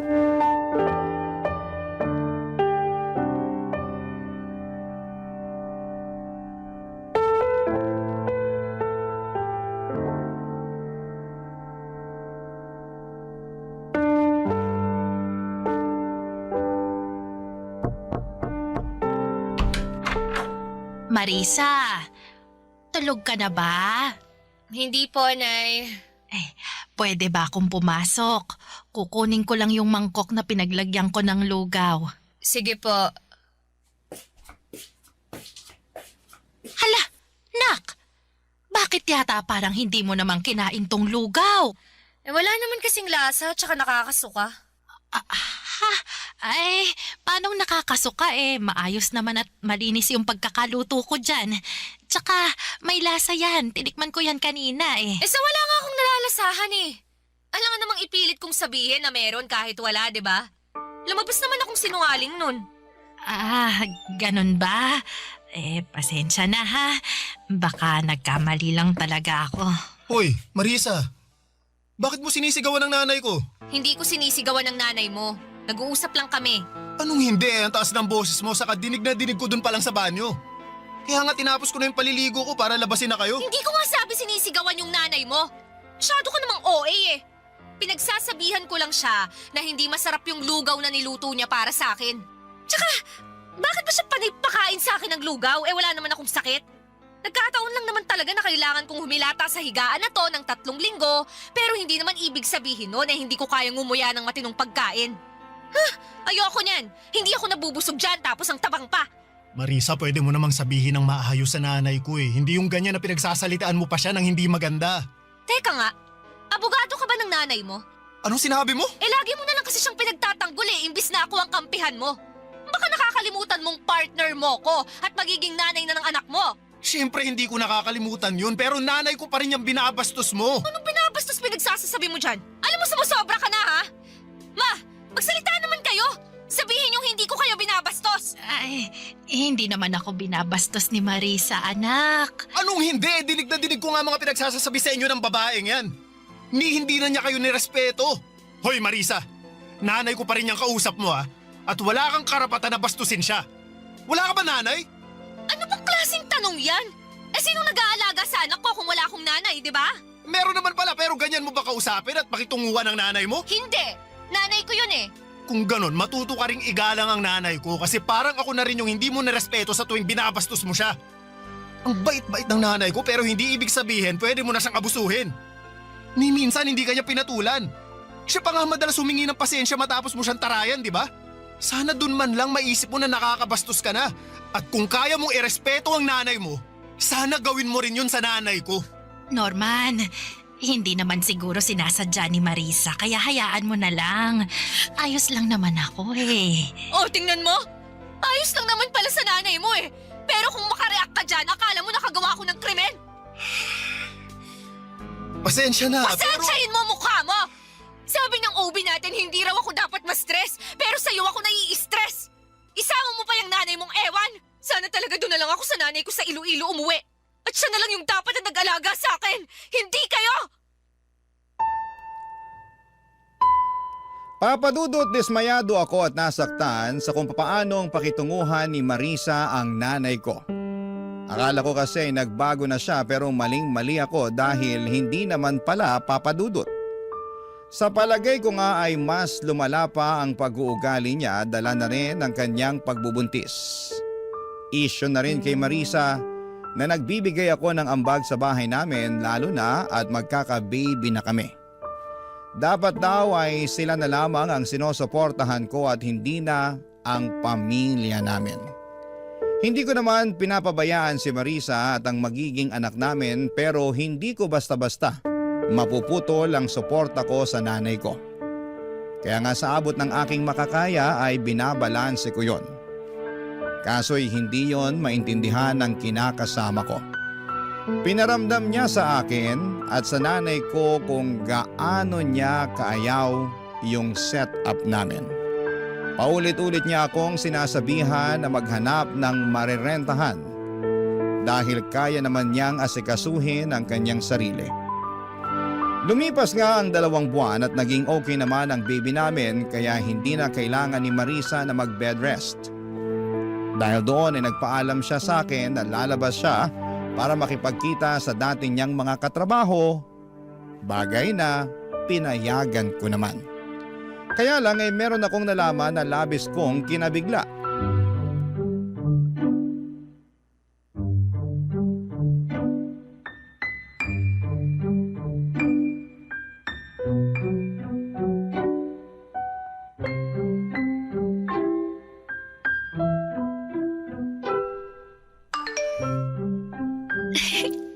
Ano ba naman tong lalaking to? Nasend pa talaga ng picture niya na nakatopless. Oh, kita ko tuloy yung kanyang mga pandesal. Ha, Marisa? Anong sabi mo? Ano ka ng kalabaw? Hindi ako anak ng kalabaw, anak ako ng nanay ko. Sinagulat ako kaya nasabi ko yun. Pero ewan ko sa'yo, sineryoso mo naman. Paano hindi ko seseryosohin kung ano-anong naririnig ko sa'yo? Ano bang narinig mo? Nasabi mo may nag-send sa'yo ng picture na nakatopless. Sino ba yan, ha? Saka bakit mo biglang tinatago yung cellphone mo, ha? Wala. Wala ka na doon. Anong wala ako doon? May tinatago ka, no? Tangero ka, ha? Wala akong tinatago sa'yo. Kung wala, edi patingin ako ng cellphone mo. Akin na. Akala mo hindi ko napapansinan nitong mga nakaraang araw palagi kang nakatutok dyan sa cellphone mo, ha?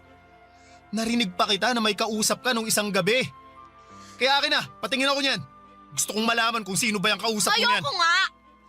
Ganon. Pues aagawin ko na lang sa'yo kung ayaw mong ibigay. O ano? Kahit ayaw mo nakuha ko naman na. Norman, please sa akin yung cellphone ko. Parang awa mo na, ibigay mo na sa akin yan. Ha?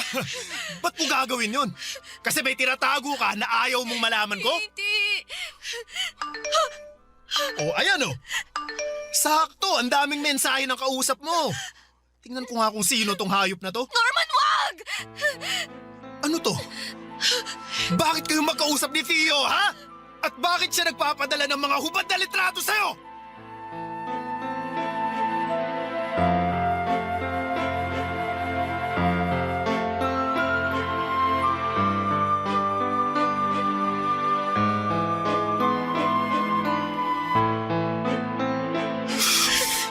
Nasaan na yung hayop na yun? Walang hiya ka, Theo. Norman, wag mo nang sugurin si Tio. Ikaw! Hayop ka, Theo! Akala ko kaibigan kita pero tinalo mo ako! Dapat sa mukha mo sinusuntok para makita mong hinahanap mo!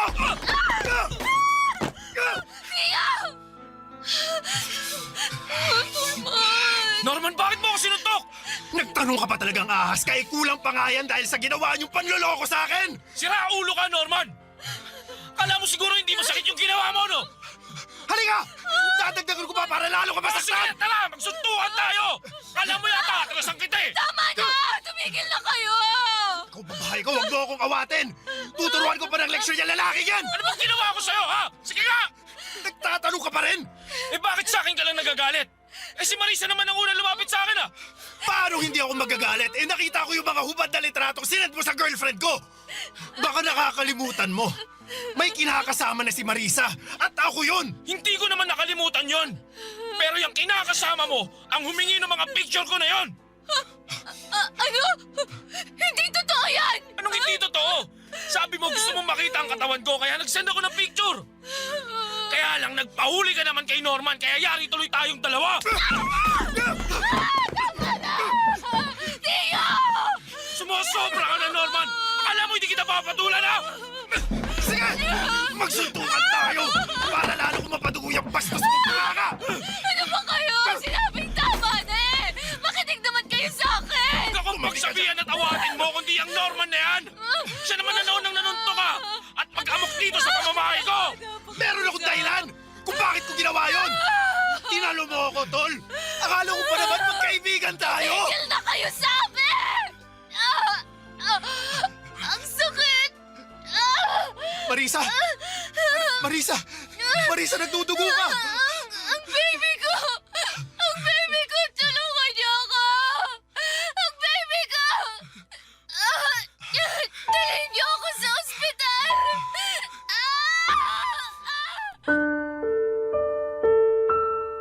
Papa Dudut, dinala namin si Marisa sa ospital dahil nagdudugo siya ng mga panahong yon. Takot na takot ako ng mga panahong yon para sa kaligtasan ng baby namin. Kaya nga pansamantala kong nakalimutan ang galit ko kay Theo dahil natuon ang buong atensyon ko para kay Marisa. Pagdating namin sa ospital ay agad na inasikaso ng mga doktor ang kinakasama ko. Pinaghintay kami ni Theo sa labas ng emergency room at doon ko na tinawagan ang nanay ko. Gulat na gulat siya sa mga nangyari at humahangos na nagpunta sa ospital na kinakaroon na namin. Pero huli na ang lahat dahil binalita sa amin ng doktor na nakunan si Marisa. Ibig sabihin, patay na ang baby namin. Sobrang sakit ang pangyayaring yon at hindi ko mapigilang sisihin ang aking sarili dahil pakaramdam ko ay kasalanan ko kung bakit nawala ang aming anak. Pero mas masakit na pagkagising ni Marisa ay inamin niya sa akin na hindi ako ang ama ng sanggol na dinadala niya. Matagal na pala silang may relasyon ni Theo at may ginagawang milagro habang nakatalikod ako at hindi pa sila nakontento dahil pinaako pa nila sa akin ang bata na hindi naman nanggaling sa akin. Kaya nga noong araw ding yon ay nakipaghiwalay na ako kay Marisa at tinapos ko na ng tuluyan ng pagkakaibigan namin ni Theo. Sa kasalukuyan ay nagmo-move on ako, Papa Dudut. Tinuring ko na lamang na blessing in disguise ang redirection na nangyari at mas nag-focus na lamang ako sa aking pamilya na siyang tunay na nagmamahal sa akin. Hanggang dito na lamang po ang sulat ko. Maraming salamat. Sakaling mapili po ninyong i-ere sa Barangay Love Stories. Ang inyong kapuso at kabarangay forever, Norman. Ako? Gigil na gigil talaga ako sa nangyayari sa kwento natin. O ikaw, kabarangay, kumukulo rin ba dugo mo? Pwede kang mag-iwan ng comment sa ating comment section. Ang mga kwento ng pag-ibig, kwento ng buhay at kwento ng pag-asa dito sa Barangay Love Stories. Love Stories.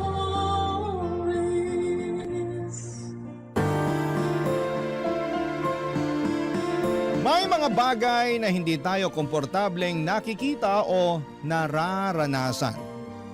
Hindi natin pwedeng pilitin ang mga sarili nating tanggapin yon kung hindi naman kailangan. Ikaw, kabarangay, saan ka ba hindi komportable? At kaya mo ba itong tanggihan kapag ito ay napunta na sa iyong harapan? Dear Papa Dudut. Ako nga pala si Kathy, 35 years old at meron akong nakarelasyon. Naitago na lang natin siya sa pangalang Bert. Mas matanda siya sa akin ng 20 years. Pero kahit ganon kalayo ang agwat namin sa isa't isa ay hindi naman kami nagkakaroon ng malaking problema. Marami kaming pagkakaparehas kasi mas marami akong alam sa henerasyon niya. Kaya hindi kami nauubusan ng pag-uusapan. Nakilala ko siya sa tulong ng isang katrabaho. Nereto ako noong time na ready na ulit akong magmahal.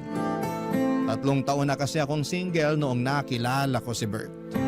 Pakiramdam ko noon ay ready na ulit akong magmahal nang makilala ko na siya. Mature kasi siya at iba roon sa mga naging karelasyon ko. Tumagal din ng 1 taon ng ligawan bago ko siya sinagot, Papa Dudut. Hindi nga siya nainip, di kagaya ng iba na paabutin mo lang ng kalahating taon ng panliligaw ay sumusuko na. Hindi ko pinagsisihan na sinagot ko si Bert, Papa Dudut. Paano ba naman kasi lahat ng kailangan at gusto ko ay kaya niyang ibigay. Edad lang naman ang maipipintas ng iba sa kanya. Pero pagdating sa ibang bagay tungkol sa kanya, wala silang ibang masabi. Boto ang mga mahal ko sa buhay sa kanya, Papa Dudut. Gusto na nga nilang magpakasal na kami kaagad. Napag-usapan namin yon pero hindi naman ako nagmamadali. Parang okay pa rin sa akin na mag-boyfriend at mag-girlfriend lamang kami. Hindi naman ako pressured kahit lagpas 30 na. Enjoy pa kasi ako sa situation namin ni Bert, Papa Dudut.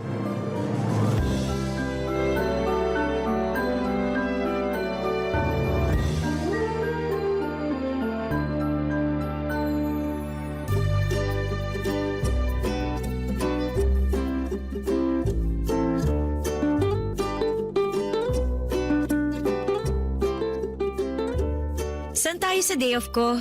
Ikaw ba? Gusto mo mag-out of town? Huwag muna, naghihingalo pa ang wallet ko eh. Ako naman ang gagastos. Ay naku, ayoko masanay sa ganyan ha. Baka mamaya isipin ng ibang tao eh, pineperahan lang kita. Alam ko namang hindi mo ako pineperahan. Gusto ko lang din na nakakapag-provide ako sa'yo. Nakakakilig naman yan. Alam mo, yan pa naman yung hanap ng mga babae. Good provider. Sana all na lang talagang sasabihin ng ibang tao sa atin. So, payag ka na sa out of town? Siguro wag nga muna. Nakakatamad din kasing bumiyahe. Ano palang gusto mong gawin natin? Siguro ayos na sa akin yung lambingan habang nanonood ng TV sa kondo ko. Baka sitahin mo na naman ako kapag nakatulugan kong panonood ng TV. Naku, sanay na ako sa'yo, no? Bawasan mo kasi yung rice at saka salt intake mo para hindi ka kagad antukin. Wala na sa kinakain ko yan. Nasa edad ko na talaga. Pagkakapihin na lang kita ng 1 litro para siguradong walang tulugan. Kawawa naman ang puso ko niyan. Alam mo naman na mahina na ang puso ko dahil sa edad ko. Alam mo, lagi mo nalang nirarason ang edad mo, ha? Sinasabi ko lang ang totoo. Kailangan ko rin mag-ingat. Kailangan mo talagang mag-ingat dahil dapat mahaba pa ang panahon na magkasama tayo. Ayoko mabiyuda ng maaga, ha? Kaya nga, healthy living na ako para sa'yo eh. Ikaw kaya ang inspirasyon ko kaya gusto ko magpabata ulit. Hindi mo na kailangan magpabata. Mahal ko na ang matandang version mo. Aray, sinampal na naman ako ng realidad. Alam mo, kahit may senior citizen ID ka na, tanggap at mahal pa rin kita. Basta kahit sino ka pa. Kahit sino ako? Kahit ano pa ang nakaraan ko? Past is past, sabi nga nila, di ba? Speaking of past. Uy, kinakabahan naman ako dyan. Huwag mo sabihing may asawa ka pa pala, ha? Yan naman ang wala. Alam mo namang matagal na kaming anal ng dati kong asawa, hindi ba? O so ano nga yung past na sinasabi mo? Tungkol sa anak ko. Ha? May anak ka na? Oo. Joy ang pangalan niya. Nag-iisa lang. Anak ko sa una. Bakit ngayon mo lang sinabi sa akin? Baka kasi busted din mo kapag nalaman mong may anak na ako eh. Ang babaw naman ang tingin mo sa akin. Tanggap ko naman kung una pa lang sinabi mo nang may anak ka na. Wala na rin naman ako magagawa kasi nabuo na yung batang yun bago pa ako dumating sa buhay mo. Hindi na siya bata. Ilang taon na? 30 years old na siya. Wow, mas matanda lang ako ng 5 taon. Oo, pero minsan isip bata yun kaya parang na rin siya mas bata sa'yo ng 20 years. Ano ba to? Halos magka-batch na kami ng anak mo eh. Hindi naman mahalaga ang edad, hindi ba? Baka kasi dahil hindi nagkakalayo ang edad namin, alam mo na, ayawan niya ako. Open-minded si Joy Joy. Hindi problema sa kanya ang edad mo. Nakwento na kita sa kanya noon pa man. Hindi mo siya kumontra. Sa katunayan, gusto ko nga niyang makilala.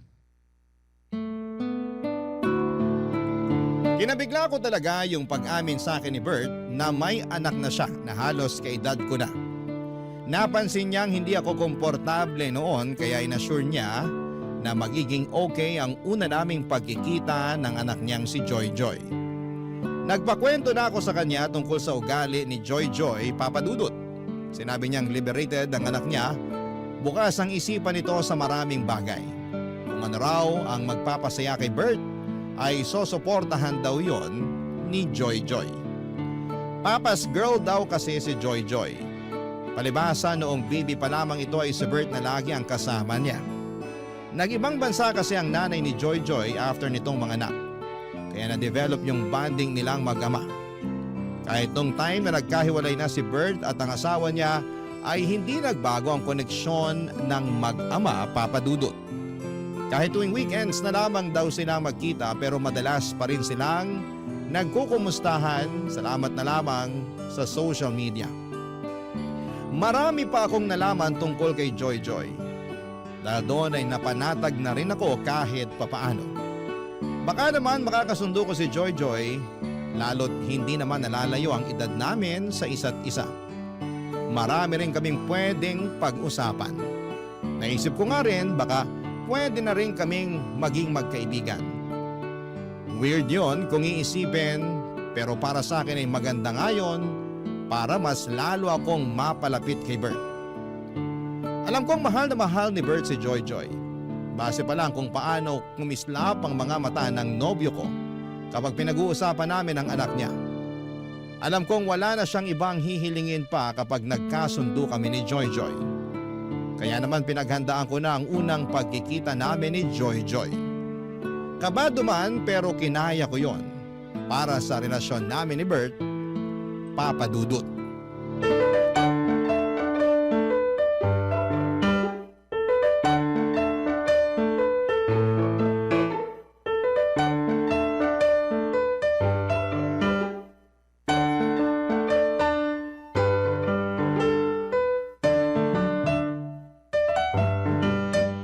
Joy Joy, ito pala ang tita Kati mo. Pwede bang Kathy na lang ang itawag ko sa'yo? Kasi naman 5 years lang ang agwat natin sa isa't isa eh. Ay, mas gusto ko nga yan. Aba, una pala nagkasundo na kayong dalawa. Mukha naman kasing madaling pakisamahan tong si Kathy eh. Saka mukhang marami kaming mapagkakasunduan.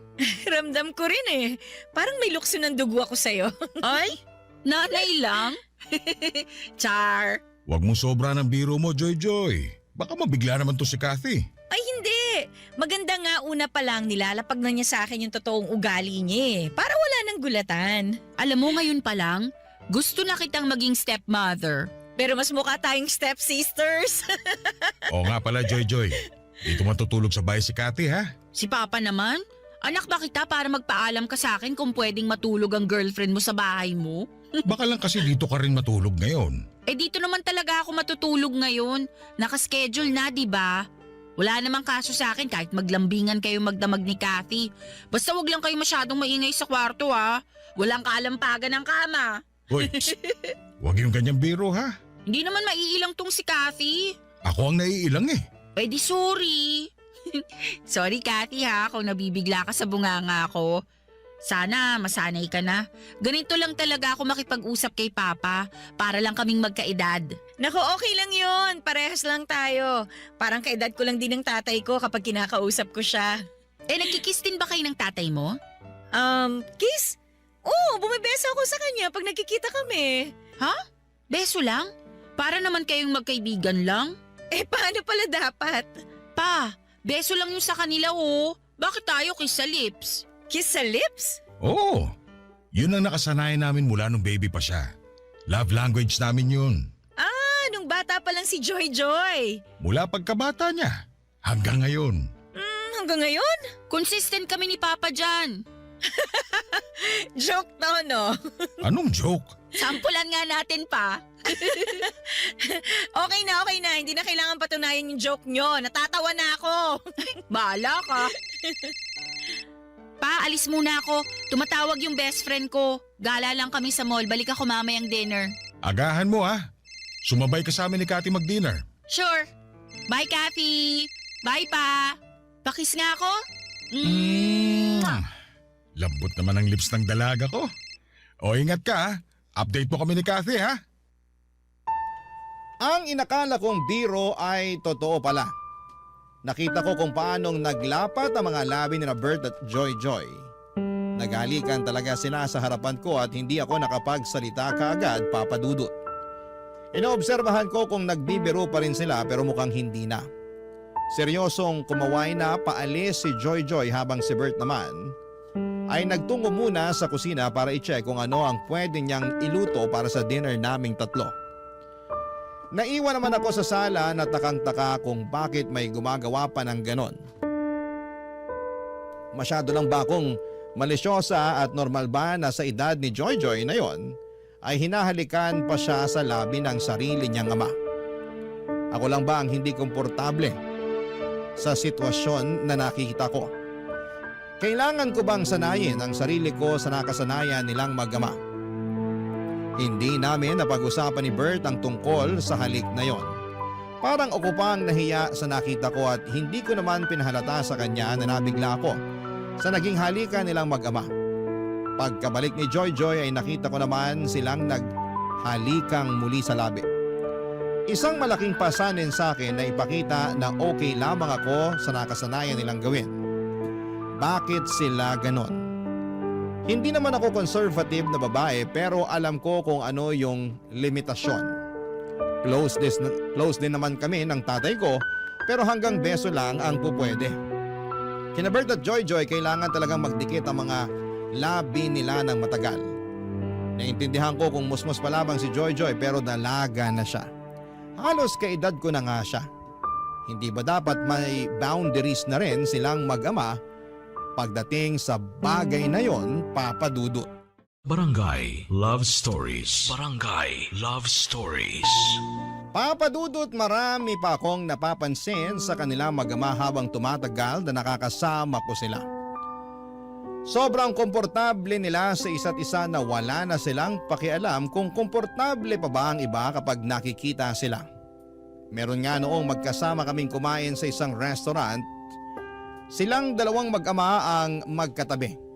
Inakala ng lahat na sila ang magkarelasyon at kaibigan lamang ako ni Joy. Paano ba naman kasi iba ang dikitan nila sa isa't isa? Iba rin ang yakapan na akala mo ay magkarelasyong sabik sa bawat isa. Panay din ang halikan nila sa labi kahit anumang oras nila piliin.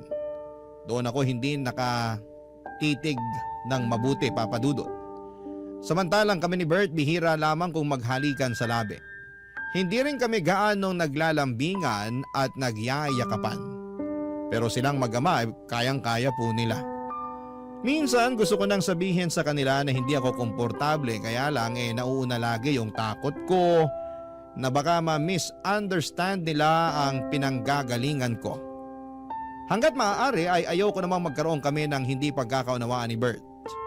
Saka napapalapit na rin kasi kami ni Joy sa isa't isa. Ayoko ring masira ang nasimula naming samahan. Ang hirap pa namang ibalik ang magandang samahan kapag nagkalamat na. Kaya pinilit kong itikom ang labi ko para lamang masigurado na hindi ako ang magiging dahilan para lumayo ang loob nila sa akin. Pero isang araw ay meron na naman akong hindi nagustuhan sa ginawa nila.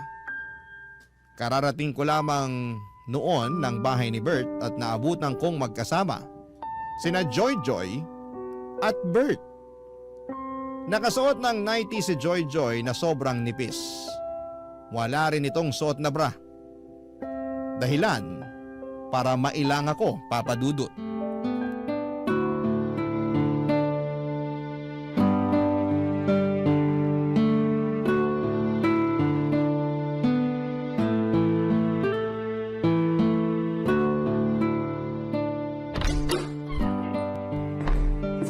Bert? Kathy, late ka na dumating ha. Sorry na traffic kasi ako eh. Kanina ka pa namin hinihintay, Kathy. May nirekomenda kasi akong movie kay Papa. Tara, panoorin na natin. Okay, sige. Joy? Ano yun?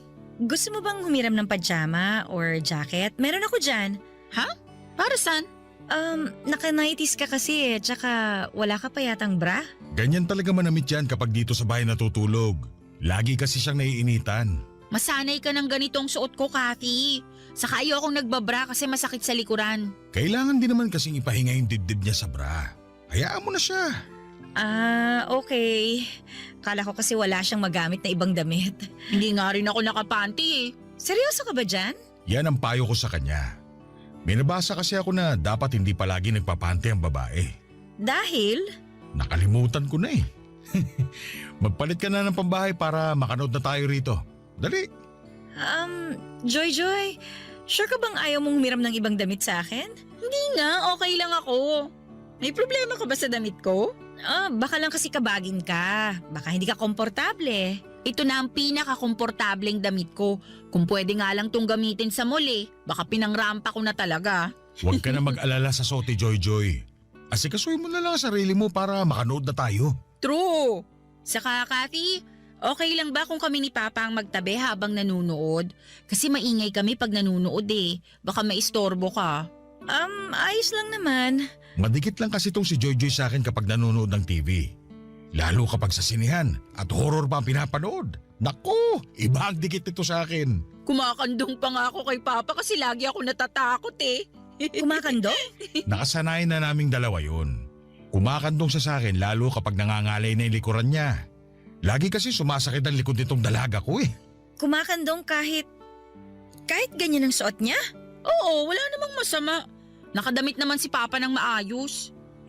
Pero ikaw… Alam mo ikaw, mukhang may problema ka sa suot ko. Huwag mo na nga akong plastikin, sabihin mo na. Medyo nabigla lang kasi ako. Hindi kasi ako sanay makakita nung… Alam mo na, nung babaeng naka-nighties. Medyo conservative kasi ako eh. Ikaw? Conservative? Hindi ka naman ganun eh. Ganun ako, no? Baka hindi lang halata. O sige na nga, naniniwala na ako. Papa? Ano yun anak? Sumasakit na naman yung likod ko. Kakandong ka na? Opo, please.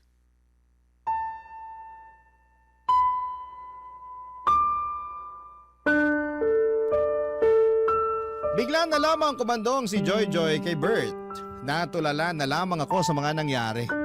Nagmadali akong pumunta sa kwarto hindi para magbihis kundi para magpakalma ng sarili ko.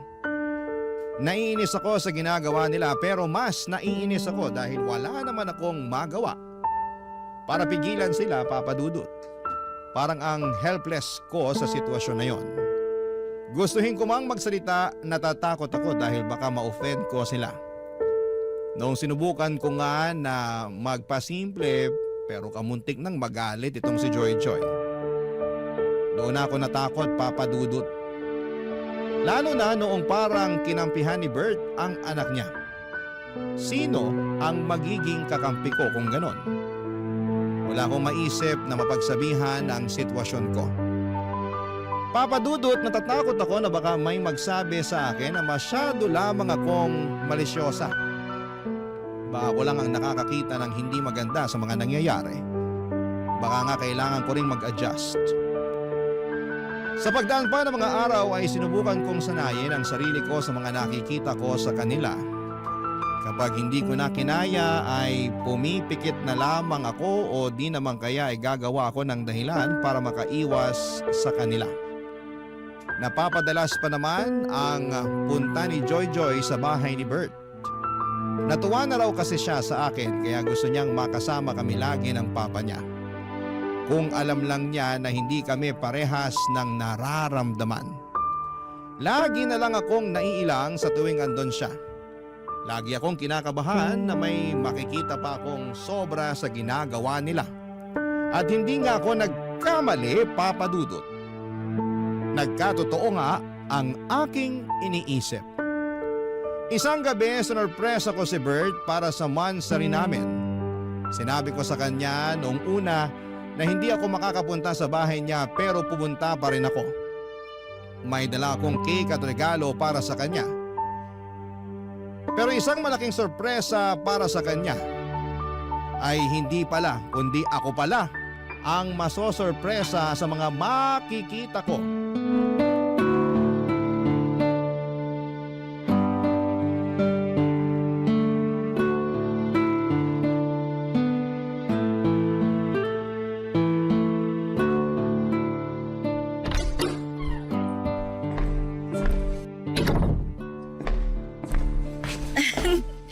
Happy Mansari! Kathy, akala ko hindi ka pupunta. Eh, gusto kitang sorpresahin eh. Happy Mansari! Ikaw talaga. Sana nagsabi ka. Eh di hindi na yung surprise. Bumili pala ako ng cake at saka... Kathy! Sabi ni Papa hindi ka raw pupunta rito sa bahay. Kasi bala ko lang naman siyang sorpresahin kaya nagpanggap akong hindi pupunta. Mukha namang na-surprise si Papa. Maski na ako. Kahit ako na-sorpresa sa'yo eh. Bakit ka naman na-sorpresa? Eh palagi naman akong andito sa bahay ni Papa. Na-sorpresa ako sa suot mo. Ha? May mali ba sa suot ko? Wala namang problema. Nakapanty at bra lang kasi siya. Sabi ko naman sa'yo, mabilis mainitan at pagpawisan to si Joy Joy. May aircon naman, di ba? Hindi effective yan sa akin. Di ba, Papa? Kahit combo pa ng electric fan at aircon, may initan pa rin niyang si Joy Joy. Tingnan mo sa susunod para maniwala ka. Buti nga naabutan mo pa akong nakabra ngayon eh. Madalas kasi. Hindi siya nagbabra? Ba't pa ba ako nagtaka? Uy, may dala kang cake! Ano flavor to, Kathy? Mocha. Uy, paborito ko to. Pa, subukan mo ko ha. Sige, ikaw pa ba? Kuha ka na rin ng platito at panghiwa. Teka, punta na ako ng kusina. Bert, kailangan nating mag-usap. Para saan? Kain muna tayo. Hindi na ako kakain. Sa inyo na lang ni Joy Joy ang cake na to. May problema ba? Hindi ba halata? Ano bang problema? Kayo ng anak mo. Hindi mo ba nakikita kung gaano kasagwa yung mga ginagawa nyo? Anong masagwa? Excited na akong lantakan tong cake. Papa, kandungin mo ko please. Masakit na naman tong likod ko eh. Teka lang muna, Joy Joy ha. Nag-uusap pa kami ni Kathy. Wala na tayong dapat pag-usapan. Pakinggan nyo kung paano kayo mag-usap ng anak mo para maintindihan mo kung bakit ako ganito. Teka, ano bang nangyayari? Pumunta lang ako ng kusina tas nag-aaway na kayo bigla? Ikaw, Joy Joy, kasali ka sa problema. Bakit ba kasi ganyan ka manamit sa tuwing nandito ka sa bahay ng papa mo? Kasi bahay naman to ni papa ko at isusuot ko kung anong gusto ko. Dalaga ka na! 30 ka na! Ilugar mo naman ang pananamit mo. Hindi pwedeng nakabrat panty ka lang tapos kakandong ka sa tatay mo. Ano yun? Tapos lagi kayo naghahalikan sa labi? Malisyosa lang ba ako o mali na yung ginagawa nyo? Malisyosa ka lang. Walang mali sa ginagawa namin ng anak ko. Ito na ang nakasanayan namin bago ka pa dumating. Huwag naman sanang marumi ang isip mo, Kathy. Gusto pa naman kita para kay Papa. Thank you na lang, pero hindi ko na kaya tong ginagawa nyo. Sa inyo na tong cake. Mag-enjoy kayong kumain habang magkakandong. Sa sobrang inis ko ay nagmadali na akong umalis. Nanginginig ako naglakad palabas ng bahay. Hinabol ako kaagad ni Bert at pinigilan niya akong umalis at gusto niya akong kausapin. Sinubukan ko naman siyang pakinggan pero nilalabanan pa rin niya na wala silang ginagawang masama ni Joy Joy. Doon ako napundi. Nagbook na ako kaagad ng masasakyan para makaalis na. Sinabi ko sa kanya bago ako sumakay ng sasakyan na mag-cool off muna kaming dalawa. Gusto ko mag-isip-isip kung tama pa ba na makipagrelasyon sa kanya dahil hindi ako komportable sa kanila ng anak niya. Wala naman na siyang nagawa kung hindi ang pumayag. Hinayaan na rin niya akong makaalis. Sa loob ng sasakyan ay doon ko ipinagpatuloy ang pag-iyak. Nang makauwi ako ng bahay ay hindi pa rin natapos ang sama ng loob ko. Nagkulong ako sa kwarto para umiyak ng umiyak. Pagkatapos noon ay nakatanggap ako ng text mula kay Bert. Sinasabi niya sa akin na bibigyan niya ako ng space. Umaasa pa rin daw siya na magkakaayos kami dahil mahal niya ako. Hindi raw niya kayang mawala ako.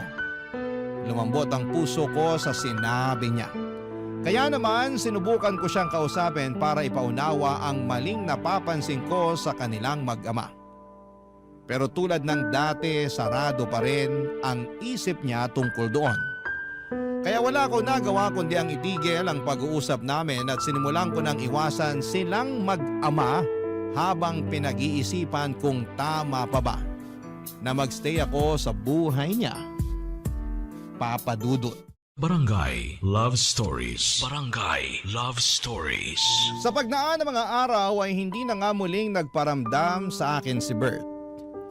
Nirespeto niya ang kagustuhan ko na makapag-isa muna. Pero nami-miss ko siya. Hindi siya matanggal sa isipan ko at in love talaga ako kay Bert. Pero hindi ko naman pwedeng gamitin ang pagmamahal na yon para lamang magstay kung hindi naman ako komportable sa nangyayari sa relasyon namin. Tiniis ko na huwag magparamdam sa kanya. Kahit panayang check ko kung nag-message na ba siya o kung nag-like man lang ba siya ng status ko. Napadalas nga ang pag-post ko sa Facebook para lamang makita kung magre-react pa rin siya pero bigo ako noon. Kahit i-view ang my day ko ay wala pa rin. Kaya ang ginawa ko na lamang ay dine-activate ko na lamang ang Facebook ko para wala akong makita tungkol sa kanya. Nagpaka-busy na lamang ako sa trabaho para makalimutan siya. Pero hindi naging effective. Kapag busy ako sa trabaho ay mas lalo ko siyang naiisip. Hindi na ako makatulog ng maayos dahil nasanay na akong kayakap at katabi siya. Kaya naman niluno ko na ang pride ko at minessage ko na siya, Papa Dudut. Mabilis naman niya ako nireplyan at sinabi ko sa kanya na puntahan niya ako sa kondo para makapag-usap kami. Mabilis pa sa 4:00 ang pagdating niya. Nanginginig akong pinagmasdan siya at na-miss ko talaga siya. At naramdaman ko namang ganon din siya sa akin. Niyakap niya ako at hindi ko naman pinagkait sa kanya ang isang yakap pabalik. Alam kong hirap talaga akong tiisin siya dahil mahal na mahal ko siya. Kaya sinubukan kong i-communicate sa kanya ang nararamdaman ko sa relasyon nilang mag-ama, Papa Dudut.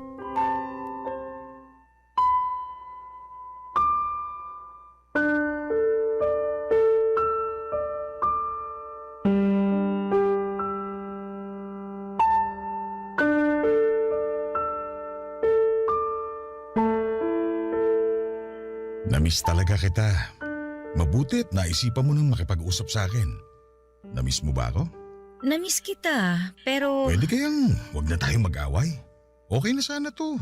hindi na tayo mag-aaway basta mapag-usapan lang natin yung tungkol sa inyo ni Joy Joy. Baka mas lalo lang tayong magkagulo eh. Pwede bang kalimutan na lang natin yun? Hindi ko pwedeng kalimutan yon. Sana pala, hindi mo na lang ako pinapunta rito. Kung hindi ka pa pala okay tungkol doon. Kaya nga kita pinapunta dito para maging okay na tayo. Kailangan lang nating pag-usapang dalawa yon para matapos na. Masyado lang kasing marumi ang isip mo. Hindi marumi ang isip ko. Kahit sinong iharap mo, ganun din ang mararamdaman. Nakakailang. Hindi komportabling tingnan. Ganun lang kami ng anak ko. Kasalanan ba namin kung close kami? Masyado kayong close. Wala namang masama ron. Anong gusto mo? Maging cold at pabaya akong ama sa kanya tulad ng iba? Hindi mo kasi maintindihan yung sinasabi ko eh.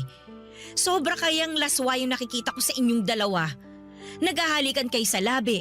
Hindi lang tuwing aalis siya o darating ha. Basta kapag masaya kayo o kahit walang ginagawa, bigla na lang kayong maghahalikan. Para kayong magkarelasyon eh. Halik ng isang ama lang yun. Pwede naman sa pisngin na lang o kaya naman sa noo. Kathy naman. Huwag mo rin akong simulan sa pagsusot niya ng brat panty sa bahay mo habang nakakandong sa'yo. Minsan nga naka-nighties lang eh. Sige, sa susunod sasabihan ko siya na sa tuwing pupunta siya sa bahay ko, huwag siyang kakandong sa akin. Ugaliin niyo na maglagay ng limitasyon sa pagiging close niyo. Sobra ka naman, Kathy. Anak ko yun eh. Nasanay na kami sa ganun. At wala naman kaming nasasaktang ibang tao sa ginagawa namin. Anong tawag mo sa akin? Hindi man ako nasasaktan sa ginagawa niyo pero naiilang talaga ako eh. Hindi ko alam kung bakit hindi mo yun makita. Kasi wala naman ako nakikitang masama. Baka nga nagsiselos ka lang kasi sobrang close kami ni Joy Joy. Baka pakiramdam mo, nawawala na ako ng oras sa'yo. Ha? Bakit ko naman pagsisilosa ng anak mo? Hindi lang ako komportable sa pinapakita niyo sa akin kapag nakaharap ako sa inyo. Ay, nako. Parang wala namang mananalo sa usapang ito. Ay wala talaga. Hanggat hindi mo nakikita kung ano yung point ko. Bert, sabihin mo nga sa akin, ano pa ba yung madalas niyong ginagawang mag-ama para ipakita yung closeness niyo sa isa't isa? Mga normal na bagay lang. Anong normal na bagay? Tabi kami matulog. Nakapanty at bra na naman ba siya? Sabi ko naman sa'yo, mabilis siyang mainitan eh. Ay naku, ano pa? Ayoko na magsabi, baka magalit ka na naman. Eh mas magagalit ako kapag hindi ka nagsabi. Ay, sabay kaming maligo. Nang nakahubad kayong pareho? Malamang. May maliligo bang nakapantalon at t-shirt? Papadudot na irita ako sa pamimiloso po ni Bert. Pero wala nang mas nakapagpairita sa akin nang malaman ko kung ano pa ang ginagawa nilang dalawa. Bakit hindi nila makitang mali yung mga nakasanayan nila? Dalaga na ang anak ni Bert pero kung umasta siya akala mo ay sanggol lamang ang anak niya. Halos kilabutan ako sa mga sinabi ni Bert, Papadudot. Kasama mo matulog ang anak mo nang nakahubad? Kasama pang maligo nang nakahubad? Paano sila nagiging bulag sa mga ginagawa nila? Wala bang ibang taong nagsasabi sa kanila na may mali na? Ang dami kong tanong noon pero dahil sa galit ko ay mas pinili ko na lamang na paalisin si Bert. Baka kung ano pang maidagdag niya na makapagpawala ng respeto ko sa kanya. Hindi ko na kinaya.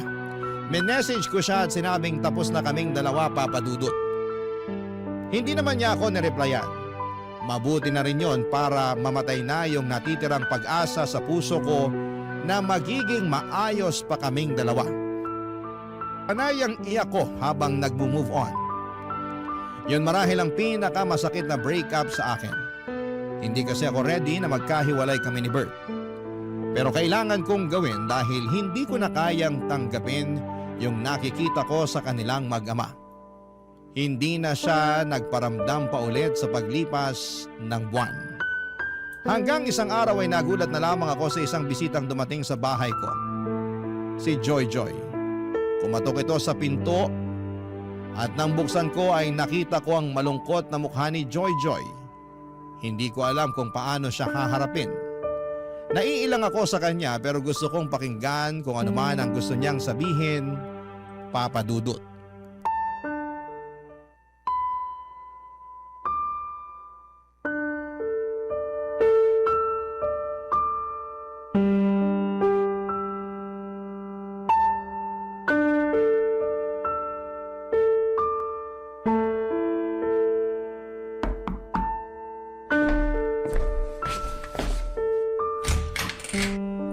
Anong ginagawa mo dito? Makikipag-usap sana sa'yo. Pasok ka. Inutusan ka ba ng papa mo na pumunta dito? Hindi, nagkusa ako. Tungkol saan naman ang pag-uusapan natin? Alam mo na kung ano. Hindi naman na kailangan. Hiwalay na kami ng tatay mo eh. Wala na ring sense para pag-usapan pa yon. Alam kong mahal niyo pa ang isa't isa. Lalo na si Papa. Kung alam mo lang kung gaano kalungkot si Papa ngayon. Kasalanan naman niya. Hindi niya ako pinakinggan eh. Pinakinggan ka naman namin. Kaya lang, kami ang hindi mo maintindihan. Ako nga tong hindi niyo maintindihan eh. Wala bang nagsasabi sa inyo na nakakailang ang mga ginagawa niyo? Wala naman kaming natatapakang ibang tao. Yung tanong kong sagutin mo, wala bang pumupuna sa ginagawa niyong mag-ama? Meron, pero... So hindi lang pala ako, no? Pero pinaramdam niyo sa akin na ako lang tong malisyosa. Kasi hindi naman big deal sa amin eh. Ewan ko ba sa ibang tao kung bakit hindi sila maging open-minded? Ang hirap maging open-minded sa ginagawa niyo, Joy Joy. Parehas mo rin pala yung mga niligawan at naging ex ni Papa eh. Akala ko pa naman iba ka sa lahat. So marami pala kaming kontra sa ginagawa niyo ng tatay mo? Kasi makikitid ang utak nyo. Ay naku Joy Joy, makinig ka. Hindi ako kontra sa pagiging malapit nyo sa isa't isa ng tatay mo. Pero sana sa edad mo, dapat alam mo na kung ano yung mga bagay na hindi mo ginagawa kasama siya eh. Hindi ka na pwedeng naka-bra at panty lang habang kumakandong sa kanya. Wala na rin sanang halikan sa labi na maganap. Bumeso ka na lang tulad ng ibang mga anak. Sa ganun ako pinalaki ni Papa eh. Kaya nga sinasabi ko sa'yo na mali ang tatay mo na ipagpatuloy pa kung ano yung ginagawa niyo noon. Kahit yung pagtulog na nakahubad ka, katabi siya. Sinong hindi magtataas ng kilay kapag nalaman nilang ginagawa niyo yung ganon? Parehas mo talaga ang mga ex ni Papa. Pinagseselosa nila ako dahil sobrang close naming dalawa. Hindi na selos yung nararamdaman nila. Namin. Hindi na kami komportable. Ang nanay mo ba, alam ba niya yung ginagawa niyo? Hindi naman siya nagtatanong eh. O subukan mo sabihin sa kanya para magkaalaman na. Baka hindi ka na niya ulit papuntahin sa tatay mo kapag nalaman niya yan. Open-minded ang nanay ko. Kaya alam kong wala lang sa kanya to kapag sinabi ko sa kanya. Okay, sige. Hindi na ako lalaban kasi buhay niyo naman yan eh. At saka, tapos na rin kami ng tatay mo. Good luck na lang sa next na stepmother mo kung payag siya sa mga inaakto niyo. Pero Kathy, ikaw na kasi ang gusto ko para kay Papa. Kahit may hindi tayo pinagkakaunawaan, alam kong ikaw yung dapat para kay Papa. Saka alam kong mahal na mahal ka rin niya. Sa'yo ko lang siya nakitang ganun kasaya eh. O so anong punto mo? Baka naman pwede mo nang isang tabi yung pagkailang mo sa ginagawa namin ni Papa. Tapos balikan mo na siya. Naaawa na kasi ako sa kanya eh. Please, Kathy. Please. Nangingilid ang mga luha ni Joy Joy habang pinapakiusapan akong balikan si Bert. Aminado akong naapektuhan ako sa huling sinabi niya. Nakaramdam ako ng kurot, mas lalo namang nag-ingay ang puso ko. Isinasagawa na naman nitong sinisigaw na naman nitong muli si Bert. Bigla ko namang na-miss si Bert, Papa Dudut. Pinalis ko muna si Joy Joy para makapag-isip-isip ako bago siya tuluyang lumabas ng pintuan. Hinawakan pa nito ang kamay ko at nagmakaawa na huwag ko raw iwan ang tatay niya. Hindi raw niya kayang makitang lugmok sa kalungkutan ng tatay niya. Doon ko naramdaman kung gaano niya kamahal si Bert. Tumango na lamang ako at sinabing kami na lang ng tatay niya ang mag-uusap sa dapat na gawin. Pagkatapos noon ay nagmadali akong isarado ang pintuan at doon ako napasantan. Para ako nanghina sa naging usapan namin. Ilang araw na akong naguguluhan sa dapat kong gawin, Papa Dudut. Mahal na mahal ko po si Bert. Wala na akong ibang lalaki na nakikitang makakasama kung hindi siya. Kaya lang ay hindi ko talaga matanggap ang ginagawa nilang mag-ama. Sinubukan ko namang sabihin yon sa kanila pero mukhang hindi nila babaguhin ang nakasanayan nila.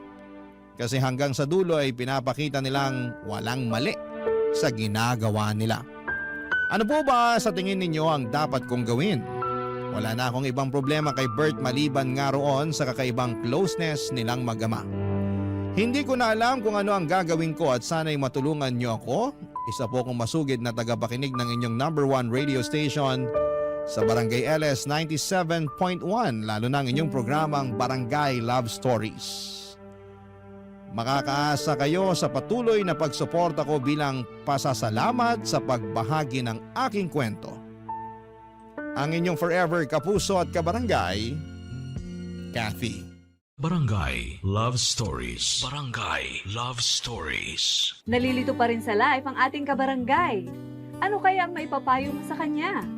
Ibahagi mo yan sa ating comment section para mabasa rin niya. Barangay LS 97.1. 97.1. Forever. Number 1.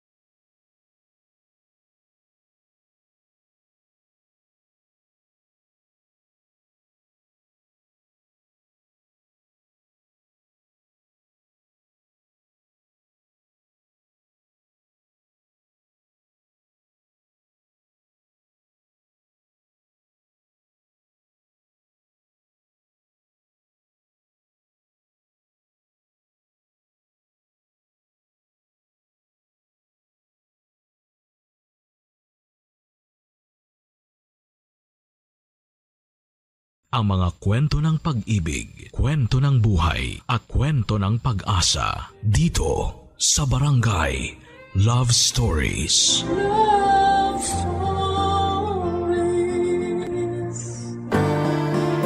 Biyayang magkaroon ng isang tao na handang manatili sa iyong tabi gaano man kalakas ang unos ng buhay na iyong pinagdaraanan.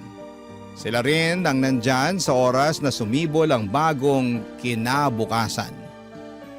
Ikaw, kabarangay, meron ka bang kaagapay sa buhay na ito? Dear Papa Dudut, good day po sa inyo at sa mga nakikinig ng Barangay Love Stories, tawagin niyo na lamang po ako sa pangalang Minerva, isang teacher na nagtuturo sa isang pampublikong paaralan dito sa Valenzuela. 40 anyos na ako ngayong taon at kahit na abala ako sa aking trabaho, ay nakakahanap pa rin ako ng oras para makinig ng inyong programa, Papa Dudut. Paborito ko kasi ang mga istorya na tinatampok ninyo. Lalong-lalo na ang tungkol sa pag-ibig. Ako man at ang aking asawa na si Danilo ay meron ding istorya na aming pag-iibigan na gusto kong ibahagi sa inyong programa. Hindi rin kasi yon naging madali. Kaya nga umaasa ako na kapupulutan po ito ng aral, inspirasyon at kilig ng mga kabarangay natin. Magsisimula ang lahat noong kami ay nasa kolehiyo pa lamang. Education ang kurso na kinuha ko, samantalang business related naman ang kay Danilo. Noong mga panahong yon, 1 linggo na kaming magkasintahan nang isinama ko siya sa bahay namin para ipakilala sa Nanay Salve at Tatay Hinerko. Kaso'y hindi naging maganda ang una nilang pagkikita, Papa Dudut.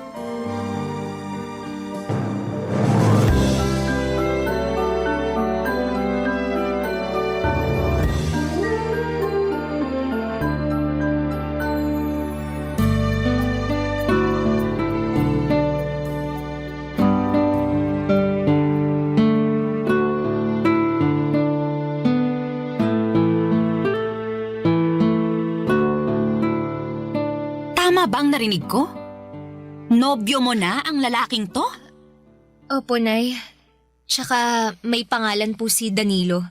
Huwag niyo po siyang tawagin ng ganyan. Tatawagin ko siya sa gusto kong itawag sa kanya. Huwag mo kong diktahan. Di mo naman kami masisisi ng nanay mo kung nagulat kami na may nobyo ka na pala. Wala ka rin kasing nababanggit sa amin, anak. Pasensya na po kayo, Tay. Hindi ko naman po intensyon na itago sa inyo. Hindi lang ako makatsyempo na makapagsabi dahil masyado kayong abala ni Nanay sa pagtitinda. Malamang, kabuhayan natin yun eh. Kung hindi kami magtitinda ng tatay mo, anong ipambibili natin ng pagkain at ipanggagastos dito sa bahay, di ba? Alam ko naman po Alam daw. Kung alam mo, sana matinong lalaki ang pinili mo para maging nobyo. Hindi yung ganyan na mukhang adik sa kanto. Tama ang nanay mo. Sobra naman po kayo, Nay. Nagsasabi lang naman ako ng totoo, no? Hoy, Danilo, sigurado ka ba talagang nag-aaral ka? Sa itsura mo kasi, parang hindi. Nag-aaral po ako. Nay, grabe naman po kayo kay Danilo. Nagtatanong lang ako. Siyempre gusto kong makasigurado na nasa mabuting kamay ka. Na hindi ka sasaktan ng kung sino-sino. Lalo na yung lalaking yan na mukhang hindi gagawa ng matino. Hindi ko po sasaktan si Minerva. Mahal ko po ang anak niyo. Abay dapat lang na mahalin mo ang anak namin. Dahil kung hindi, may kalalagyan ka sa akin. Tay naman, wag niyo naman pong pagsalitaan ng ganyan si Danilo. Wala naman siyang ginagawa sa inyo eh. Wala pa sa ngayon. Pero baka sa susunod meron eh.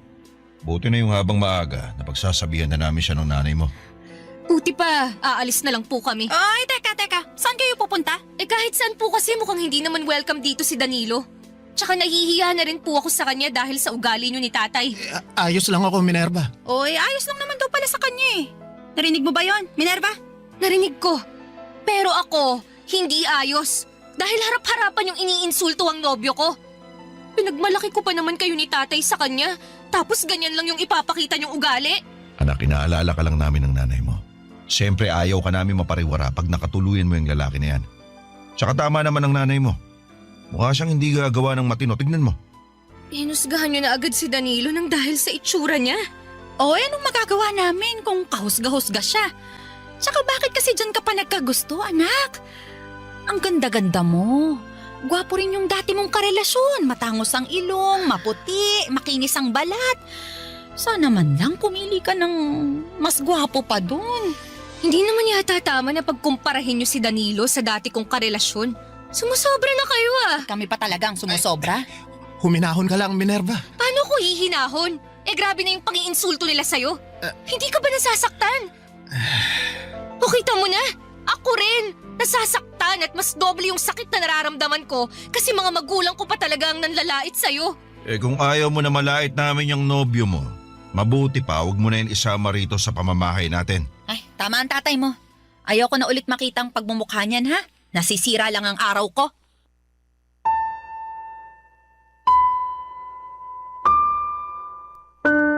Papa Dudut, hindi si Danilo ang unang nobyo ko.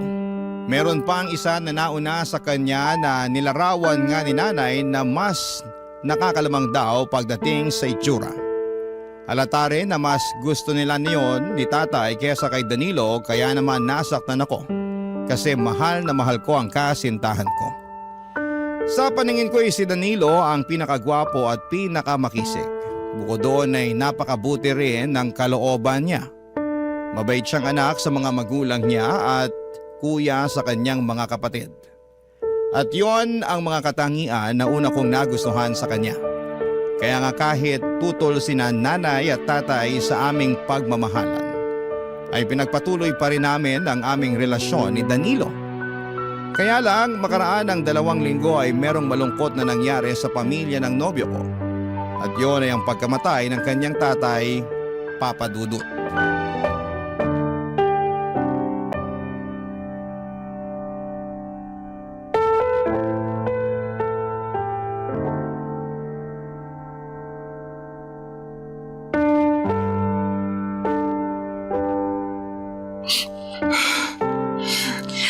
Ang sakit-sakit mawala ng tatay. Hindi pa kami handa eh. Masyadong biglaan yung nangyari. Hindi nga ako nakapagpaalam sa kanya bago siya nawala. Sobrang sakit. Para ako mamamatay. Iiyak mo lang, Danilo. Andito lang ako para damayan ka. Maraming salamat, Minerva. Kung wala ka, baka hindi ko kayanin. Huwag mong sabihin yan. Marami ka ng kinaya nung wala pa man ako sa buhay mo, di ba? Oo, pero iba naman ngayon. Lalo nangyari pa to sa pamilya namin, kaya mas kailangan kita. Sa totoo lang, di ko na alam kung paano na kami pagkatapos mailibing si tatay. Anong ibig mong sabihin? Siya lang kasi yung nagtatrabaho sa amin, kaya sigurado mahihirapan kaming makapagpatuloy nito. Tapos sakitin din si nanay at maliliit pa ang mga kapatid ko, kaya walang pwedeng ibang asahan na magtrabaho kundi ako. Ibig mong sabihin, mag-working student ka? Tingin ko nga hindi ko kakayanin lalo sa sitwasyon ng pamilya namin eh. Kaya nga naisip ko na tumigil na muna sa pag-aaral at mag-focus na lang sa paghahanap ng trabaho. Sigurado ka na ba sa desisyon mong yan? Oo. Napag-isipan ko na yon at kinausap ko na rin naman si nanay. Anong sabi niya? Ayaw niya kasi 2 taon na lang graduate na sana ako. Pero naisip ko na matagal pa yun. Paano na lang kami mabubuhay sa 2 taon na yun, di ba? Ibig sabihin hindi kami kakain? Hindi magbabayad ng bills at hindi bibili ng maintenance ng mga gamot ni nanay? Ayoko namang mangyari yun. Kaya kung kinakailangan na magsakripisyo ako, gagawin ko. Naiintindihan ko naman ang sitwasyon. Hindi ko lang napigilang manghinayang kasi pangarap nating makapagtapos ng sabay, di ba? Tapos iba pa rin kapag may diploma kang hawak. Kumbaga, mas maraming malalaki at magagandang oportunidad ang darating sa'yo. Oo nga, pero wala akong choice eh. Mahirap lang din ang mga kamag-anak namin kaya di namin sila pwedeng asahan na tumulong sa amin sa lahat ng pagkakataon. Sa bagay. Kaya, pasensya ka na kung biglaan yung desisyon ko ha. Ay, huwag kang humingi ng pasensya. Lalo't hindi mo naman kontrolado ang sitwasyon. Kaya nga eh. Nakakalungkot lang kasi. Bakit ngayon pa talaga nangyari to kung kailan malapit ko na sanang matupad yung pangharap sa akin ni tatay na makapagtapos ako? Naniniwala ako na hindi rin naman ginusto ng tatay mo yung nangyari. At proud siya sa'yo, ano man ang maging desisyon mo sa buhay. Ganon din ako, Danilo. Proud na proud ako sa'yo. At tulad nga ng sinabi ko kanina nandito lang ako para suportahan ka. Hindi lang ngayon na may pinagdaraan ng mabigat ang pamilya nyo, kundi araw-araw, palagi lang akong nasa tabi mo. Salamat, Minerva. Malaking bagay na nandyan ka. Mas kaya ko kasi nandyan ka. Oo naman, kasama mo ko. Kakayanin natin to. Papadudot, dahil sa ang tatay lamang ni Danilo ang nagtatrabaho sa kanila ay masasabi ko na napilay talaga ang kanilang pamilya. Kaya naman napilitan siyang huminto sa pag-aaral at pinagtuunan na lamang ng pansin ng paghahanap ng trabaho. At bilang nobya niya ay sinuportahan ko siya sa bagay na yon kahit na nga noong umpisa ay nang hinayang pa ako para sa pag-aaral niya. Hindi nagtagal, Papadudot, ay nakapasok bilang helper si Danilo sa isang pabrika sa lugar namin. Pero 6 na buwan lamang siya doon nang magdesisyon siyang subukang mag-apply sa call center. Ako ang kasama niya sa kanyang mga interview at pangunahing taga-suporta niya. At sa awa ng Panginoon, nakapasa siya at natanggap bilang isang agent. Papadudot, proud ako kay Danilo sa ipinakita niyang determinasyon at hindi pagsuko sa buhay. Barangay Love Stories. Barangay Love Stories. Papadudot, kahit na nagtatrabaho na si Danilo noon at mas naging abala na nga sa bagong mundo na pinasok niya, ay hindi pa rin niya napapabayaan ang aming relasyon. Marami kasing magkasintahan noon na naghihiwalay lalo na kapag hindi balanse ng tama ang kanilang mga ginagawa. Pero ibahin ninyo si Danilo, Papadudot, dahil sinabi niya sa akin na kasama ako at ang relasyon namin sa priority niya. Sa katunayan, tuwing day off niya ay pumupunta siya sa bahay para samahan akong mag-aral at gumawa ng mga projects para sa aming klase. Kahit na ayaw na sana siyang papuntahin doon ni nanay at tatay, sa uli wala naman silang nagawa. Malaki ang pasasalamat ko sa suporta na binibigay niya sa akin. Minomotivate rin niya ako na tapusin ang aking pag-aaral. Dahil pangarap namin yon ng mga magulang ko. Kaya nga mas lalong lumalim ang pagmamahal ko para sa aking nobyo, Papadudot.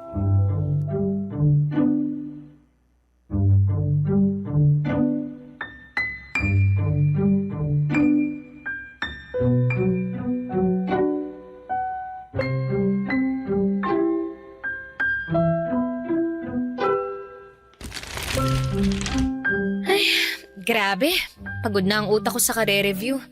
Pwede bang kumain muna tayo? May biko sa ref, luto ni nanay. Gusto mo ba? O sige, sakto. Gutom na rin ako. Kuha ako, sandali lang tubig. Gusto mo rin? Oo, salamat. Walang anuman. Wait mo ako dyan Sigurado akong magugustuhan mo tong biko ni nanay. Specialty niya to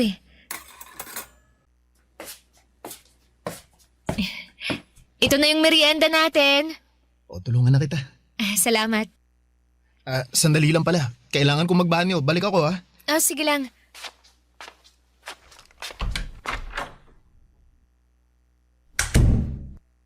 Oh, dahan-dahan, Hiner, ha? Baka matalisod ka niyan Ewan ko na lang sa'yo. Dadahan-dahan naman ako Masakit lang talaga tong tagiliran ko. Nay, tay, andyan na po pala kayo. Tulungan mo nga kami rito ng tatay mo. Kanina ko pa inaakay, nabibigatan na ako. Sige po. Tay, kapit kayo sa akin, ha? Salamat, anak. Upo muna po tayo para makapagpahinga kayo. Sige. Salamat. Kasandal na rin tong likod ko. Kanina pa ito sumasakit Kanina pa rin sumasakit ang likod ko sa'yo, Hiner. Pasensya ka na. Kung kaya ko lang yung sarili ko, di sana di na ako nagpatulong sa'yo, di ba? Huwag na po kayong mag-away. Hindi kami nag-aaway, anak. Oo, nandito na po pala kayo, Nay, Tay. Anong ginagawa ng lalaking to dito? Nay, pinapunta ko po rito si Danilo para tulungan akong mag-review. Bakit? Hindi ka ba marunong mag-review mag-isa? Bakit kailangan mo pang tulong niya? Tapos nakuha mo pa talagang pakainin at painumin niyang lalaki na yan. Nay naman. Ganitong napapagod ako at nai-stress na nangyayari tapos sumabay ka pa talaga, Minerva. Kabilin-bilinan namin sa'yo na wag mo nang isasama yung nobyo mo dito sa pamamahay natin. Pero sige ka pa rin. Wala naman pong ginagawang masama si Danilo. Pasensya ka na sa nanay ko Pagod lang siya. Hindi, ayos lang. Naiintindihan ko naman. Ay, naku naman talaga. Ganyan na ba mga kabataan ngayon? Hirap niyong pagsabihan. Wala naman po kaming ginagawang masama. Salve, hayaan mo na sila. Kaysa naman sa bahay ng nobya niya tumambay ang anak mo. Gusto mo ba yun? Siyempre ayoko.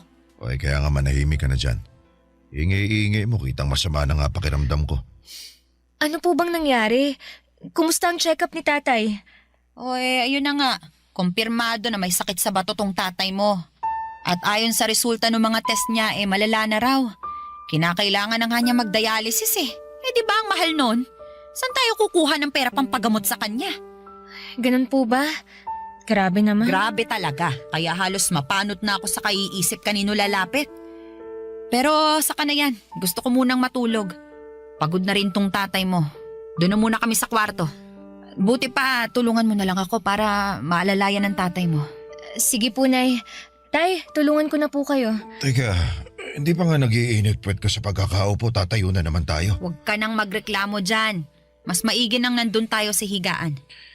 Sige na nga, para makahiga na rin ako.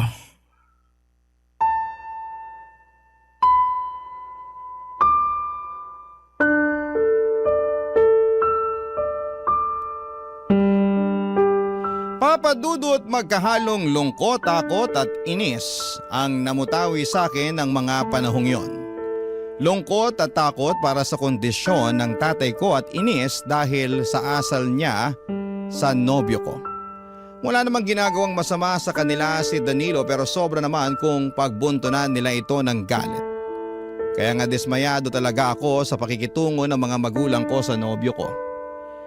Sa kabila ng lahat, sinabi ni Danilo na hindi naman daw niya dinibdib yon.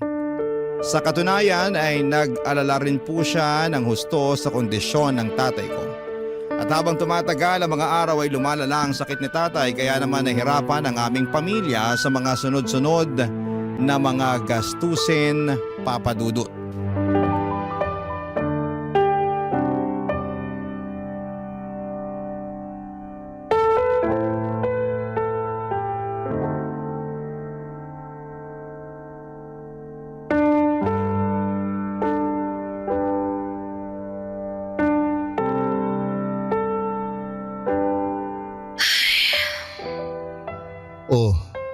Kanino ko pa napapansin na panay ang buntong hininga mo Sorry Hindi ko lang mapigilan Nalulungkot kasi ako kaya hindi tuloy tayo makapag-concentrate sa pagre-review natin. Ay, okay lang naman. Pwede tayong huminto sandali para pag-usapan kung bakit ka malungkot. May problema ba, Minerva? Meron. Malaki. At tungkol yun kay tatay. May nangyari ba sa tatay mo? Sabihin mo sa akin. Habang tumatagal, lalong lumalala yung sakit niya Tapos nitong mga nakaraang araw labas-pasok na siya sa ospital para magpa-dialysis at magpa-check up. Bukod kasi sa sakit niya sa bato, may iba pa siyang sakit na iniinda. Kaya halos masaid na yung pera namin sa gastos pagpapagamot sa kanya. Tapos yung kaisa-isa naming negosyo na tindahan sa palengke baka malugi pa. Ano na lang kami, diba? Nalulungkot akong malaman yung sitwasyon ng pamilya niyo, Minerva. Kung may maitutulong ako, magsabi ka lang sa akin. Pwede akong magbigay ng kahit konting tulong pinansyal para makabawas man lang sa mga gastusin ninyo. Salamat, Danilo. Pero alam ko naman na malaki rin ang responsibilidad mo sa pamilya mo. Tsaka kamakailan lang may pinagdaanan din kayo. Tapos ngayon pa lang kayo nakakabawi ulit. Naku, wala namang kaso yon, lalo't pamilya mo naman ang dumaraan sa pagsubok. Kaya nga nandito lang ako para umalalay at dumamay sa'yo. Hindi naman malaking pera ang kaya kong ibigay pero alam ko makakatulong yun sa inyo. Nahihiya ako sa'yo kasi hindi mo naman kami responsibilidad. Pero mahal ko kayo. Lalo ka na. Mahal mo pa rin si nanay at tatay kahit hindi maayos ang trato nila sa'yo. Oo naman kasi mga magulang mo sila eh. Saka naniniwala naman ako na magbabago rin sila pag nakita nila na seryoso ako sa pagmamahal sa'yo. At yun ang gusto kong patunayan sa kanila. Na iingatan kita, aalagaan, mamahalin, at hindi sasaktan. Salamat Danilo. Malaking bagay na nandyan ka. Lalo't dumaraan ang pamilya namin sa pagsubok. Salamat kasi kahit na busy ka sa trabaho mo, dinadamayan mo ko. Sinasamahan at sinusuportahan sa pag-aaral ko. Kahit na nga pinanghihinaan ako ng loob at question ko na yung sarili ko kung kaya ko pa bang makapagtapos. Ha? Anong ibig mong sabihin? Naiisip ko kasi na tumigil na lang muna sa pag-aaral. Katulad mo, para maghanap ng trabaho. Gusto ko kasing makatulong kay nanay sa mga gastusin nila ni tatay pampagamot. Tsaka dito na rin sa bahay namin. Kaya lang, sigurado ako na hindi nila magugustuhan yung naisip ko. Lalo't pangarap namin na makapagtapos ako at maging ganap na teacher. Naniniwala naman ako na matutupad mo yung pangarap mo. Pero kung hingin ang sitwasyon na hindi mo na agad-agad, pwede mo namang ipagpatuloy ulit. Pwede mong balikan para tuparin. Katulad mo? Oo. Sa katunayan, nag-iipon na nga ako paunti-unti ng pangmatrikula ko eh. Mabuti naman kung ganun. Basta, sabihan mo ako ha. Nandito lang ako anuman ang mangyari. Pero sana hindi mo na kailanganing tumigil sa pag-aaral. Lalo, ilang taon na lang naman, makakapagtapos ka na. Hindi pa naman buo ang loob ko. Kaya hindi ko pa masabi kung ano talaga ang gagawin ko. Medyo naguguluhan pa ako sa mga nangyayari Kung maluwag naman ang schedule mo at kaya mo, bakit di mo subukang mag-working student? Sa ganung paraan, di mo kailangan tumigil sa pag-aaral. Pero ano kayang trabaho ang pwede kong pasukin? May hiring ba sa inyo at tumatanggap ng part-timer? Sa ngayon wala pa eh. Pero kapag nagkaroon, sasabihan kita kaagad. Salamat Danilo. Salamat. Papa Dudut, buti na lang at nandyan si Danilo para maging kaagapay ko lalo na at dumaraan sa pagsubok ang aming pamilya. Malaking bagay na meron akong napagsasabihan ng aking nararamdaman dahil baka masiraan na lamang ako ng ulo kapag sinolo ko yon. At kapag nga nakakaluwag si Danilo ay nag-aabot siya sa akin ng tulong pinansyal para sa mga gastusin namin sa bahay at maging sa pag-aaral ko. Kaya lalo akong nagsikap na makapagtapos dahil hindi na lamang ako ang mag-isang lumalaban para sa katuparan ng aking pangarap na maging ganap na guro dahil kasama ko na doon si Danilo. At kahit na mahirap, Papa Dudut, at maraming mga gastusin at kasabay pa noon ang pagkakasakit ni tatay ay wala akong hindi kakayanin na may sa katuparan lamang ang mga mithiin kong makapagmarcha sa entablado, bitbit ang sertipiko ng katibayan ng aking pinapangarap, ang aking inaasam na pagtatapos. Barangay Love Stories. Barangay Love Stories. Papa Dudut, hindi nga nagtagal ay nakapagtapos ako ng pag-aaral kaya naman sobrang saya namin ng mga magulang ko. Masayang masaya din po si Danilo at bagaman at hindi siya personal na nakadalo sa seremonya dahil limitado lamang ang mga bisita na pwedeng isama ay in-invite ko na lamang siya sa bahay namin para sa munting salo-salo. Kaya lang makalipas ang 2 linggo ay namatay naman si tatay dahil sa paglala ng kanyang sakit. At sobrang lungkot ko ng mga panahong yon. Buti na lang at nandyan si Danilo upang umalalay nang sa ganon ay makaya ko ang lahat. Pero may mga pagkakataon pa rin na nalulugmok ako lalo na nung matapos ang libing ni tatay Papa Dudut at madalas ko yung maramdaman sa bahay namin.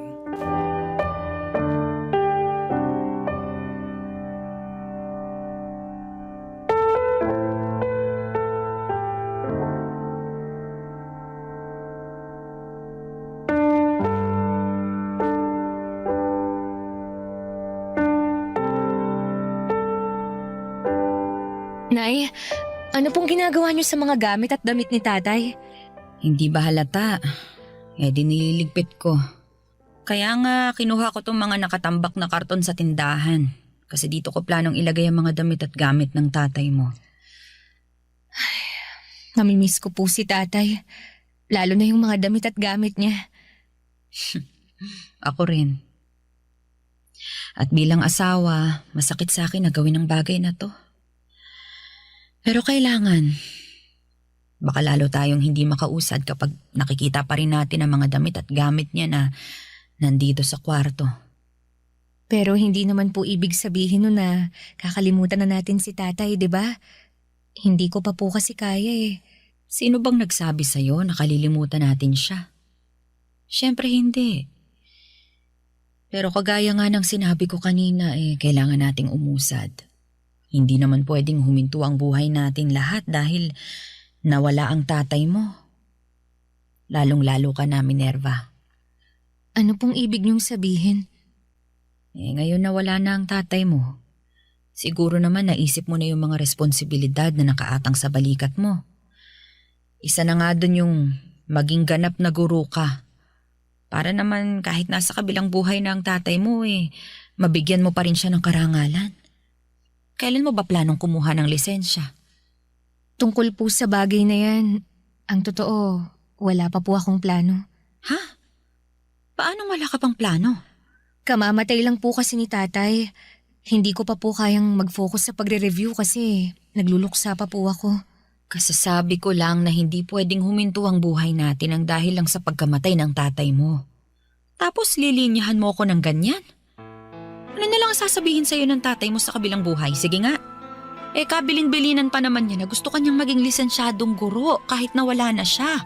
Tapos sasabihin mo sa akin na hindi mo pa kaya? Nay naman Naku, wag mo nga akong artihan ng ganyan, Minerva. Hindi po ako nag-iinarte. Pero sana, wag niyo naman po akong i-pressure. Ipe-pressure kita hanggang maisip mo na hindi ka pwedeng tatamad-tamad lalo't wala na ang tatay mo. Kung hindi ka magiging lisensyadong guro, anong plano mong gawin sa buhay mo, Aber? Hindi ko naman po sinabing hindi ako magiging lisensyadong guro Pero gusto ko po munang magpahinga lalo't nagluluksa pa ako. Luksa ka dyan. Ando na tayo. Pero hanggang kailan? Hindi ko po alam. Yan ang dapat mong alamin dahil wala kang habang buhay para magluksa, Minerva. Kung hindi ka rin lang naman kukuha ng lisensya ngayong taon, mabuti pang magtrabaho ka na lang para makatulong ka dito sa bahay natin. Baka nakakalimutan mong mag-isa na lang ako na nagtataguyod sa inyong magkakapatid. Ay, baka hindi ko kayanin at ako naman ang bumigay at magkasakit. Sige ka. Alam ko naman po yun. At hindi ko rin naman kayo pababayaan Pero sana, bigyan niyo muna ako ng panahon na... Paulit-ulit tayo Hirap kasi sa inyong mga kabataan, mahihina ang loob. Madamdamin, kaya kaunting bagay, kaunting kibot dinidibdib. Huwag ganon, Minerva, ha? Gayahin niyo kami. Kasi kahit na nagluluksa kami, kahit na malungkot ang buhay, nagpapatuloy pa rin kami. Umuusad kahit na mahirap, kasi mas lalo kaming walang mapapala kung magpapakain kami sa kalungkutan.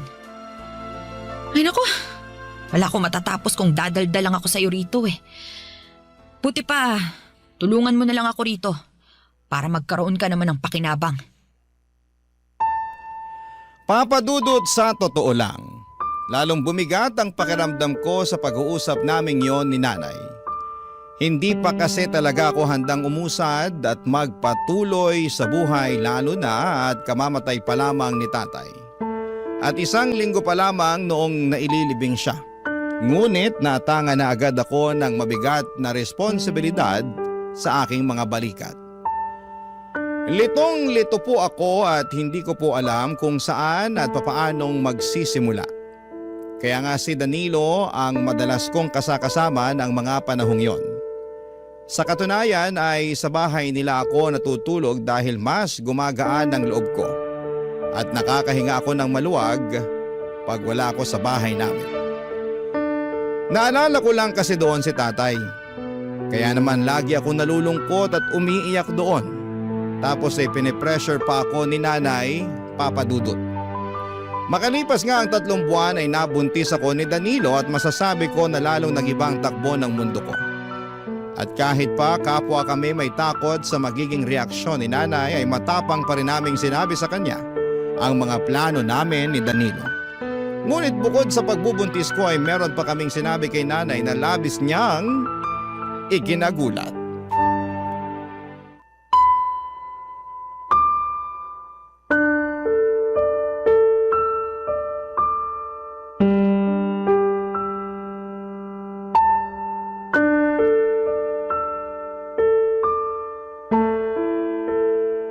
Anong sinabi nyo?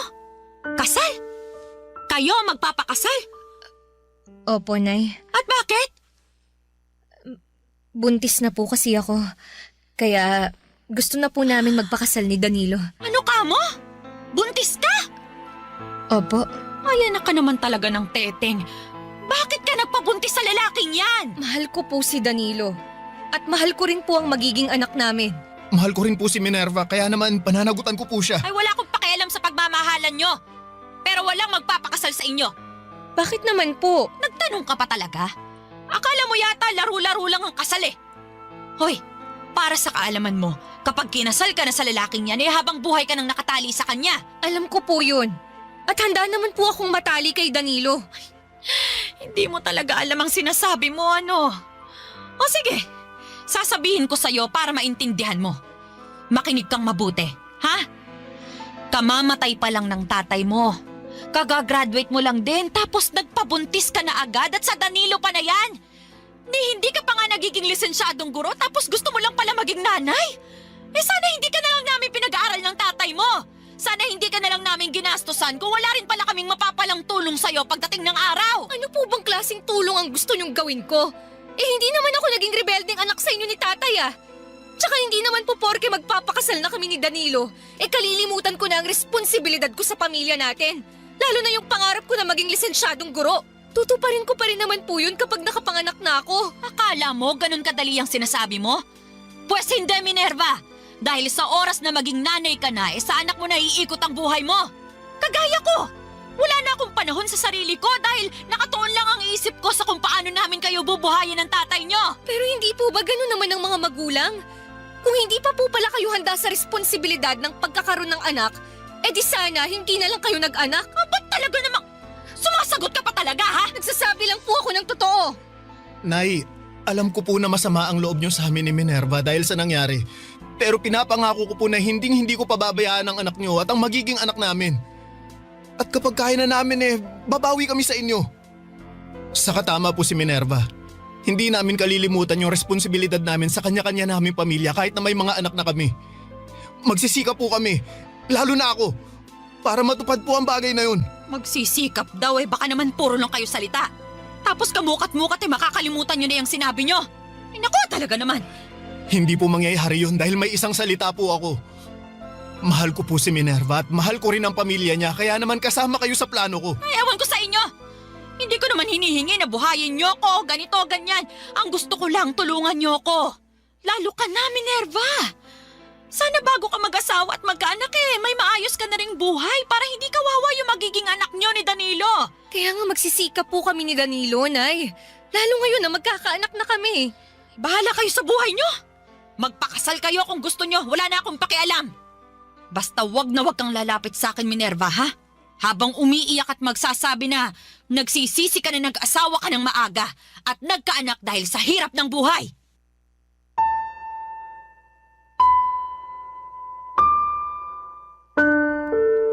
Papa Dudut, kinasal kami ni Danilo sa huwes at nagsama sa iisang bubong. Pero tumira muna kami sa bahay nila para maasikaso ako ng nanay niya hanggang sa makapanganak ako. At mag-isang taon ang baby namin, Papa Dudut. Tapos noong na-promote ang asawa ko sa trabaho niya ay nakaipon kami para makapagrenta ng maliit na apartment. Noong nagdesisyon akong kumuha na ng lisensya sa pagkaguro ay sinuportahan ako ni Danilo. At hindi nga po nagtagal ay nakapasa naman ako at doon na nga nagsimula ang pagtuturo ko. Kung tatanungin ninyo ako kung kumusta kami ni nanay ay masaya akong sasabihin na maayos naman ang relasyon namin. At mahal na mahal niya ang apo niya. Hindi rin kasi niya ako natiis lalo na noong nanganak ako. At siyang nag-alaga sa anak namin ni Danilo kapag nasa trabaho kaming pareho. Sa kabilang banda ay guilty din ako kasi hindi ako agad nakabawi sa kanya lalo na noong namatay si tatay. Kaya nga wala na akong sinayang na sandali noong nabigyan ako ng pagkakataon na tuparin na ang matagal na nilang pangarap para sa akin. At habang tinutupad ko yon ay malaki ang pasasalamat ko sa aking asawa na nanatili sa aking tabi at naniwala sa kakayahan ko. Hanggang dito na lamang po, Papa Dudut, ang sulat ko.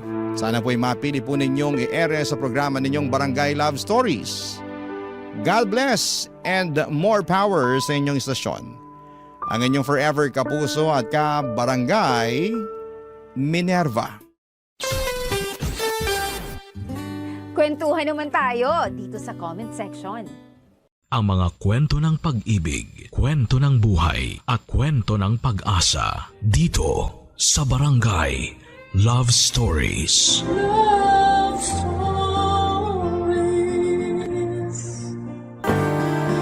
Hanggang kailan ka nga ba magiging pangalawa sa taong lagi mong inuuna? Hanggang kailan ka papayag na maging isang taong tinatakbuhan lang?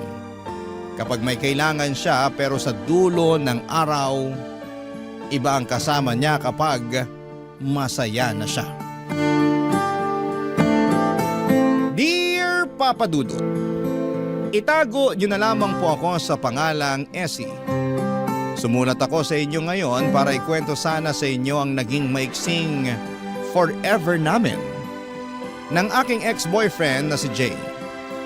Tulad ng mga kakasimulang relasyon, napupuno kami noon ng pagmamahalan at halos ayaw naming malayo sa isa't isa. Updated sa ginagawa ng bawat isa kahit nga magkasama na kami sa trabaho, ay nagte-text pa rin kami at nagkukumustahan kung kaya pa ba ang workload na meron kami sa araw na yon. Ganon kami.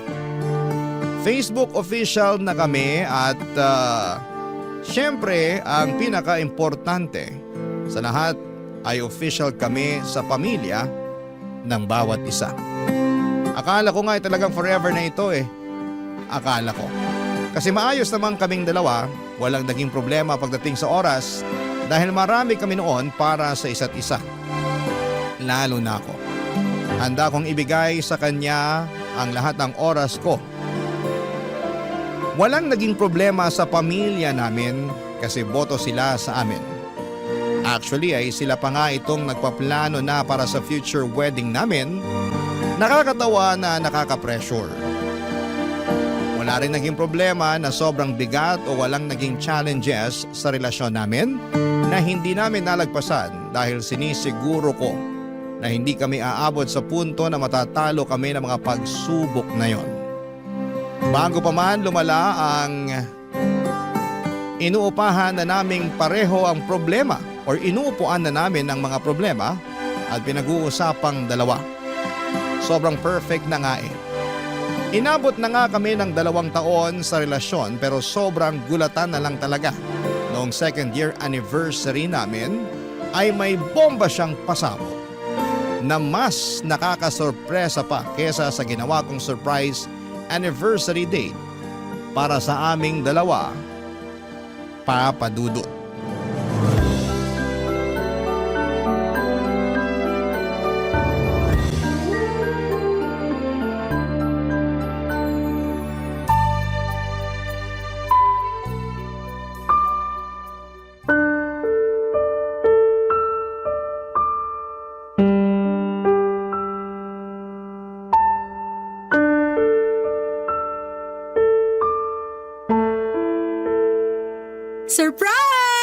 Happy anniversary, babe!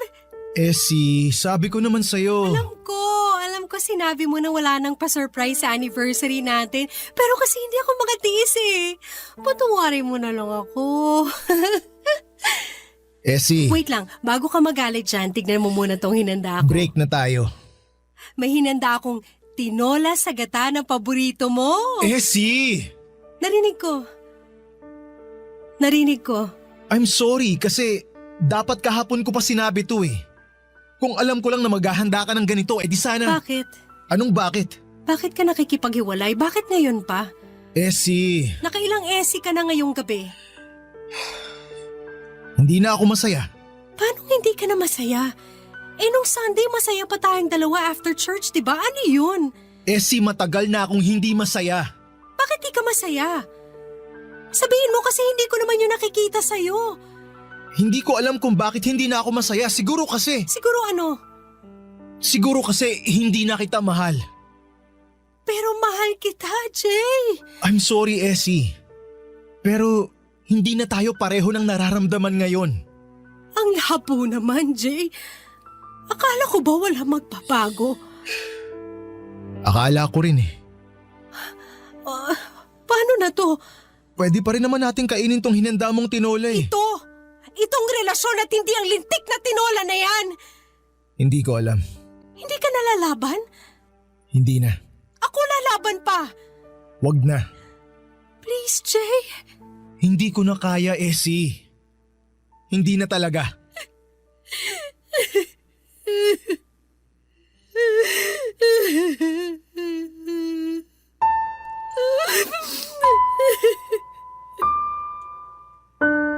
Papadudot ako ang nasurpresa noong gabi ng anniversary namin ni Jay.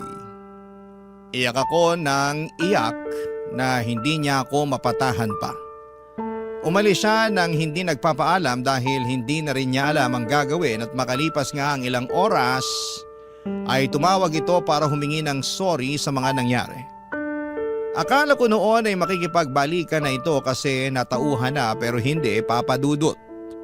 Tumawag ito para sabihin na sana ay hindi pa rin kami mag-iwasan. Na sana sa opisina lalo ay makakapag-usap pa rin kami tulad ng dati dahil hindi naman pwedeng mag-isa sa amin na i-give up ang trabaho dahil lang nagkahiwalay kaming dalawa. Na sana'y kahit na hindi na kami magkarelasyon ay matatakbuhan pa rin namin ang isa't isa tulad ng dati. Tulad noong magkaibigan pa lamang kaming dalawa, papadudot. Hindi ko nasabi sa inyo na bago kami maging magkarelasyon ni Jay ay naging mag-best friend kaming dalawa. Since college, takbuhan na namin ang isa't isa lalo na kapag may problema. Lalo na siya. Lagi ang tumatakbo sa akin kapag may kailangang tulong at andon naman ako para saluhin siya. Nasanay siyang ganon sa akin hanggang sa maging kami. Kaya siguro kahit ngayon na magkahiwalay kami ay gusto pa rin itong maging ganon kami sa isa't isa. Takbuhan kapag may problema at pumayag ako rito. Pumayag akong bumalik kami sa pagiging mag-best friend kung ito ang paraan para hindi siya mawala sa akin dahil aaminin ko na hindi pa ako handa na mawala siya. Baka sa ganitong paraan ay bumalik yung nawalan niyang feelings. Baka makita niya ang halaga ko. Kaya pumayag ako. Naging best friend niya ulit ako o papadudot.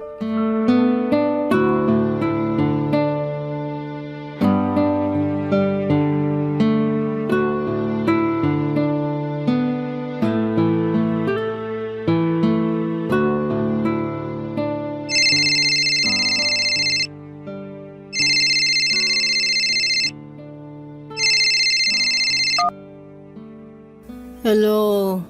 Essie, gising ka pa ba?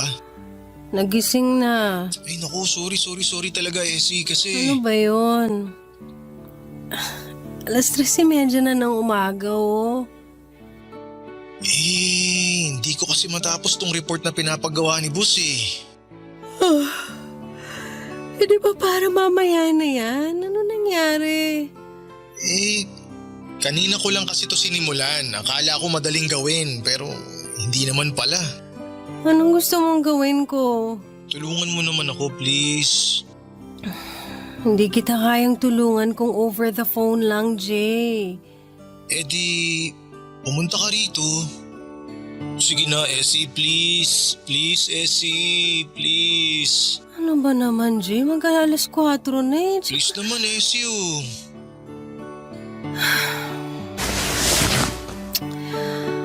Okay. Bigyan mo ako ng 30 minutes. Pwedeng 20 minutes? Okay. Bigyan mo ako ng 20 minutes para mag-prepare. Ayun, thank you. Thank you, Essie. Sobrang thank you. Grabe, maaasahan talaga kita sa lahat. Ano pa nga bang silbi ko sa buhay mo, di ba? Ang laki kaya ng silbi mo. Ikaw ang savior ko eh. Araw-araw. Savior. Oh, bakit mo naman tinawanan yung sinabi ko? Hindi ko tinawanan. May naalala lang kasi ako. Hulaan ko. Nung college tayo, yan ang madalas kong sabihin sa'yo kapag ginagawa mo yung assignments ko, lalo na nung ginawa mo yung thesis ko. At marami pang iba. Ay, kaya nga thank you kasi kahit hindi na tayo, nandyan ka pa rin. Masasandalan, maaasahan. Best friend. Sabi naman sa'yo mas maganda na ganito tayo kaysa… Huwag mo na ituloy ang sasabihin mo para maibaba ko na tong phone at makapag-prepare na ako. Ay, oo nga pala. O paano? See you. See you.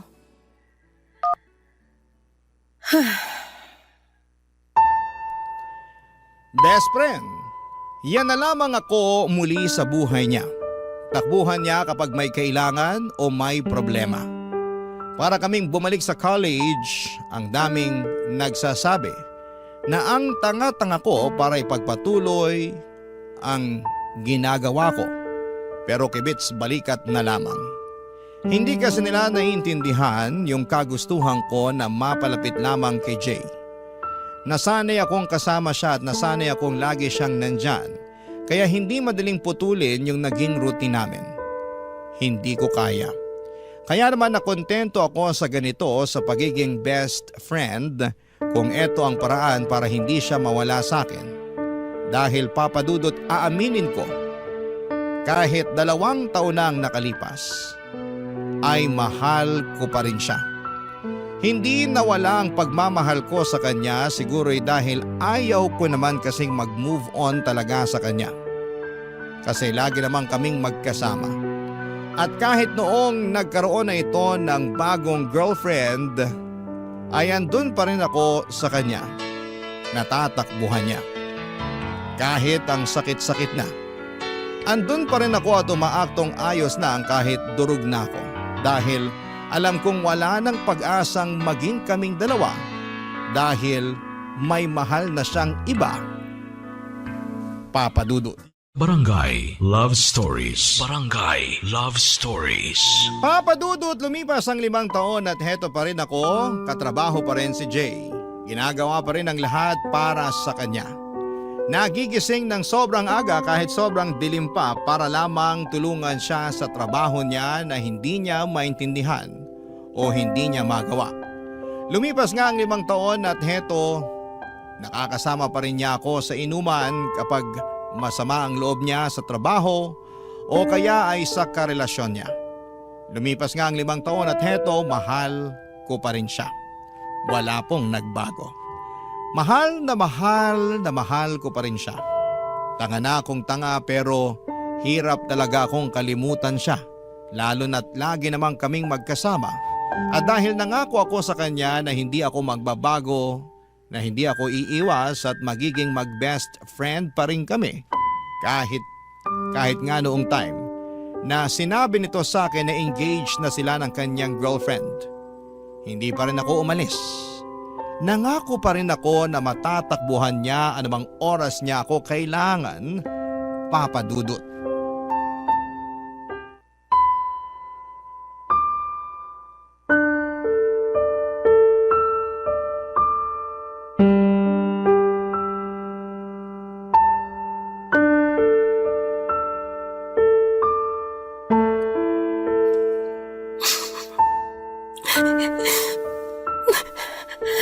Oh, bakit ka umiiyak dyan?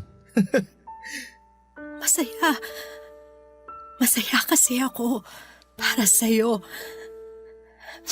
Masaya ka ba talaga? Tingnan mo nga, namumugto na yung mga mata mo kay iyak dyan, oh. Hindi. Ganito lang ako magpakita ng saya. Masaya ako para sa'yo, Jay. Masaya ako na ikakasal ka na. Alam mo, masaya rin ako. Sobra. Siya na yung babaeng pangarap ko eh. Siya na yung gusto kong makasama araw-araw. Alam mo yun? Alam mo ba yung ganong pakiramdam? Alam ko. Sus, alam mo ba talaga? Eh wala kang ang love life ngayon eh. Wala man akong boyfriend ngayon pero naramdaman ko naman yan. Dati. Sa'yo. Bale, wala pa kaming napag-uusapang araw kung kailan mismo yung kasal pero asahan mo, isa ka sa mga unang makakaalam. Nako, kahit wag na, hindi naman ako importante para sa kasal niyo eh. Hindi no? Best friend kita. Kailangan nandun ka. Sasabihin ko sa kanya na gawin ka pang ang abay. Huwag mong gawin yan. Ayos lang ako kahit nga hindi na ako pumunta eh. Uy, nasa na yung pangako mo na makakasama kita lagi? Pero kasal mo yun, Jay. Eh ano naman ngayon? Mahalagang araw yun para sa akin. Dapat nandun ka. Pero kasal mo yun. Eh ano nga ngayon kung kasal ko yun? Ex mo ko. Best friend na kita ngayon. Ang tagal na nating wala. Eh lagi na nga tayong magkasama eh. Hindi na tayo naiilang sa isa't isa tulad ng ibang mag-ex dyan. Iba tayo, okay? So dapat pumunta ka. Jay, hindi ko kaya. Bakit? Hindi ko alam. Ay nako, nabigla ka lang siguro. Tara, libre kita ng kape. Tulungan mo na rin ako sa mga dapat tsaka mga hindi ko dapat gawin sa kasal. Okay ba yun? Jay, please. Eh alam ko na ang gusto mong sabihin. Gusto mo iwasan at layuan mo na ako dahil engaged na ako. Hindi naman ako manhid eh. Hindi naman kasi ang dapat eh. Pero di ko kaya yun. Hindi mo kaya? Oo. Kasi nasanay na ako na nandyan ka. Hindi ko alam kung makakayanan ko ang araw-araw na wala ka. Pero… ituloy mo pa rin yung pangako mo. Huwag kang mawawala sa tabi ko. Nandyan ka lang para matakbuhan ko. Para matulungan ako. Diyan ka lang. Walang dapat magbago kahit ikasal pa ako. Kahit magkaanak pa ako at magkaapo. Diyan ka lang. Ha? Oh, okay.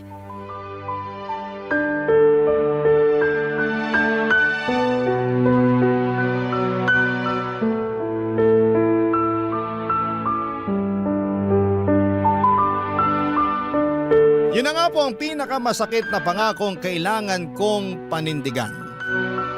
Durog na durog ako nung malaman kong ikakasal na siya. Parang biglang nawala na ako ng pag-asa na magiging kami pa.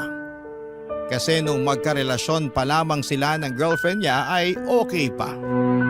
Pwede pang umasa kasi hindi pa naman sila kasal pero iba na ngayon.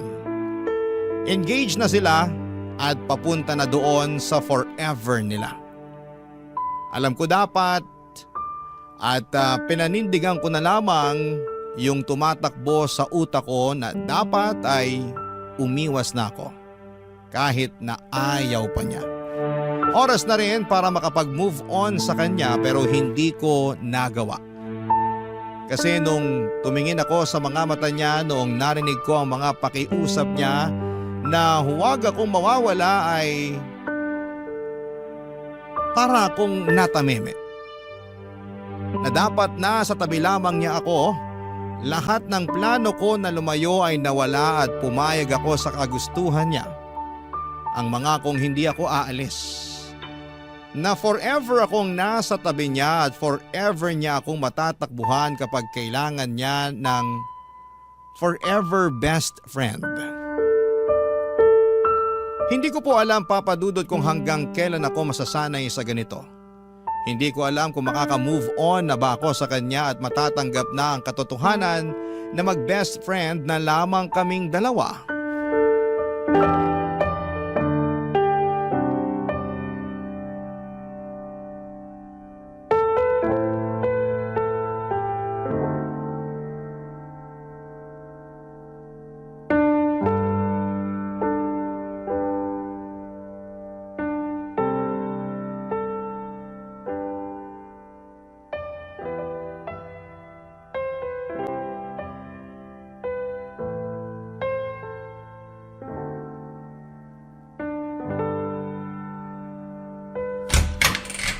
Jay! Anong ginagawa mo rito? Essie, pwede bang dito muna ako? Tuloy ka. Ano ba nangyari? Si ano kasi? Yung fiancé mo. Ha? Paano mo nalaman? Kapag ganyan na itsura mo, alam ko nag-away na naman kayo eh. Hindi ko siya maintindihan eh. Ang labo niya. Ang babae kasi, kahit anong gawin mo, hindi mo maiintindihan. Mahalin mo na lang. Pero bakit ikaw naiintindihan ko? Kasi best friend mo ko at matagal na tayo magkakilala. Ang hirap niyang intindihin. Lagi na lang ako yung nag-a-adjust. Paano naman ako? Kailangan ba lagi ako yung may malawak na pangunawa? Bakit siya hindi niya magawa yun para sa akin? Nagmumukha akong sunod-sunuran sa mga gusto niya eh. Siya lagi yung nasusunod. Para tuloy akong aso. Naiintindihan kita. Ay, buti ka pa. Ha? Buti ka pa naiintindihan mo ko. Buti ka pa ramdam ko na hindi ako nag-iisa kapag kasama ka. Buti ka pa… Jay, maaayos nyo rin yan. Away lang yan. Pero paulit-ulit na lang kasi. Pag-usapan nyo lang, maayos din yan. Mabuti pa tara na lang dun sa sala at ipagtitimpla kita ng kape. Pag-usapan natin yan hanggang sa gumaan ang pakiramdam mo. Ay, salamat Essie ah. Paulit-ulit ka na lang sa pasasalamat dyan. Ayos lang, gano'n naman talaga eh. Paanong ganun? Ito na yung role ko sa buhay mo. Maging best friend mo. Takbuhan mo nga ako sa lahat, di ba? Di ko alam ang gagawin ko kapag wala ka. Kaya please, Essie. Huwag kang mawawala ah. Oo. Mag-promise ka. Kasi Essie, hindi ko makakayanan ng mag-isa. Kailangan kita. Kailangan kita, Essie. I know. Kape na? Yes, please. Thank you, Essie.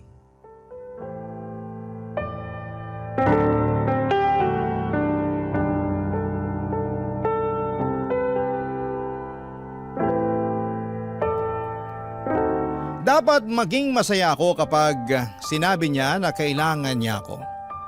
Dati masaya ako noon kapag sinasabi niya yon. Kapag nagpapasalamat siya at sinasabi niya na masaya siya na nandun ako lagi para sa kanya.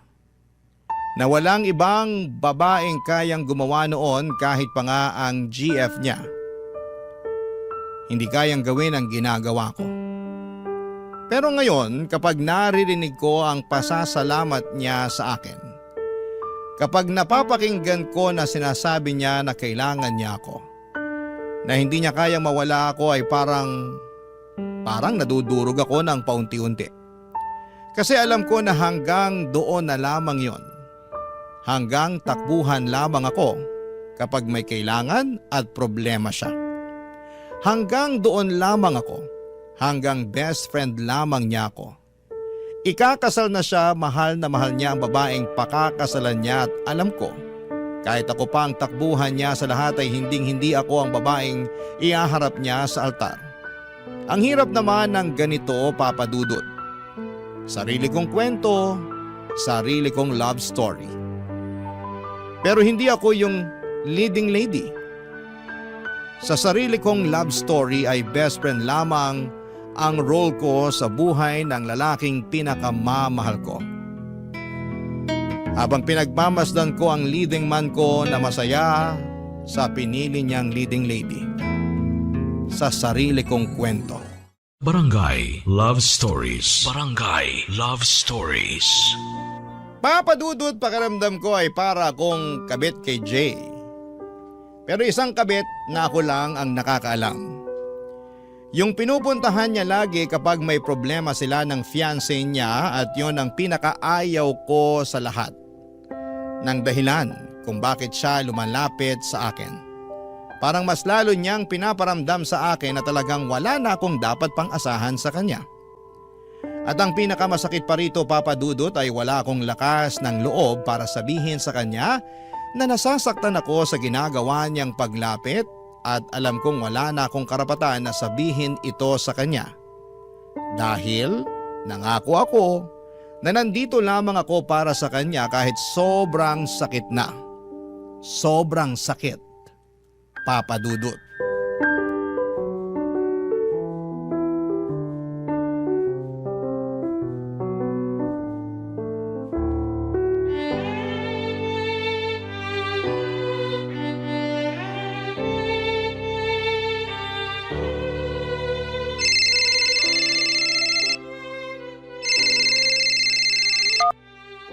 Hello? Hi, Essie. Naistorbo ba kita? Hindi naman. Bakit? Wala naman. Gusto lang kitang kumustahin. Kumustahin ako? Bakit parang nagulat ka? Wala lang. Kala ko kasi may kailangan ka eh. Nalibago lang. Grabe naman to. Kinukumusta naman kita kahit wala akong kailangan Bihira. Kaya sorry, nagulat lang. Okay lang naman ako. Ano bang meron? Wala naman. Pwede bang tumawag lang ako kasi gusto kitang makausap, ganon? Weird eh. Hindi ako sanay na tumatawag ka na walang kailangan. Uy, nakakasakit ka ng damdamin Kanina kasi sa office napansin ko na parang tulala ka. Tapos tahimik. Di ka nga ata kumain ng lunch Dami lang kasing dami lang ginawa kaya ayun, hindi na nakakain. Tigilan mo nga ako, wala kayang masyadong ganap sa office ngayon. Masama lang siguro yung pakiramdam kasi lately sobra yung puyat ko eh. Aba, mukhang pinariringgan mo ako dyan Bakit naman kita paparinggan? Kasi ako lagi nang pupuyat sa'yo. Ay, teka, parang weird pakinggan yun Ang ibig kong sabihin, napupuyat ka dahil sa katutulong sa akin sa mga take home ko na trabaho. Sus, wala yun. Ilang years ko na namang ginagawa yan, sanay na ako. Parang masama ata loob mo Pero Essie, sobrang thank you Ano bang nakain mo at ganyan ka ngayon, ha? Wala naman. Bigla lang kasi kitang naisip ngayon. Tapos, naalala ko yung mga pinagdaanan natin nung naging tayong dalawa. Naalala mo nung nag-away tayo dahil nagsiselos ako dun sa isang katrabaho natin? Si Fred? Sus, paano ko makakalimutan yun? Binlock mo pa ako sa Facebook nun sa sobrang selos mo. Pero in-unblock din kita kinagabihan, no? Kasi sabi mo natatakot ka na kapag hindi kita ka-chat, kami ni Alfred yung mag-usap. Praning ka! Sus, ikaw nga rin tong praning Naalala mo si Camille, yung naging kapitbahay ko? Ang tindi kaya ng selos mo dun. Halos araw-araw nasa bahay ka para bakuran ako sa kapitbahay ko na yun. Oy, may dahilan para magselos ako dun sa sakang na yon, Panay kaya pagpapakit niya sa'yo, napapansin ko kaya. Sus, madumi ka lang mag-isip. Di mo lang maamin na selosa ka talaga. Kapal nito, gustong-gusto mo naman na pinagsiselos ako. Ang cute mo kasi pag nagsiselos ka. Tsaka doon ko nararamdaman na ang gwapo ko. Tsaka mahal na mahal mo ako. Kaya pala, ikaw talaga? Sus, ikaw rin naman dyan. Di ba nga nung... isang Hawaiian pizza at pa-upgrade na sa pineapple juice yung drinks. No ice please. Ha? Ano sinasabi? Tapos, available ba yung lasagna nyo? Jay! Hindi na. Okay lang. Sige, siguro sa next order ko na lang. Ano bang? Oo, okay na yun. Thank you. Bye.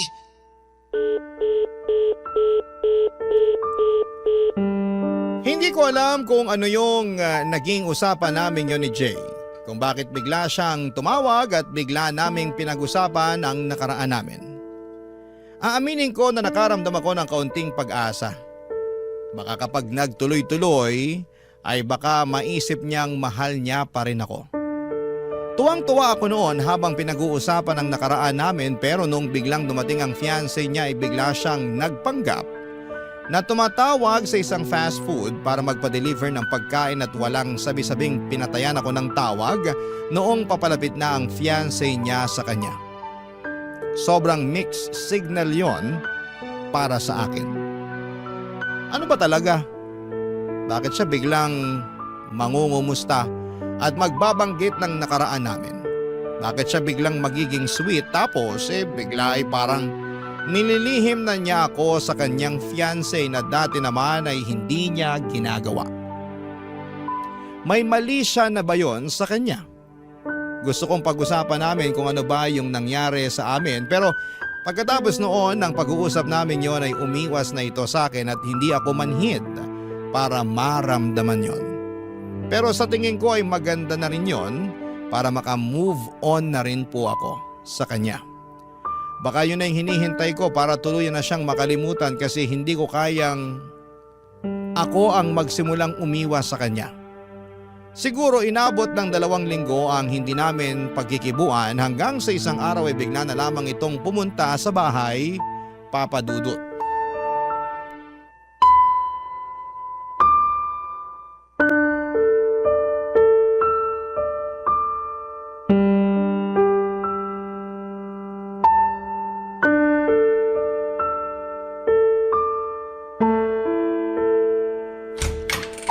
Jay, anong ginagawa mo rito? Bakit lagi kayong magkasama ni Pete? Pete? From marketing? Bakit? May ibang Pete ka pa bang nakakasama, ha? Wala. Teka, bakit parang galit ka? Hindi ako galit. Hindi. Nagtatanong lang ako kasi lagi kayong magkasama eh. Bakit masama ba? Oo. Kasi wala namang koneksyon ng department natin sa kanila. So hindi ko magets kung bakit lagi siyang umaali-aligid sa cubicle mo kapag break. O kaya kapag meron siyang chance. Bakit? Wala ba siyang ibang cubicle na pwedeng puntahan? May tinatanong lang yung tao. Ano yun araw-araw? Oras-oras may tinatanong? Si lalaki ako. Alam ko yan. Anong alam mo? Na meron siyang intensyong iba sa'yo. Ano naman ngayon? Pareho naman kaming single, wala namang magagalit. Ako yung magagalit, bakit? Bakit ka magagalit? Sino ka ba para kagalitan kung sino man ang lumapit sa akin? Best friend mo ko. Akin ka lang. Ha! Best friend ka lang. Yun lang. Ganon din ako sa'yo. Best friend mo lang ako. Nangako ka na pwede kitang matakbuhan kahit na anong oras. Kapag kailangan kita, nandun ka. Pero hindi ko pinangako na ikaw lang ang pwedeng tumakbo sa akin kapag may kailangan. So ganun na lang yon. 2 kaming pwedeng lumapit sa'yo. 2 na kami, ganun. Wala na sa akin ang focus mo. Bakit kailangan mag-focus ako sa'yo? Sino ka ba? Best friend mo nga. Paulit-ulit naman tayo eh. Oo! Uulit-ulitin ko yan hanggang maintindihan mo na best friend ka lang at best friend lang ako at sana alam nating pareho ang limitasyon na yon. Yung Pete ang bigyan mo ng limitasyon dahil mas nauna ako sa'yo. Nauna ka pero tapos ka na, tandaan mo yan. Wala kang karapatan para pagbawalan ako na lumapit o lapitan ng mga tao kasi hindi mo ko pag-aari. Pero nangako ka. Nangako ka rin naman dati, di ba? Walang iwanan. Tayo lang forever. Asa na yon? Bakit? Ikaw lang ba may karapatang bumali ng pangako? Hindi mo naiintindihan yung punto ko eh. Ikaw ang hindi makaintindi sa sitwasyon natin at sa limitasyon natin, Jay, hindi ako. Limitasyon? Walang limitasyon sa atin. Dati siguro oo nung baliw na baliw ako sa'yo pero ngayon, bibigyan ko na ng limitasyon ng sarili ko sa'yo. Bakit? Dahil ba kay Pete? Dahil nakahanap ka na ng ibang matutulungan mo? Ng ibang mamahalin? Ha? Ganun na lang yon? Hindi dahil kay Pete. Dahil sa akin. Pagod na ako. Jay, pagod na ako. Pagod na ako na lagi mo na lang nilalapitan kapag may kailangan ka. Pero anong kapalit nun? Pag-atras ko sa pag-move on. Pagod na ako na maging okay na best friend mo na lang kasi hindi talaga siya okay. Masakit ng sobra. Ilang taon na kaya please lang. Hayaan mo naman ako maging masaya ulit. Hayaan mo na lang na makalimutan kita at magpapasalamat ako kung hahayaan mo akong gawin yun, Jay, kasi mahal pa rin kita pero Please, tama na. Tama na. Essie! Umalis ka na. Please, umalis ka na. Essie naman, pag-usapan muna natin to. Sandali! Teka! Essie! Essie, ano ba? Essie, buksan mo tong pinto. Kinakausap mo kita eh.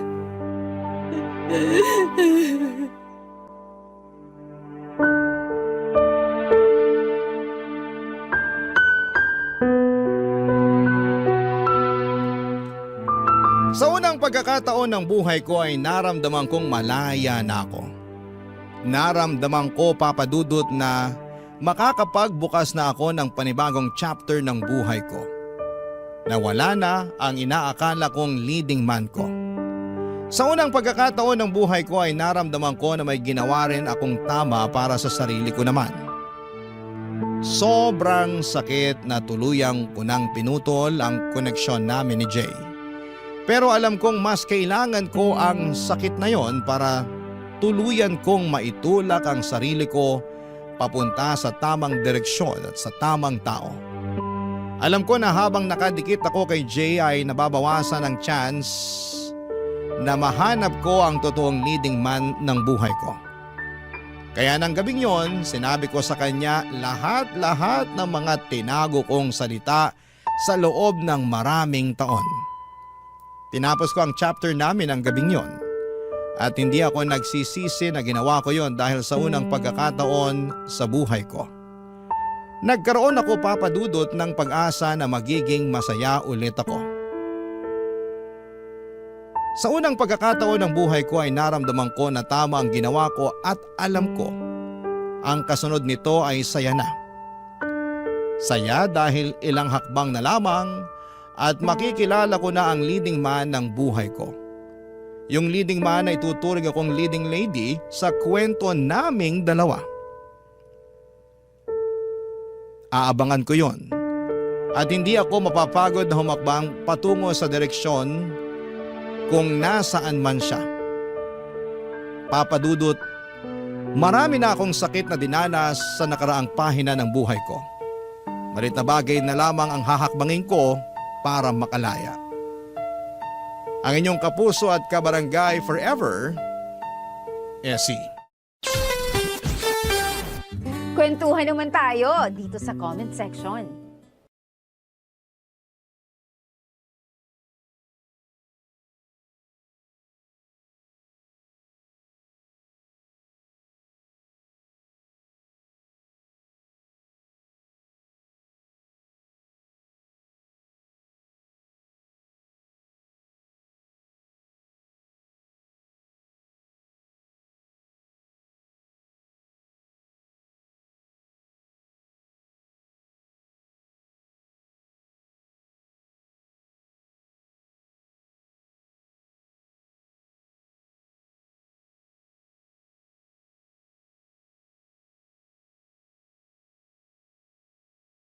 Ang mga kwento ng pag-ibig, kwento ng buhay at kwento ng pag-asa dito sa Barangay Love Stories. Love Stories.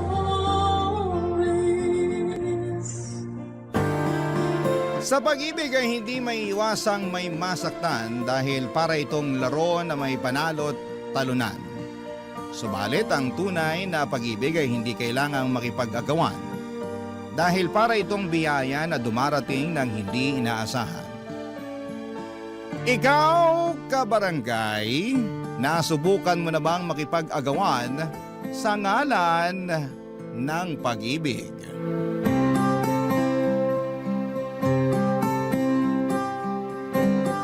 Dear Papa Dudut, magandang araw po sa inyo at sa lahat ng bumubuo ng Barangay Love Stories. Tawagin niyo na lamang po ako sa pangalang Kristen.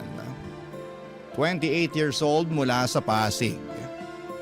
Lumaki ako sa isang tahanang may istriktong magulang kung saan ang pakikipagrelasyon ay ipinagbabawal lalo na noong nag-aaral pa lamang kami. Kaya naman sa buong buhay ko, Papa Dudut, ay isang beses ko pa lamang naranasang umibig. At ito'y nangyari 2 taon nang nakakalipas. Tahimik at simple lamang ang naging mundo ko noon bilang barista sa isang maliit na cafe sa may Taguig kung saan ay matatagpuan ang iba't ibang opisina ng mga BPO companies. Karaniwan sa mga customer namin ay may call center agents na either papasok pa lamang sa trabaho o kakatapos lamang ng shift. Isa sa mga agents na naging regular na customer ng cafe namin ay si Ned. Papadudot mabilis na nag-iwan sa akin ng marka si Ned dahil mabait siya sa aming mga staff. Tuwing nag-o-order kasi siya ay lagi siyang nakangiti at nakikipagbiruan pa na para bang hindi siya pagod mula sa magdamagang trabaho. Nung una ay tipikal na customer lamang ang tingin ko sa kanya pero hindi nagtagal. Ang mga pasimpleng ngiti at lambing nito ay unti-unti akong nakabuo ng espesyal na pagtingin para sa kanya.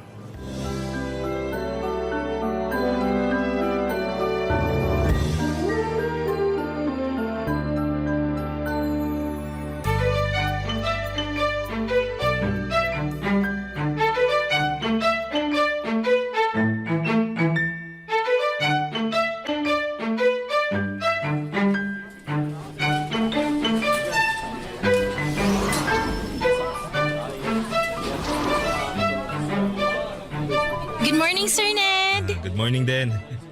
Mukhang ako na naman yata unang customer nyo ha. As usual, sir, kayo ulit. Ano bang dapat tawag sa inyo niyan? Early bird o night owl? Early night owl? Nawala pang tulog hanggat hindi pa nakakapagkape. Ibang klase din kayo, sir. Kape ang pampatulog nyo. Nasanay na kasi yung sistema ko eh. Kapag di ako nakakainom ng kape, nagtatantrum yung katawan ko. Ay, paano nga yung tantrum? Patingin? Hindi na, wag na. Grabe, ganadong-ganado pa rin kayo kahit na magdamag kayo nagtatrabaho. Siyempre, nakita na kita eh. Hello, si sir! Ay, ano po palang order nyo? The usual? Alam mo na yan. Isang large brewed coffee, no sugar, para diretso tulog pag uwi. 1 large brewed coffee for Sir Ned, no sugar. Anything else, sir? Wala na, yun lang. That would be 150 pesos po. Ito. I received 200 pesos. Ito po yung sukle. Salamat. Mukhang sanay na sanay ka na dyan sa ginagawa mo ha. Madali lang naman po to eh. Mukha lang mahirap kapag pinapanood. Pero kapag nasanay na yung katawan mo, kahit nakapikit pa ako, kayang-kaya ko na to. Mukhang biyasa ka na sa ginagawa mo eh. Ilang taon ka na nga bang barista rito? Bago lang. Kakapasok ko lang after ng pandemic. Pero dati na talaga akong barista kaya di na bago sa akin tong trabahong to. I see. Kayo po, gaano na kayo katagal sa call center? Around 3 years na rin. Palipat-lipat nga lang ng company. Ay, bakit naman? Iba-iba yung rason eh.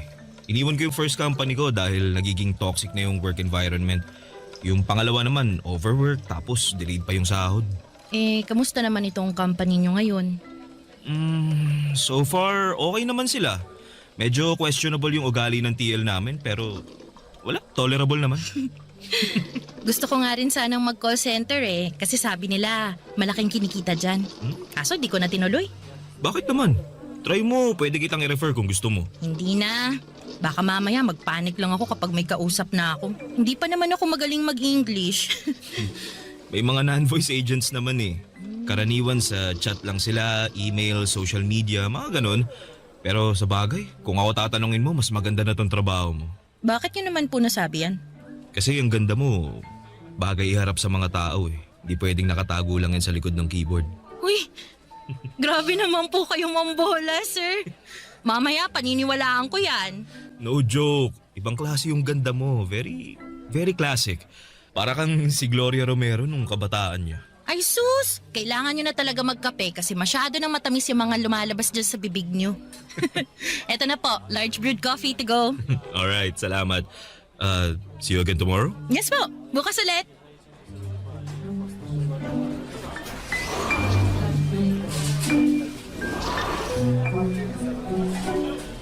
Kailangan ng kape? Kasi matamis na yung lumalabas sa bibig.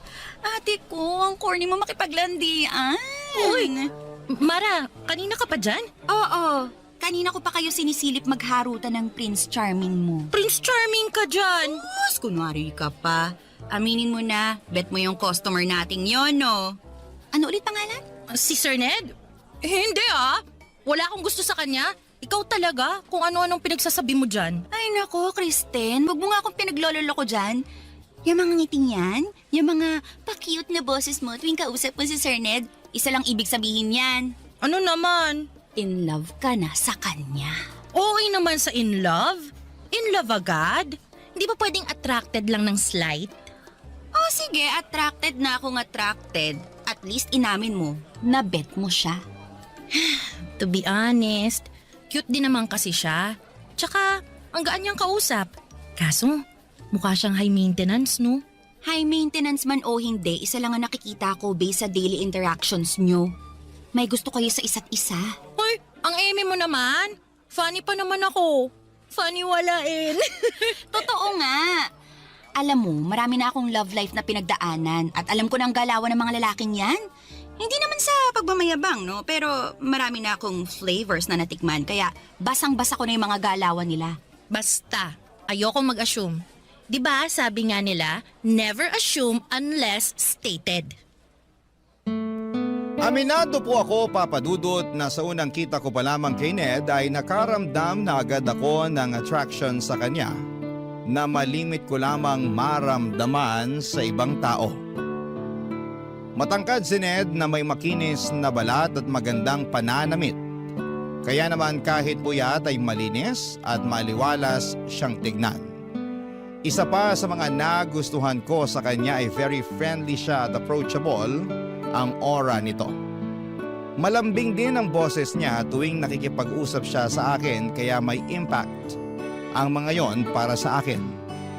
Naging close pa kami ni Ned sa mga sumunod pang mga buwan. Sa mga araw-araw na small talks naming dalawa ay madalas niyang ikwento sa akin ang tungkol sa pamilya niya sa probinsya. Ang mga struggles niya bilang breadwinner, pati na rin kung paano siya nangangarap para sa kinabukasan ng kanyang pamilya.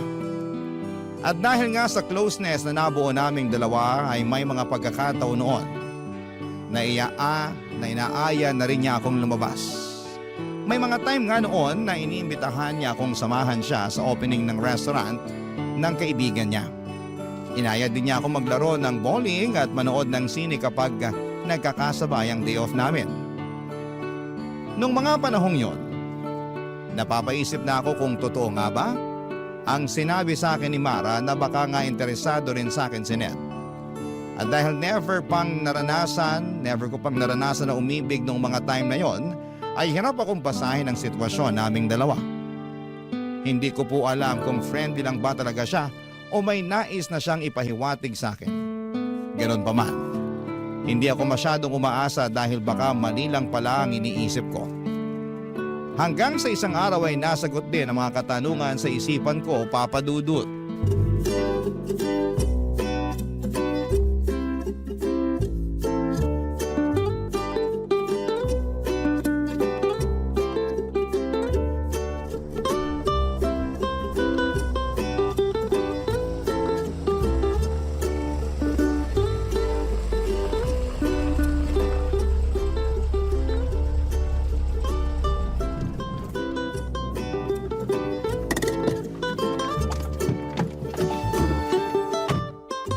Nandito na tayo. Salamat sa paghatid Wala yun. Ako nga dapat yung magpasalamat sa iyo kasi sinamahan mo ako ngayong araw. Kahit na dapat nagpapahinga ka kasi day off mo ngayon. Okay lang naman yun. Actually, nag-enjoy nga ako ngayong araw Worth it namang i-sacrifice yung day off ko kung ganito lang ding klaseng bonding yung kapalit. Sana araw-araw na lang day off mo, no? Para mas madalas tayong magkasama.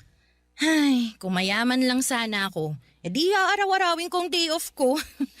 Kaso, kailangan natin kumita ng pera para may panggala tayo. Basta ako, masaya na ako na nakikita kita araw-araw. Bonus na lang yung paglabas-labas natin. Sweet mo naman. Ikaw sinasanay mo ako sa mga ganyang banat mo. Mamaya, hahanap-hanapin ko na yan. Totoo naman kasi. Di ka pa nga umaalis, namimiss na kaagad kita eh. Grabe! Ako lang to! Totoo nga. Tuwing kasama kita, parang nagliliwanag yung mundo ko eh. Hala si OA. Kung makapagsalita, akala mo naman. Ay nako, mas mabuti pang pumasok na ako sa loob at baka kung saan pa mapunta tong usapan natin. Sandali lang.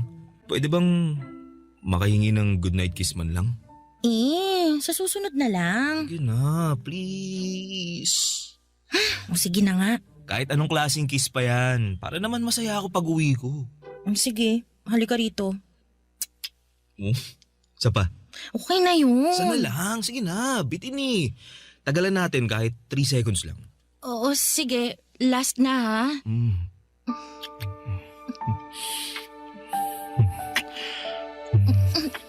Teka lang, Ned. Sandali lang. Ha? Bakit? Hindi pa ako ready sa mga ganyang bagay. Pasensya ka na. Sorry. Nadala lang ako. Alam ko na mas open na ngayon ang mga tao pagdating sa mga ganyang bagay pero iba pa rin kasi ang pananaw ko sa mga ganyan eh. Naiintindihan ko naman. Hindi. Kailangan kong i-explain sa'yo to para malinaw. Para sa akin kasi sacred yung bagay na yun. Ibibigay ko lang yung sarili ko para sa lalaking mapapangasawa ko at hindi sa kung kanino lang. So, kailangang kasal muna bago... Ganun na nga. Gusto ko kasi na kapag nangyari yun, hindi na lang siya basta pisikal lang. Yung magiging special na siya kasi may basbas na yun ng Diyos. Alam mo, Kristen, ngayon lang ako nakakilala ng katulad mo. Akala ko nga magagalit ka kasi sinubukan kong humirit sa'yo pero hindi eh. In-explain mo ng maayos sa akin yung side mo. Mas lalo tuloy akong humanga sa'yo. Salamat. Sana maintindihan mo kung bakit ganito ko pinapahalagan yung sarili ko. Ganito ako pinalaki ng mga magulang ko eh. May prinsipyo. Wala kang dapat ipag-alala dahil naiintindihan naman kita. Yun naman ang gusto ko eh, may proper communication tayong dalawa. At least, alam ko na ngayon kung anong gagawin ko. So, kailangan kong sundin yung traditional na panliligaw para mapasagot kita, no? Teka, nililigawan mo ko? Hindi pa ba halata? Hindi. I mean, ramdam ko naman, pero ayaw lang kitang pangunahan kasi... Oo, tama yung iniisip mo. Gusto kitang ligawan, Kristen. Totoo ba yan? Sa tingin mo ba kinukulit kita araw-araw sa trabaho tsaka inaaya kitang mamasyal dahil gusto lang kitang maging kaibigan? Hindi no, gusto kitang maging girlfriend. Alam ko na wala ka pang experience pagdating sa mga ganitong bagay pero handa akong gabayan ka. Hindi kita mamadaliin. Gusto mo ng old-fashioned? Sige, one step at a time tayo hanggang sa maging komportable ka ng kasama ko. Yun eh kung papayag ka magpaligaw. Wala naman sigurong masama kung subukan natin, di ba? At least sa ganong paraan, may oras tayo para kilalanin pang isa't isa.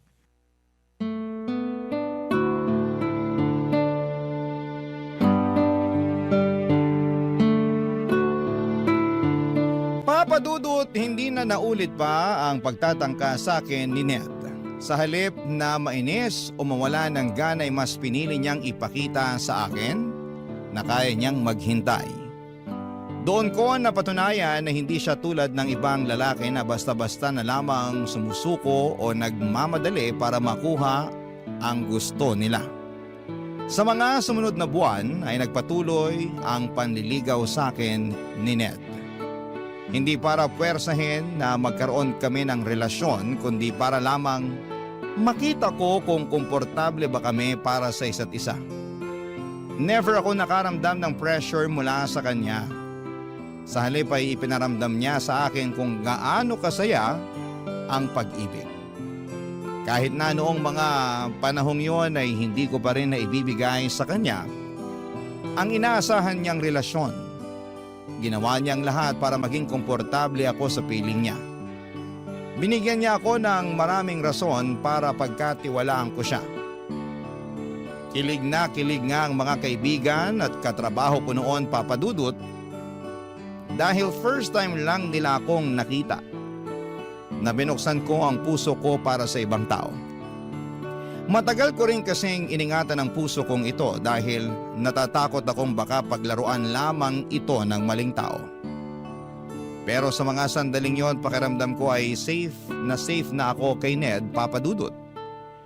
Iniisip ko nga noon na baka siya na talaga ang tamang tao na matagal ko nang pinapangarap at matagal ko nang hinihintay, Papa Dudut. Barangay Love Stories. Barangay Love Stories. Sa unang buwan ng pagdadate namin ni Ned ay masasabi kong naging smooth sailing ang lahat. Wala akong ibang naramdaman kundi puro tuwa at kilig lamang tuwing kasama ko siya.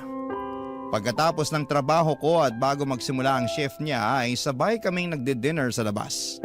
Hindi lamang yon dahil halos oras-oras ay nag-a-update din kami sa isa't isa, Papa Dudut. Sa mga simpleng kumain ka na ba? O ingat ka sa biyahe na message niya sa akin ay sapat na para makumpleto ang buong araw ko. Sa pamamagitan kasi ng mga bagay na yon ay ramdam ko ang efforts niya. Para sa isang tulad ko na no boyfriend since birth, bago lang para sa akin ang mga karanasang yon. At sobra akong natuwa dahil daig ko pa ang bida sa isang rom-com na pelikula. Pero Papa Dudut, pagtungtong namin sa 2 buwan ng pagdadate namin, doon ko na po napansin ang ilang pagbabago sa ugali ni Ned. Unti-unting nabawasan ang mga tawag at message niya para sa akin. Kung dati siya ang laging nauunang mag-chat sa akin, ako na karaniwan ang nangungumusta sa kanya. Ang dating mahahabang messages niya ay umaabot na lamang sa 2 hanggang 3 salita. Kapag nagkikita kami, ramdam ko ang tila ba kawalan nito ng interes para sa akin. Hindi ko po alam kung ako lang ba ang nag-iisip noon o talagang may nagbago na sa pagitan naming dalawa. Kaya bago pa man ako mabaliw sa kakaisip ay kinausap ko na siya tungkol sa nararamdaman ko.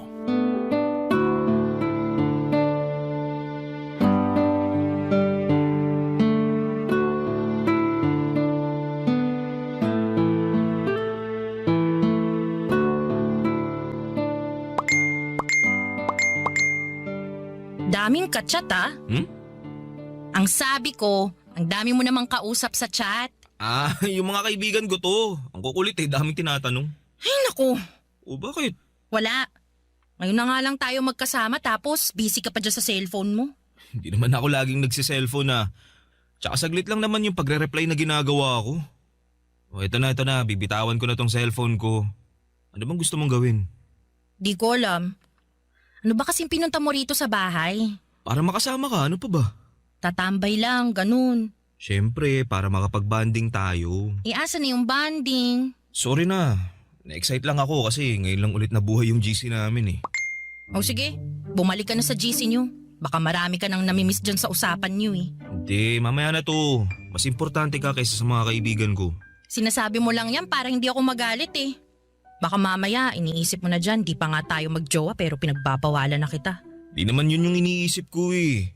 Gets ko naman yung point mo at tama ka naman. Sa'yo dapat ako nakafocus imbis na sa mga kachat ko. Pasensya na kung nasira ko yung mood mo. Huwag mo nang isipin yun. Ang mahalaga, nasasabi mo yung saloobin mo. Di ba nga ang usapan natin, i-communicate natin yung mga nararamdaman natin. Mabuti yan na nasasabi mo sa akin yung mga ginagawa ko na hindi mo gusto. At least, naaayos agad natin. Pero since nandito na tayo sa topic na to, may gusto lang din akong sabihin sa'yo. Ano yun? Hindi ako perpektong tao, Kristen. Hindi ako katulad ng mga napapanood mo sa pelikula o yung mga bidang lalaki sa mga libro. Hindi ako ganun ha. Alam ko. Hindi naman ganun ang tingin ko sa'yo eh. Ay, naisip ko lang kasi na baka masyado nang mataas yung standard na sinet mo para sa akin. Baka hindi ko na tuloy maabot. Wala naman akong standard na sinet ah. Ikaw mismo ang nag-set nun. Minsan kasi napapansin ko lang na ang bilis mo yatang mairita sa akin. Tulad ngayon, kauwi lang natin galing sa labas pero parang bad mood ka na naman. Hindi naman ako bad mood. Hindi ko lang nagustuhan yung magkasama na nga tayo tapos nasa ibang tao pa yung atensyon mo. Ay, saglit lang naman yun eh. Nag-reply lang ako ng mabilis. Alam mo, Kristen, may buhay din ako. May pamilya ako, may kaibigan ako, may trabaho ko. Matik na maahati talaga yung atensyon ko. Sana maintindihan mo yun. Naiintindihan ko naman. Parang hindi naman eh. Okay, sige. Tapos na tayo dyan sa kaka-cellphone mo. Hindi na yun big deal. May ibang rason pa kasi ako kaya ako nagkakaganito. Ano pa? Nitong nagdaang araw, napapansin ko na parang nagbabago yung pakikitungo mo sa akin Paano nagbago? Hindi kita maintindihan. Nung unang buwan natin, sobrang sweet mo sa akin. Sobrang caring, sobrang protective. Pero ngayon, parang hindi ko naramdam yung mga yun. Siyempre, ganun talaga sa simula. Hindi naman forever na magiging ganun yung sitwasyon natin eh. Minsan may mga highs and lows din ng relasyon. Di lahat ng araw masaya. Pero ang mahalaga, pinipili pa rin natin ang isa't isa. Kailangan ko rin naman paminsan-minsan ng konting validation. Kahit simpleng acknowledgement lang na concerned ka pa rin, na interesado ka pa rin. Kasi, to be honest, nitong mga nagdaang araw medyo dry ka na mag-reply sa akin eh. Iniisip ko tuloy kung may nagawa ba ako, may nangyari ba, bakit bigla kang nagbago? Hindi, wala. Wala kang ginawa. Walang nangyari. At hindi ako nagbago. Minsan talaga busy ako at may mga pagkakataon na hindi ako nakaka-reply agad. Pakiramdam mo dry yung mga reply ko dahil tao lang din naman ako. Napapagod din ako. Ako rin naman, busy din. Naiintindihan ko yun na may sarili-sarili tayong buhay pero never ko namang pinaramdam sa'yo na busy ako o pagod ako eh. Sorry. Siguro gusto ko lang ding magpahinga minsan. Ayoko kasing ituring tong pagsasama natin na parang trabaho na kailangan may update. Kailangan oras-oras magkausap, ganun. Gusto ko yung klase ng relasyon na secured. Yung hindi na kailangan ng validation kasi may tiwala na tayo sa isa't isa. Pasensya ka na. First time ko lang din kasi pumasok sa ganitong relasyon eh. Kaya hindi ko pa alam kung ano ba dapat yung ginagawa. Masyado ba akong nag-overreact? Medyo. Magtiwala ka lang sa akin. Huwag mong i-overthink ang mga bagay-bagay. Sige, susubukan ko.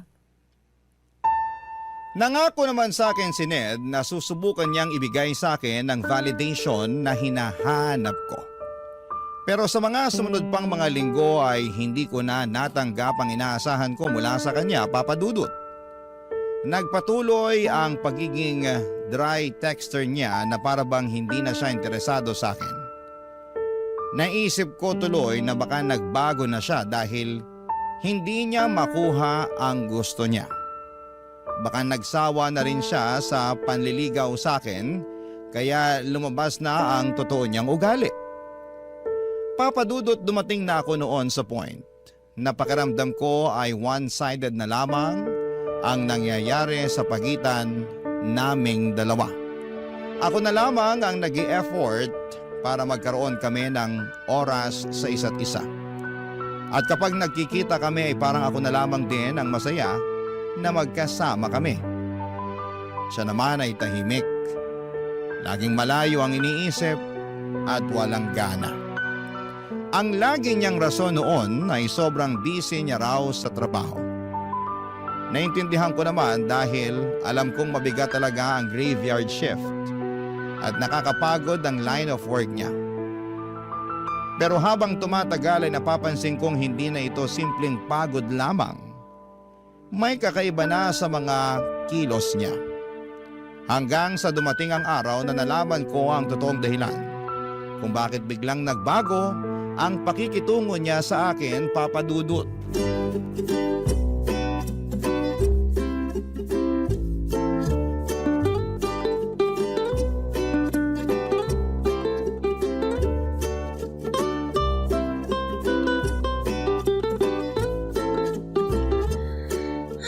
Sa wakas, makakapag-break na din. Daming tao ngayon, no? Weekends kasi. Ang mabuti pa, kumain na muna tayo bago pa magsidatingan ulit yung mga tao. Ay, mabuti pa nga. Ha? Si Ned ba yan? Ha? Nakita ko yung notification sa phone mo. Pangalan ni Ned? Teka, magkausap kayo? Hindi. May tinanong lang ako sa kanya tungkol sa work niya. Sa work? Tungkol naman saan? Yung kaibigan ko kasi, naghahanap ng lilipatang company, call center din yun. Sinuggest ko yung company nila, Ned. Okay. Hindi ko alam na magkausap pala kayo. Hindi nga kayo nag-uusap kapag nagpupunta siya dito pero magka-chat pala kayo. Kailan pa kayo naging close? Grabe naman sa close, hindi naman ganun. May tinanong lang talaga ako sa kanya. Pero friends kayo sa Facebook. Oo, inad ko siya. Bawal ba? Kung gusto mo, i-unfriend ko na lang siya. Ay, hindi. Okay lang yun. Nagulat lang ako kasi hindi ko inakala na nag-uusap pala kayo. Di niya nasabi sa akin eh. Sa tingin ko, hindi naman yun gaanong importante para sabihin pa niya sa'yo. Ano palang sabi niya? Ano yung laman ng chat niya sa'yo? Sandali lang ha, basahin ko. Tinatanong niya kung naka-break daw ba tayo ngayon. Weird naman. Bakit sa'yo pa niya tinanong? Pwede namang ako na lang mismong i-chat niya. Ewan ko. Uy, baka mamaya iba nang iniisip mo dyan Uy, hindi. Ang weird lang. Huwag mo nang isipin yun. Kumain na nga lang tayo.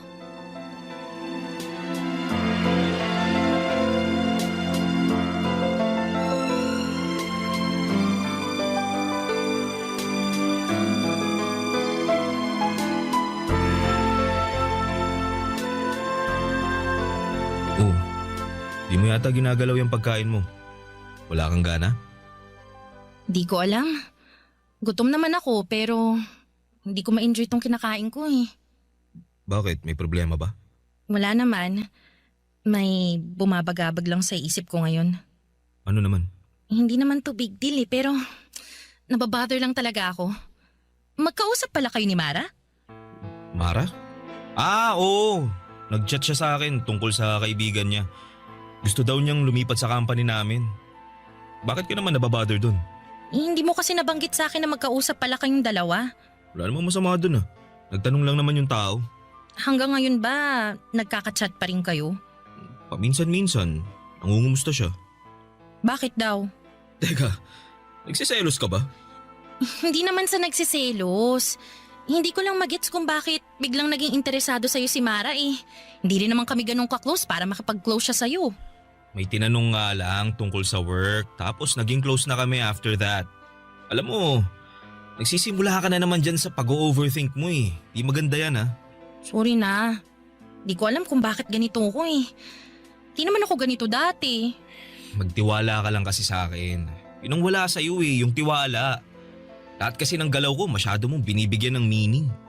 Lahat na nangyayari gusto mo may rason. Di lahat ng bagay kailangan ng eksplanasyon ha. Ibigay mo sa akin yung buong tiwala mo katulad ng pagtitiwala ko sa'yo. Tingnan mo, matatahimik ka. Pwede bang wag mo na lang pansinin yung mga chat sa'yo ni Mara? Bakit naman? Wala naman kaming ginagawang masama.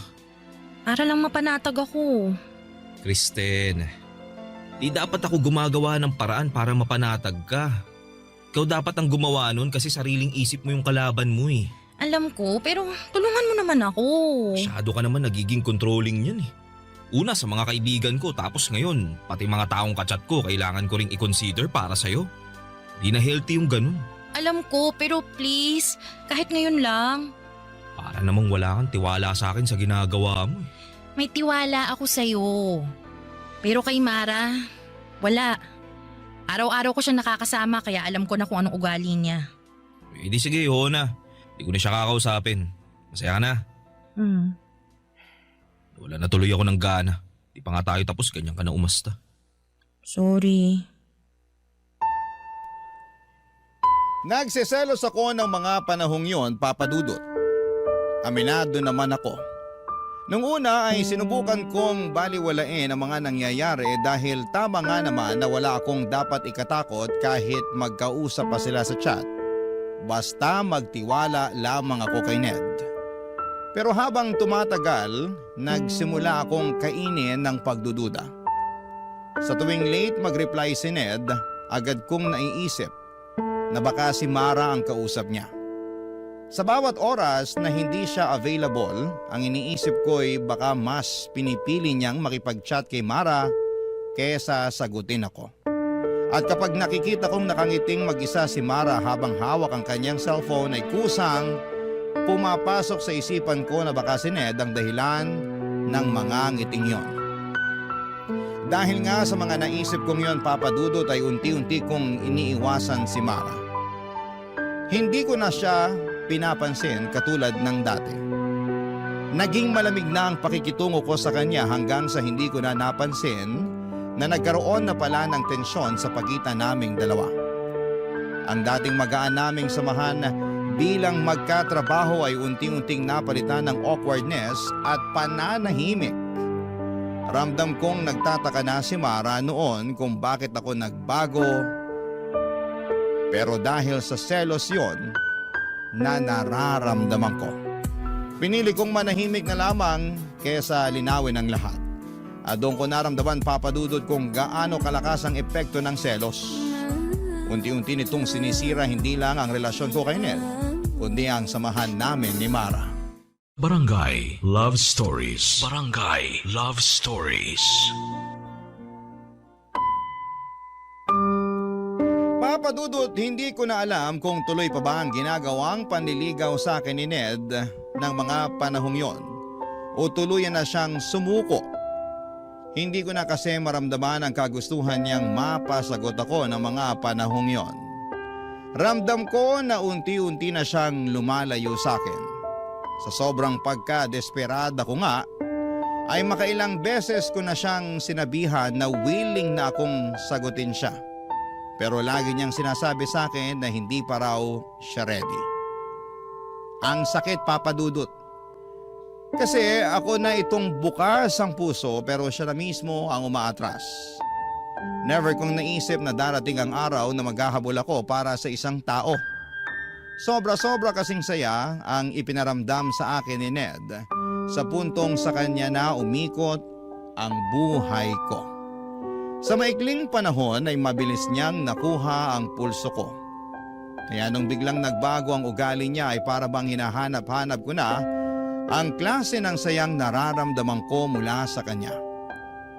Nakakainis dahil lagi kong sinasabi noon na magiging maingat ako pagdating sa pag-ibig, Papa Dudut. Pero kahit gaano pa ako kahanda ay hindi talaga natin hawak ang puso ng ibang tao, Papa Dudut.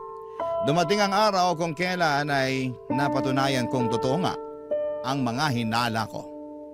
At nung araw na yon ay para bang pinagbagsakan ako ng langit at lupa.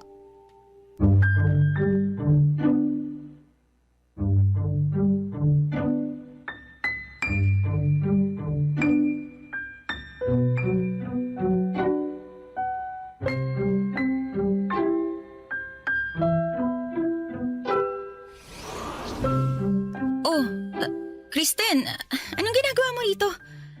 Closed ang cafe ngayon Closed? Bakit daw? Ay, may pumutok na electrical wiring kagabi dun sa may kusina. Inaayos pa ngayon. Ang sabi ni boss, bukas na lang daw tayo mag-resume. Bakit naman hindi niya sinabi sa group chat?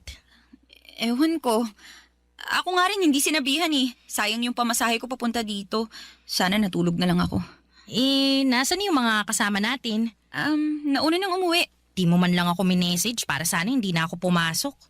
Ay, sorry, nawala sa isip ko Ano, tara na? Uwi na tayo. Halika na, sabay na tayo lumabas. Mara, sira tayo flash sa CR nyo. Kristen? Anong ginagawa mo rito? Kala ko ba wala kayong pasok? Di ba dapat ako nagtatanong niyan sa'yo? Anong ginagawa mo rito? Off mo ngayon, di ba? Minessage ko siya. Pupunta daw siya sa QC Kako, isabay na niya ako para makatipid. Wow! Nag-uusap pa rin pala kayo hanggang ngayon? Tungkol Samantalang pala yung message ko sa'yo kanina, hanggang ngayon hindi mo pa nasisin. Di ka man lang makapag-reply tapos makikita kong nandito ka pala kay Mara? Nasa daan na kasi ako kanina nung nag-text siya. Pagbaba ko, nawala na sa isip ko yung message mo. Kaya ayun, di na kita na-replyan. Teka, Kristen. Bakit ba? Anong meron? Issue ba yun? Bawal ba kami mag-usap ni Ned? Bakit ba kasi kayo nag-uusap? Yun ang gusto kong malaman. Anong meron? Ned, hindi mo pa ba nasasabi sa kanya? Hindi pa Wala pa siyang alam. Pero ako na lang mag-i-explain sa kanya. Nagde-date kami ni Ned. Ano? Anong pinagsasasabi ng babaeng to, Ned? Mag-i-explain ako. Di ba nagde-date tayong dalawa para mas makilala pa natin ang isa't isa? Yun nga ang alam ko. Tayo yung nagde-date. So, paano napasok si Mara dito? Ganun din kami ni Mara. Nagde-date din kami para mas makilala pa namin ang isa't isa. Ano ka mo? Pati kayo nagde-date? Bakit? Para saan? Anong kalakuhan to? Para makita niya kung sino sa atin yung mas bagay sa kanya. Hindi mo ba alam yun? Ganun ang tinatawag na dating, Kristen. Wow! Ano to, hanapan ng jowa? Dalawa kaming sabay for more chances of winning? Akala ko ba kaya mo ako dinedate kasi gusto mo ako maging girlfriend? Oo, pero hindi pa naman ako sure eh. Ay wow! Kaya nag-entertain ka ng ibang tao. Para ano? Para may option ka? Wala naman sigurong masama doon, di ba? Di pa naman tayo eh. O sige, hindi pa nga tayo. Pero papunta na nga doon, di ba? At ikaw naman, Mara, alam mong dinedate ko si Ned tapos papatol ka? Hindi mo magawang maghanap ng iba kay Ned talaga? Anong gagawin ko kung ako'y nilapitan niya? Eh di lumayo ka! Kunting delikadesa naman. Magkatrabaho tayo tapos ganyang gagawin mo sa akin? Kung makapag-react ka naman, akala mo inagawan ka? Bakit kayo na ba? Hindi pa naman, di ba? Technically, single pa rin si Ned ngayon kaya pwede siyang lumandi ng ibang tao maliban sa'yo. Palibhasa, wala ka pang experience sa mga ganitong bagay kaya para kang bulag na nangangapa eh. Ned, wala ka bang sasabihin? Katulad nga ng sinabi ko, wala naman sigurong masama kung timbangin ko kung sino yung mas nababagay sa akin, di ba? Grabe! Nakakahiya naman sa'yo. Kailangan mo pa talaga ng choices? Pwes, wala ka nang titimbangin dahil ako na mismo magdedesisyon para sa'yo. Sa'yo na si Mara, siya na ang gawin mong jowa. Total mukhang di naman ako sapat para sa'yo. Alam mo, ang tahimik na ng buhay ko tapos guguluhin mo lang ng ganito? Bakit mo ba kasi pinapakialaman kung anong gusto Tumigil niya? ka! Hindi ikaw ang kinakausap ko! Hoy, wag mo ko pinagtataasan ng boses Pwede ba? Huwag na kayong mag-aaway. Pinagsabay mo kami tapos umaasa kang walang mag-aaway? Ang kapal mo Kala mo kung sino kang gwapo? Kung ganito lang din naman palang gagawin mo sa akin, di sana hinamon mo na lang ako sa suntukan para kahit papano makakapalag ako sa'yo. Daming pinagsasasabi. Umalis ka na nga lang kung ayaw mo sa ganitong sitwasyon. Dali-dali ng solusyon. Ay, aalis talaga ako! Sana maging masaya kayong dalawa sa pinaggagawa nyo. Ang papangit nyo! Mula noong madiskubre ko ang tungkol kina Ned at Mara ay hindi na kami nagkaroon pa ng maayos na ugnayan ni Mara sa trabaho. Hindi na kami nagpapansinan at kung kinakailangan man ay pawang formal na usapan lang ang namamagitan sa aming dalawa. Nang mga panahong yon ay pilit kong itinago ang nararamdaman ko. Gusto kong magpaka-professional kaya hindi ko na ipinakita sa mga tao na apektado ako sa mga nangyari. Pinilit kong ngumiti at makipagsalamuha ng normal lamang. Pero kahit gaano ko pa ito itago ang sakit, minsan ay hindi ko maiwasang manghina lalo na tuwing nakikita kong sinusundo ni Ned si Mara pagkatapos ng duty niya. Never ginawa ni Ned yon para sa akin. Mas lalo pang tumindi ang sakit at inggit na nararamdaman ko noong nalaman kong magkasintahan na agad silang dalawa. Doon ko naisip na siguro kaya niya ako ipinagpalit ay dahil hindi ako pumayag sa mga pagkakataon na inaaya niya ako magpalabas ng init ng katawan. Papa Dudut, habang tumatagal, umabot ng 5 buwan ng relasyon nila Ned at Mara. Sa mga panahong yon ay unti-unti kong tinanggap ang lahat at hindi naglaon ay natutunan ko ring mag-move on. Hanggang sa dumating ang araw na isang balita ang nalaman ko mula sa dalawa, Papa Dudut.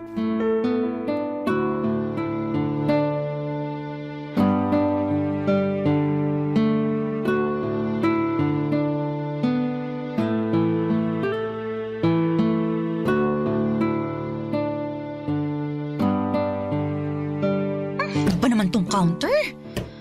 Dumi-dumi. Di marunong maglinis. Grabe naman makapagdabog. Ano ba problema mo? Wala akong problema. Kayong may problema sa akin. Ha?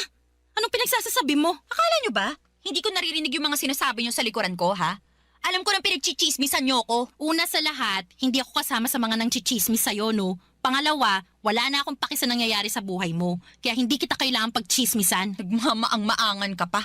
Alam mo na nga yung nangyari. Aminin ko, may nasagap akong balita. Hiwalay na raw kayo ni Ned? Oo, wala na kami. I'm sure masaya ka na dyan. Hindi ako ganong tao. Sus, kunwari ka pa. Alam mo, Mara, hindi naman ako masamang tao katulad ng iniisip mo eh. Oo, nasaktan ako nung naging kayo ni Ned. Pero matagal na yun. Naka-move on na ako. Actually, wala na nga akong galit na nararamdaman sa'yo eh. So, kung iniisip mo na sobrang saya ko ngayon dahil hiwalay na kayo ni Ned, pues hindi. Ano naman ang mapapala ko sa hiwalayan nyo? Wala naman eh.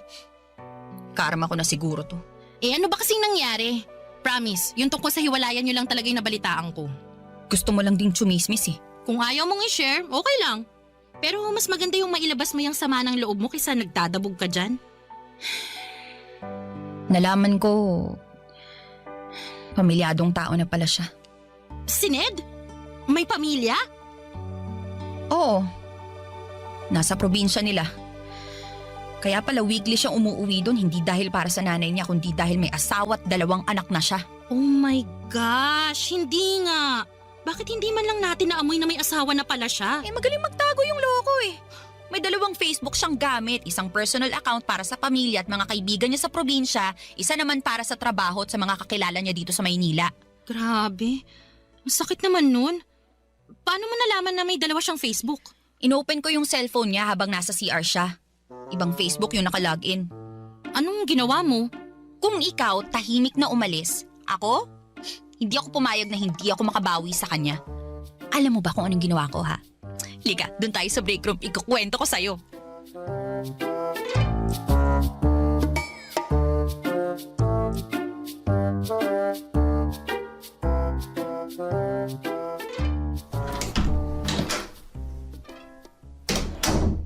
Mara, ikaw na sunod, tapos na ako maligo. Ano to? Ano yan? Ba't mo hawak cellphone ko? Amin na nga yan. Tinatanong kita, ano to? Anong ano? Ayusin mo tanong mo para maintindihan kita. May iba ka pa palang Facebook? Ha? Wala na ako ibang Facebook. Eh ano yung nakita ko dyan sa cellphone mo? Bakit may ibang Ned dyan? Wala to. Dami account ko lang to. Dummy account? Na family picture ang nakalagay sa cover photo? Tapos nung 2019, ang profile picture mo ikaw at yung asawa mo nung kasal nyo? Teka, magpapaliwanag ako. Ano yung papaliwanag mo? Nakabit mo ako? Kapal din ang pagmumukha mo no? Ang lakas ng loob mong landiin ako tapos all this time kabit lang pala ako? Wala namang masama basta hindi tayo mahuhuli. Anong walang masama? Ginawa mo akong kabit! Walang yaka ang kapal ng mukha mo! Lintik ka! Ang sama mo! Pinagkatiwalaan kita eh! Nasira yung pangalan ko dahil sa'yo tapos ganito ang gagawin mo sa akin? Alam mo ba kung gano'n nakapangit ang tingin sa akin ng mga katrabaho ko, ha? Tapos malalaman ko, pamilyado ka ng tao, gagawin ng pakukirida ka! Hayop ka! Aray ko! Hayop ka! Tigilan mo nga ako! Minahon ka nga! Huwag mo ako sinisigawan na buwisit ka! Huwag kang umastang matapang sa harapan ko ngayon! Akala mo matatakot mo ako sa lakas ng boses mo, ha? Hindi! Pwede naman nating ipagpatuloy tong relasyon natin. Hindi ako kabit, tandaan mo yan! Hindi ako papayag na maging kabit ng sino man, naiintindihan mo? Kaya tong relasyon na sinasabi mo, wala na to. At yung pamilyang tinatago mo, bilangin mo na masasayang araw mo dahil sisiguruhin kong makakarating to sa asawa mo. Teka lang naman, Mara. Sisirahin mo pamilya ko dahil lang nasaktan ka? Oo, bakit? Ikaw lang ba may karapatang manakit, ha? Balang araw magpapasalamat sa akin ang asawa mo dahil maliligtas siya mula sa cheater na katulad mo. Sandali lang naman, Mara. Pag-usapan natin to. Kung ako sa'yo, asawa mong kausapin mo bago pa niya malaman ang totoo. Diyan ka na nga! Hayop ka!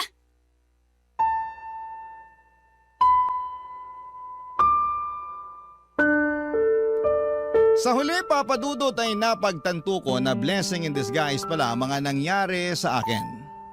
Papa Dudut, oo, maaga akong nasaktan pero mas mabuti na rin po yun kesa mas lumalim pa ang sugat sa puso ko. Kung sa akin kasi nangyari ang sinapit ni Mara ay tiyak na hindi ko kakayanin yon. Minsan talaga may paborito ang tadhana. Kinakampihan nito ang mga taong marunong magmahal ng totoo at pinaparusahan ang mga taong mapang-abuso at manluloko. Hindi ko naman ikinatuwa ang nangyari kay Mara pero umasa ako na sana'y nagsilbi na yon bilang aral sa kanya na huwag mang-agaw ng taong hindi naman para sa kanya.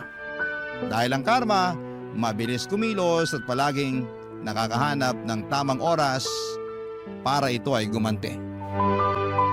Sa ngayon, Papa Dudut, ay maayos na ang buhay ko at mas pinili kong mag-focus na lamang muna sa sarili ko, sa pamilya ko, at sa mga pangarap ko. Nagsimula rin akong sumubok ng mga bagong bagay, mga bagay na noon ay hindi ko nagagawang gawin dahil sobrang nakasentro ang atensyon ko para kay Ned. Natutunan ko ring mas pahalagahan ang sarili ko bago ang iba at natutunan kong hindi ko kailangang madaliin ang pag-ibig. Alam ko, Papa Dudut, na darating po ang tamang tao para sa akin. Isang taong handang maghintay at mamahalin ako ng buong buo. Sa ngayon naman po ay kontento na ako sa pagiging masayang mag-isa. Dito na po nagtatapos ang kwento ko at maraming salamat po, Papa Dudut. Ang inyong forever, kapuso at kabarangay, Kristen. Ano ang masasabi mo sa ating Barangay Love Stories today? Aabangan namin yan sa aming comment section. Ang mga kwento ng pag-ibig, kwento ng buhay at kwento ng pag-asa dito sa Barangay Love Stories. Love Stories.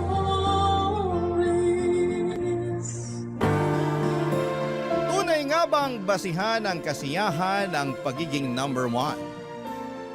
Kapag ikaw ang nanalo, ikaw ang napili, ikaw ang numero uno. Masasabi bang masaya ka na talaga?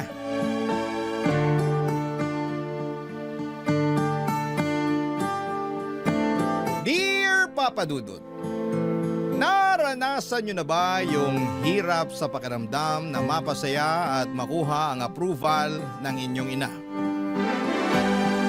Ako mula pagkabata ay wala na akong ibang hiniling kundi ang mapasaya ang mama ko. At hindi ko alam kung bakit hanggang sa pagdadalaga ko ay hindi ko pa rin yon maibigay sa kanya. Ako nga pala si Noray, may mommy issues.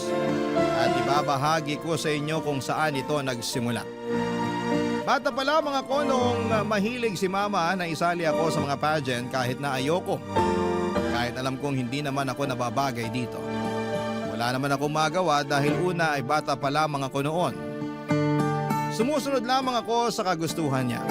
Sinusunod ko lamang kung ano ang gusto niyang sabihin ko sa entablado hanggang sa damit na isusuot ko.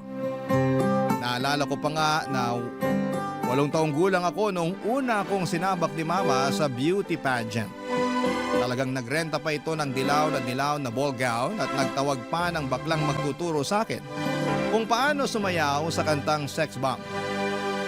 Napagastos pa nga ng todo si mama sa nagturo ng sayaw sa akin dahil natagalan bago ko ma-pick up ang sayaw, Papa Dudut.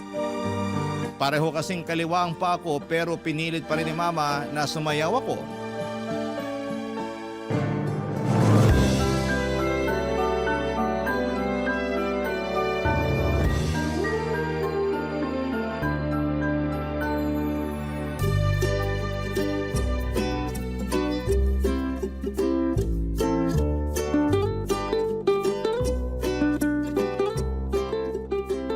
Basta, kahit magkamali ka, mali ka sa steps, okay lang yun. Basta itodo mo ang ngiti mo. Kinakabahan ako, Mama. Baka kasi puro mali ako eh. Okay lang yan. Nadadaan yan sa ngiti at saka lakas ng loob. Basta lagi mong tignan yung mga judge pag nagsasalita o sumasayaw ka. Judge po? Sila yung 3 mama na nakaupo sa harap ng entablado. Ituturo ko sila sa'yo sa mismong pageant para alam mo kung kanino ka magpapakitang gilas. Ano po bang gagawin nila? Nakaupo sila doon at manonood. Sila ang magdedesisyon kung sino ang panalo. Kaya anak, parang awa mo na. Gumastos na ako sa'yo ng todo kaya galingan mo ha. Paano po kung meron mas magaling sa akin? Di higitan mo. Mama, kasali si Kimberly sa pageant eh. Ang ganda-ganda kaya nun. Tsaka mayaman sila eh. Matatalo ako nun. Sus! Makeup lang naman ang magpapaganda dun. Maputi lang yun. Huwag ka magpakabog sa Kimberly na yon. Mas maganda ba ako sa kanya, Mama? Mas may potensyal ka, Nonay. Natatakot ako, Mama. Baka hindi ako magustuhan ng mga judge. Magugustuhan ka. Basta sundin mo lang lahat ng gusto ko at saka andun lang ako sa likuran ng mga judge para turuan ka pag may nakalimutan kang step sa sayaw mo at para mapaalala ko sa'yo nang ngumiti ka. Parang nakakapagod naman po yung ngumiti, Mama. Sa pageant, hindi ka dapat mapagod ngumiti dahil yan ang unang mapapansin sa'yo. Mama? Ano yun? Okay lang ba kung hindi ako manalo? Hindi. Hindi okay. Kailangan manalo ka. Kailangan ikaw ang number 1. Kung sakaling hindi number 1, Ma, okay lang ba? Hindi. Basta ang gusto ko number 1 ka. Yun lang. Hindi pwedeng number 2, o number 3, o Miss Congeniality, o Best in Costume. Dapat number 1 ka, okay? Noong sumapit ang araw ng pageant ay ramdam ko ang kaba sa mukha ni Mama. Masyado itong naging hands-on sa akin, yung tipong pati yung pag-makeup sa akin ay nakikialam siya. Muntik na nga silang mag-away noon kung hindi lang sila inawat noong kumare ni Mama. Tinignan ko ang mga kasamahan ko, preparado sila mula sa makeup at costume. May nagpa-practice pa nga na para sa talent portion nila. Ang gaganda nila at wala akong laban. Mas lalo tuloy akong kinabahan noon at nadoble yon nang sumampa na ako sa stage at dahil nga sa kaba ko ay nagkamali pa ako. Hindi nga rin ako nakatingin sa judges tulad ng sinabi ni Mama dahil sa sobrang nerbiyos. Naging palpak yun at narinig kong pinagtawanan ako ng ibang tao. Nung i-announce nila ang top 10 ay hindi man lang ako nakaabot. Sayang naman yung pinaghandaan kong confidence para sa Q&A, hindi naman pala ako makakasali doon. Galit na galit si Mama na hinila ako palabas ng tent kung saan nandoon ang mga kasamahan ko sa pageant. Akala ko noon ay uuwi na kami pero nagulat na lamang ako nang lapitan nito ang isang judges habang naka-break sila ng 10 minuto.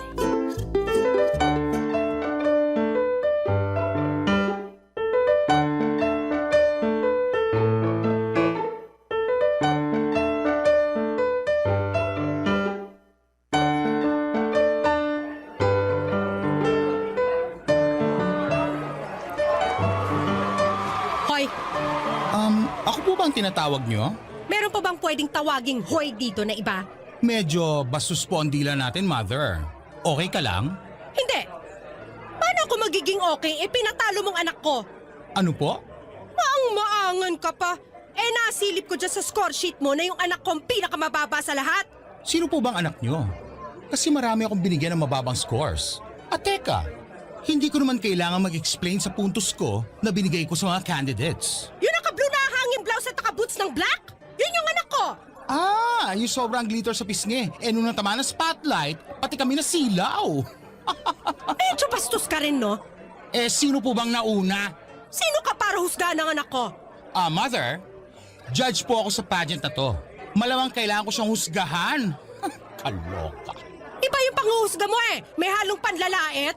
Kung ayaw niyong malait ang anak niyo, di huwag niyong budburan ng glitter sa pes. At ibagay niyo sa balat niya ipapasuot niyo. Saka ano ba, Mother? Puro peklat ang legs ng anak mo. Kahit dito sa malayo, nabilang ko Aba, talaga? Natalo ang anak niyo hindi dahil masyado ako mapanghusga. Kung hindi nagsasabi lang ako ng totoo. Hindi maganda ang anak niyo. Sobra ka na talaga, Halika nga rito, bakla ka! Aray! Ang pangit-pangit mo! Nag-iskandalo noon si Mama at halos hindi sila maawat dahil talagang lumaban ng sabunutan si Mama doon sa baklang judge. Nahinto tuloy pansamantala ang pageant para ayusin ang gulo. Napunta silang pareho sa barangay hall at doon ay pilit na pinag-ayos. Mabuti na lamang at hindi nagdemanda ang baklang judge kay Mama dahil kung nagkataon ay dihado kami. Pagka-uwi namin ay hindi ako kinikibo ni Mama. Alam kong masama ang loob niya sa pagkakatalo ko. Pumasok na siya sa kwarto na hindi man lamang ako inasikaso para bihisan at ayusin ang mga ginamit ko sa pageant, Papa Dudut. Mag-isa ko na lamang na naghilamos at nagtanggal ng mga anek-anek sa ulo ko. Bago ako pumunta ng kwarto ay humarap muna ako sa salamin. Pinagmasdan ko ang sarili kong mabuti at tumango ako. Tama naman yung baklang judge. Hindi naman talaga ako maganda. Kaya ewan ko kay Mama kung bakit niya ako pinagpipilitan na sumali sa beauty pageant na yon. At sa iba pang mga sumunod na pageant, Papa Dudut. Barangay Love Stories. Barangay Love Stories. Hindi nawala ng pag-asa si Mama na mananalo ako balang araw sa mga pageant na sinasalihan ko. Pero lahat yon ay palpak.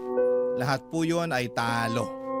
Ang pinakamataas lamang siguro na napanalunan ko ay ang best in costume at syempre ayaw makontento roon ni Mama dahil ang gusto niya ay number 1 ako. Ako dapat yung panalo.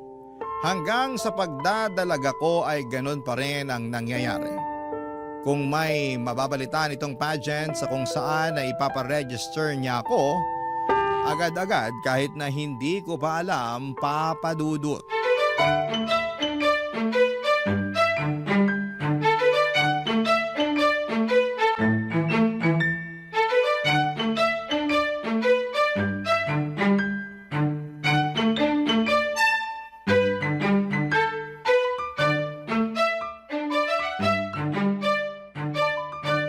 Anak!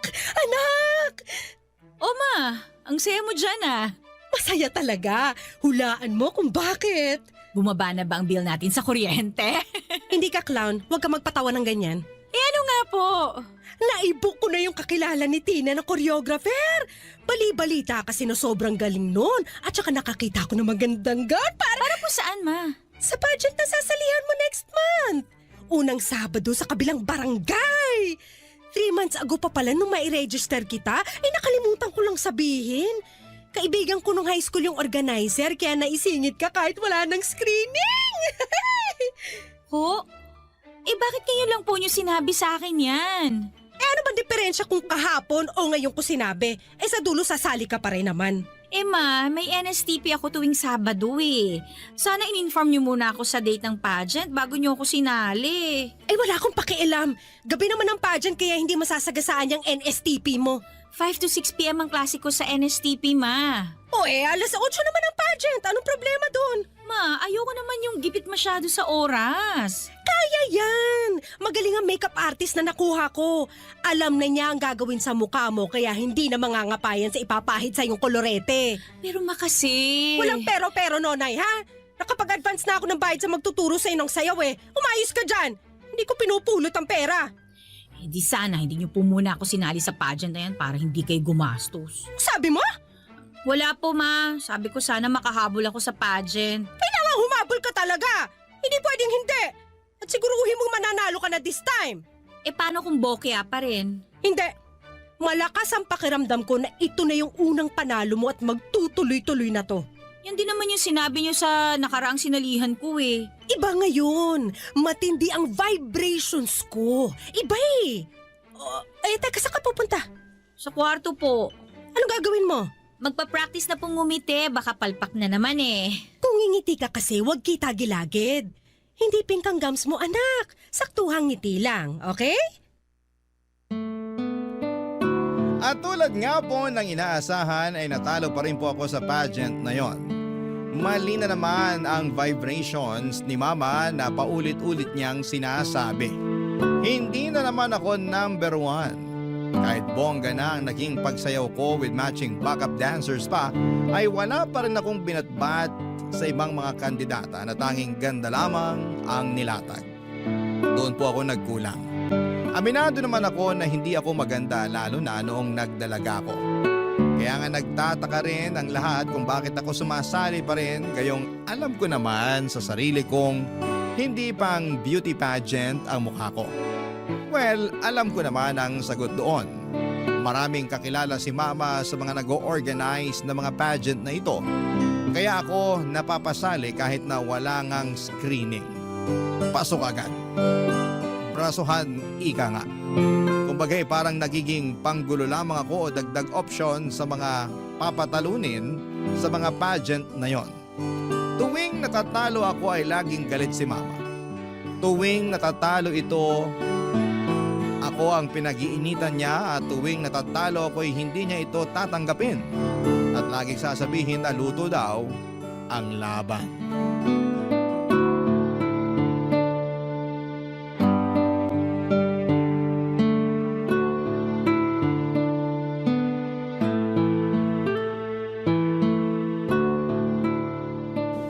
Luto ang laban! Ma, tanggapin na lang po natin, okay? Hindi! Ano tatanggapin? Kung nakita mo lang yung galing mo sa pagsasayaw kanina, iisipin mo mananalo ka talaga Baka sa dance contest talaga ako dapat, ma. Huwag ka nagbibiro, hindi ako natatawa. Sorry po, ma. Yung isang judge doon, inaanak niya yung isang kandidata Narinig ko tinawag siyang ninong before mag-start. Dapat pala sinabi ko yun sa organizer para hindi na umabante sa laban yung bruhang yun At sana ikaw ang nakapasok. Ma, deserving naman po lahat ng mga nanalo Ang gaganda kaya nila. Yung mga damit nila, alam mong mahal at pinaghandaan. Ultimo make-up, plakado. So anong point mo? Wala naman po. Hindi Meron May laman yung mga salita mo. Sabihin mo na. Ma, paano kung itigil na natin tong pagsali ko sa mga pageant? Kasi nakakapagod na eh. Nakakahiya na po talaga sa totoo lang. Wala na akong ibang inaasahan lagi kundi matatalo ako na nangyayari naman. Ma, hindi ata ako para sa pageant talaga eh. Nakita niyo naman ang mukha ko oh. Kahit niyo sa klase hindi uubra. Yan! Yan ang kulang sa'yo! Self-confidence! Masyado mo binababa ang sarili mo kaya pagdating sa entablado, walang maramdamang aura sa'yo mga judge! Yan ang dapat nating i-work out next time! Ma, hindi lang po self-confidence eh. Hindi po ako maganda. Hindi ako matangkad. Magpakatotoo na lang po tayo, Ma. Alam na alam niyo naman yan. Kahit mga makeup artist ko, alam yan eh. Hirap nga silang lapatan ng tamang makeup ang mukha ko kasi parang walang bagay eh. Ma, alam ko at okay lang yun. Hindi ako maganda, tanggap ko yun. Wala akong anak na pangit. Umayos ka dyan. Huwag mong sasabihin yan dahil nung dalaga ako, kamukha mo ko. Para mo na rin sinabing pangit ako. Hindi naman sa ganun, Ma. Ang sa akin lang, baka oras na para tanggapin natin na hindi po talaga pang pageant ang beauty ko. Siguro mas okay kung tatanggapin na lang natin. Ang dami ko nang sinalihang pageant, Ma, pero talaga... Hindi tayo titigil hanggat hindi ka nananalo at hindi ka number 1! Kinagulat ko po ang malakas na sampal na yon ni Mama. Maayos po ang pag-uusap namin, kalmado at parang nagbibiruan pa nga tapos bigla na lamang ako nitong sinampal. Hindi ako nakapagsalita noon. Alam kong masama lang ang loob nito sa naging resulta ng pageant. Malaki din kasi ang nagastos niya roon pero hindi naman niya kailangang gumastos pa kung papayag siya na ihinto na namin ang ilusyon niya na magiging number 1 ako sa mga beauty pageant. Malabo yon. Mapabilang nga lang sa top 10 sobrang labo na. Yung manalo pa kaya. Hindi pa rin nawala ng pag-asa si Mama na balang araw ay makakamit ko ang pagiging number 1. Hanggang sa isang araw, nakaisip ito ng plano kung paano ako mananalo. At totoo lang papadudot, natakot po ako para sa planong ito. Barangay Love Stories. Barangay Love Stories. Naisip ni Mama na iparetoke ako. Mula nang sinabi ko kasi sa kanya na hindi naman ako maganda ay tumatak na yon sa utak niya at ang nakita niyang paraan para manalo ako ay maging maaliwalas ang mukha ko ay ang magparetoke. Paano ba namin magagawa yon bukod sa makeup di dapat talagang magparetoke, hindi ba? Hindi naman buong mukha, ilong lang ang pinapagawa ni Mama sa akin. Malaki na raw kasi ang epekto kapag ilong ang nabago. Kaya naman nangutang pa ito sa 2 Bombay para makakuha ng ipang paparitoke sa ilong ko. At syempre sa kanya lang ito sinabi sa akin nang makuha na niya ang pera na gagamitin.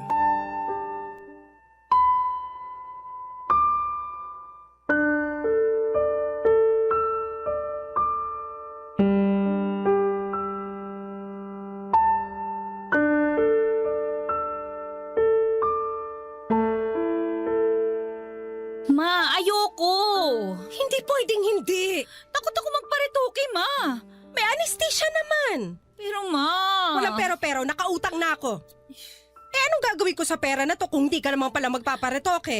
Gamitin natin dito sa bahay. Hindi! Huwag mo akong turuan. Anak lang kita at susunod ka sa gusto ko. Magpaparetoke ka. Nakahanap na ako ng doktor na gagawa at balita ko, pulido yon. Ma naman! Di ba sabi mo, kaya hindi ka nananalo sa pageant dahil pangit ka? O ngayong may solusyon na, atras ka pa? Hindi lang naman po yung itsura ko, Ma eh. Ayoko na rin sumali sa mga pageant. Pagod na ako, Ma. Pagod? Sino ba sa tingin mo sa ating dalawang mas pagod? Ako na naglalakad lahat ng kailangan mo para sa bawat pageant na sasalihan mo at halos putulin ko na ang gitid ko sa kakasigaw para makapuntos ka lang na malaki sa audience impact o ikaw na magpapakyut lang sa stage.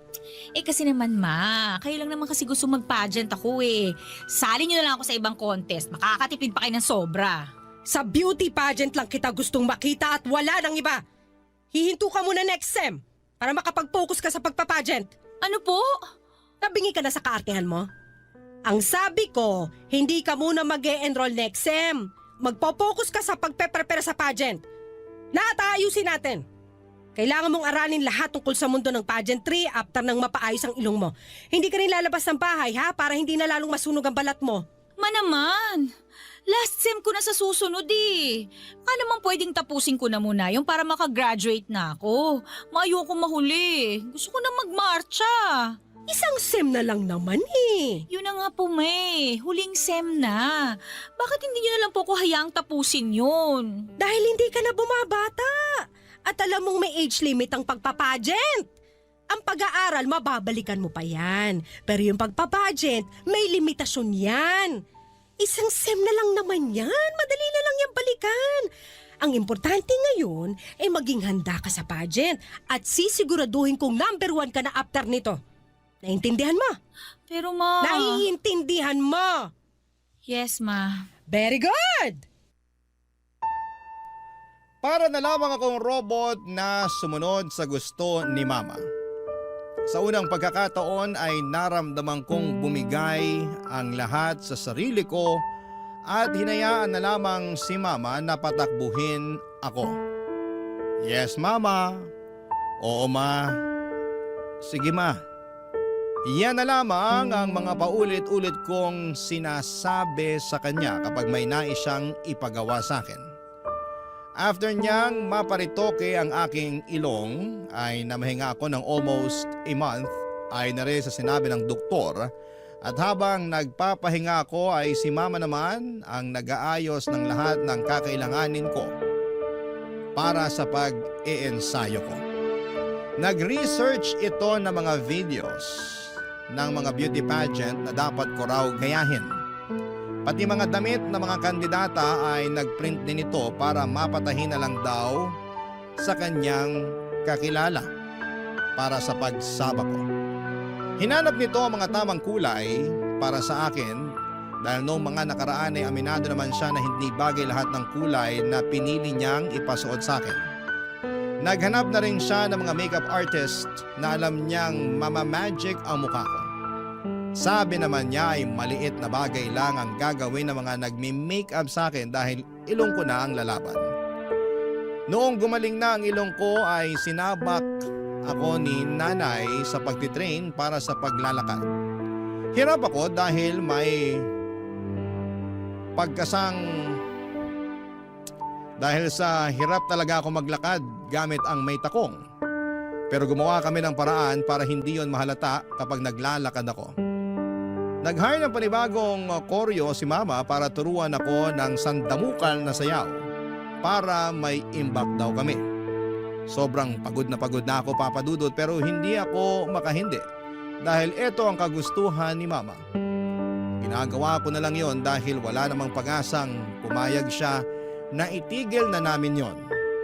Pinagbigyan ko siya at ginalingan ko sa unang pageant na sinalihan ko after kong mag-training at Papa Dudut, nanalo po ako.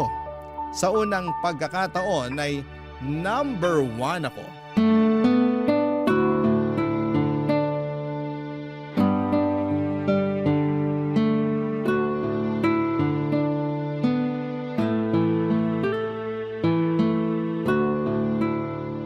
Congrats, anak! Nilampasan mo lahat ng kalaban! Nakita mo yung first runner-up? Halos magwala nung in-announce na ikaw ang panalo? Bruha! In-expect pa talaga niya na siyang mananalo base dun sa suot niyang gown na pinagbuka siya naglalakad na pinya? Mauna na po ako sa kwarto. Maaga pa. Dito ka muna. Pag-usapan pa natin yung susunod mong gagawin sa next pageant mo. Naku anak, ito na yon. Tuloy-tuloy na ang pagiging number 1 mo. Number 1 ko o number 1 nyo? Anong sinasabi mo dyan? Hindi naman talaga para sa akin yung number 1 na yan, di ba? Para sa inyo yan eh. Mula pa lang sa simula, para sa inyo na talaga yan. Alam mo anak, pagod ka lang kaya... Yes, ma. Pagod na ako. Matagal na. Dati pa. Ano bang pinagpuputok ng butsi mo dyan? Nanalo ka na, di ba? Number 1 ka na, di ba? Bakit parang ang sama-sama pa ng loob mo? Masama ang loob ko kasi wala kang paki pakialam sa nararamdaman ko. Laging kayo na lang yung nasusunod. Wala na akong boses para sabihin sa inyo na ayoko kasi pinipigilan niyo ako. Puro na lang kayo ang nasusunod. Paano naman ako, Ma? Paano naman yung gusto ko? Iba sabi mo gusto mo rin to? Gusto mong maging number 1? Kasi yun yung gusto nyo eh. Yun yung magpapasaya sa inyo. At gusto nyo maging masaya kayo kasi kapag masaya kayo, doon ko lang nararamdaman na mahal ninyo ako. Na anak mo ako. Pwede ba? Bukas na lang natin to pag-usapan? Masyado ka lang emosyonal dahil first time mong manalo. Pumunta ka na sa... Hindi, Ma. Pag-usapan natin to ngayon para matapos na. Tagal ko na nahimik eh. Ang tagal kong pinagbigyan kayo.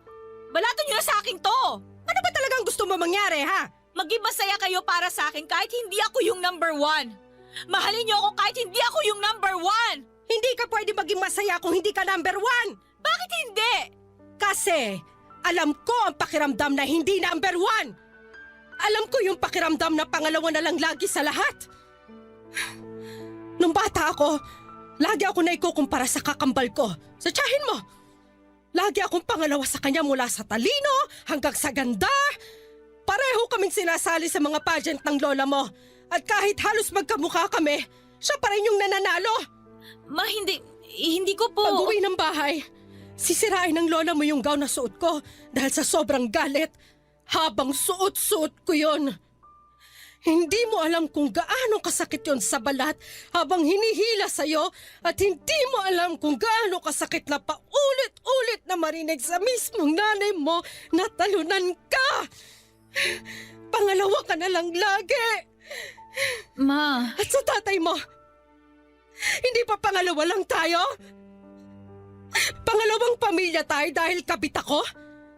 Kaya nung namatay siya, asan tayo?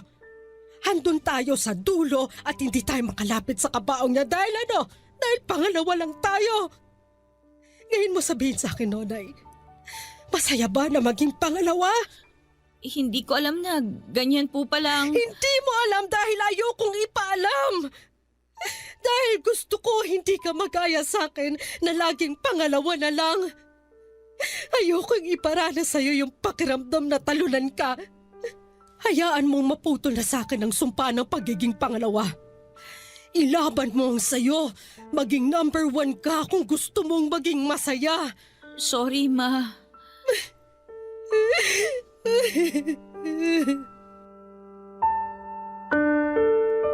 Papa Dudut, hindi ko po alam kung paano lalapitan noon si Mama matapos itong umiyak sa unang pagkakataon. Ito ang unang beses na nakita kong nanghina siya at nakaramdam ako ng konsensya. Dahil ako ang dahilan noon, Papa Dudut. Hindi ko alam na ganito pala ang pinagdadaanan ni Mama kaya ganito ang trato nito sa akin. Kaya naman sa loob ng maraming taon ay paulit-ulit niyang dinidikit sa utak ko ang salitang number 1 dahil hindi siya kailanman naging masaya sa pagiging number 2. Dahil para sa kanya, kapag pangalawa ka ay talo ka. Ayoko pa ring paniwalaan ang ganitong pag-iisip ni Mama dahil alam ko na pwede namang maging masaya kahit pangalawa ka lamang. Kahit natalo ka. Kahit na hindi ka mag-number 1. Pero iba ang pinagdaanan ni Mama mula sa magulang at kapatid niya hanggang kay Papa. Lagi nga lang talaga siyang pangalawa at dahil doon ay nabawasan ang pagiging masaya niya. Pinaramdam sa kanya ng buong mundo na dahil pangalawa siya ay walang maiaabot sa kanya at nabawasan ang mga karapatan niya. Sa ngayon, Papa Dudut, ay pinagpapatuloy ko ang pagpapageant at hindi pa rin para sa akin, kundi para kay Mama. Ginagawa ko na lamang yon para maging masaya siya at madalas nananalo na ako sa mga pageant at nakikita ko kung gaano siya lumundag sa saya. Kapag nangyayari yon at aaminin ko na nagiging masaya ko kapag ganon ang nakikita ko sa kanya. Kahit ayoko nang mag-pageant at kahit pagod na ako, Papa Dudut, basta makita ko lamang siyang masaya ay okay na ako. Hindi ko alam kung hanggang kailan ko maibibigay ang pagiging number 1 kay Mama. Pero sana sa ngayon ay maging sapat na yon para mahalin at tanggapin niya ako.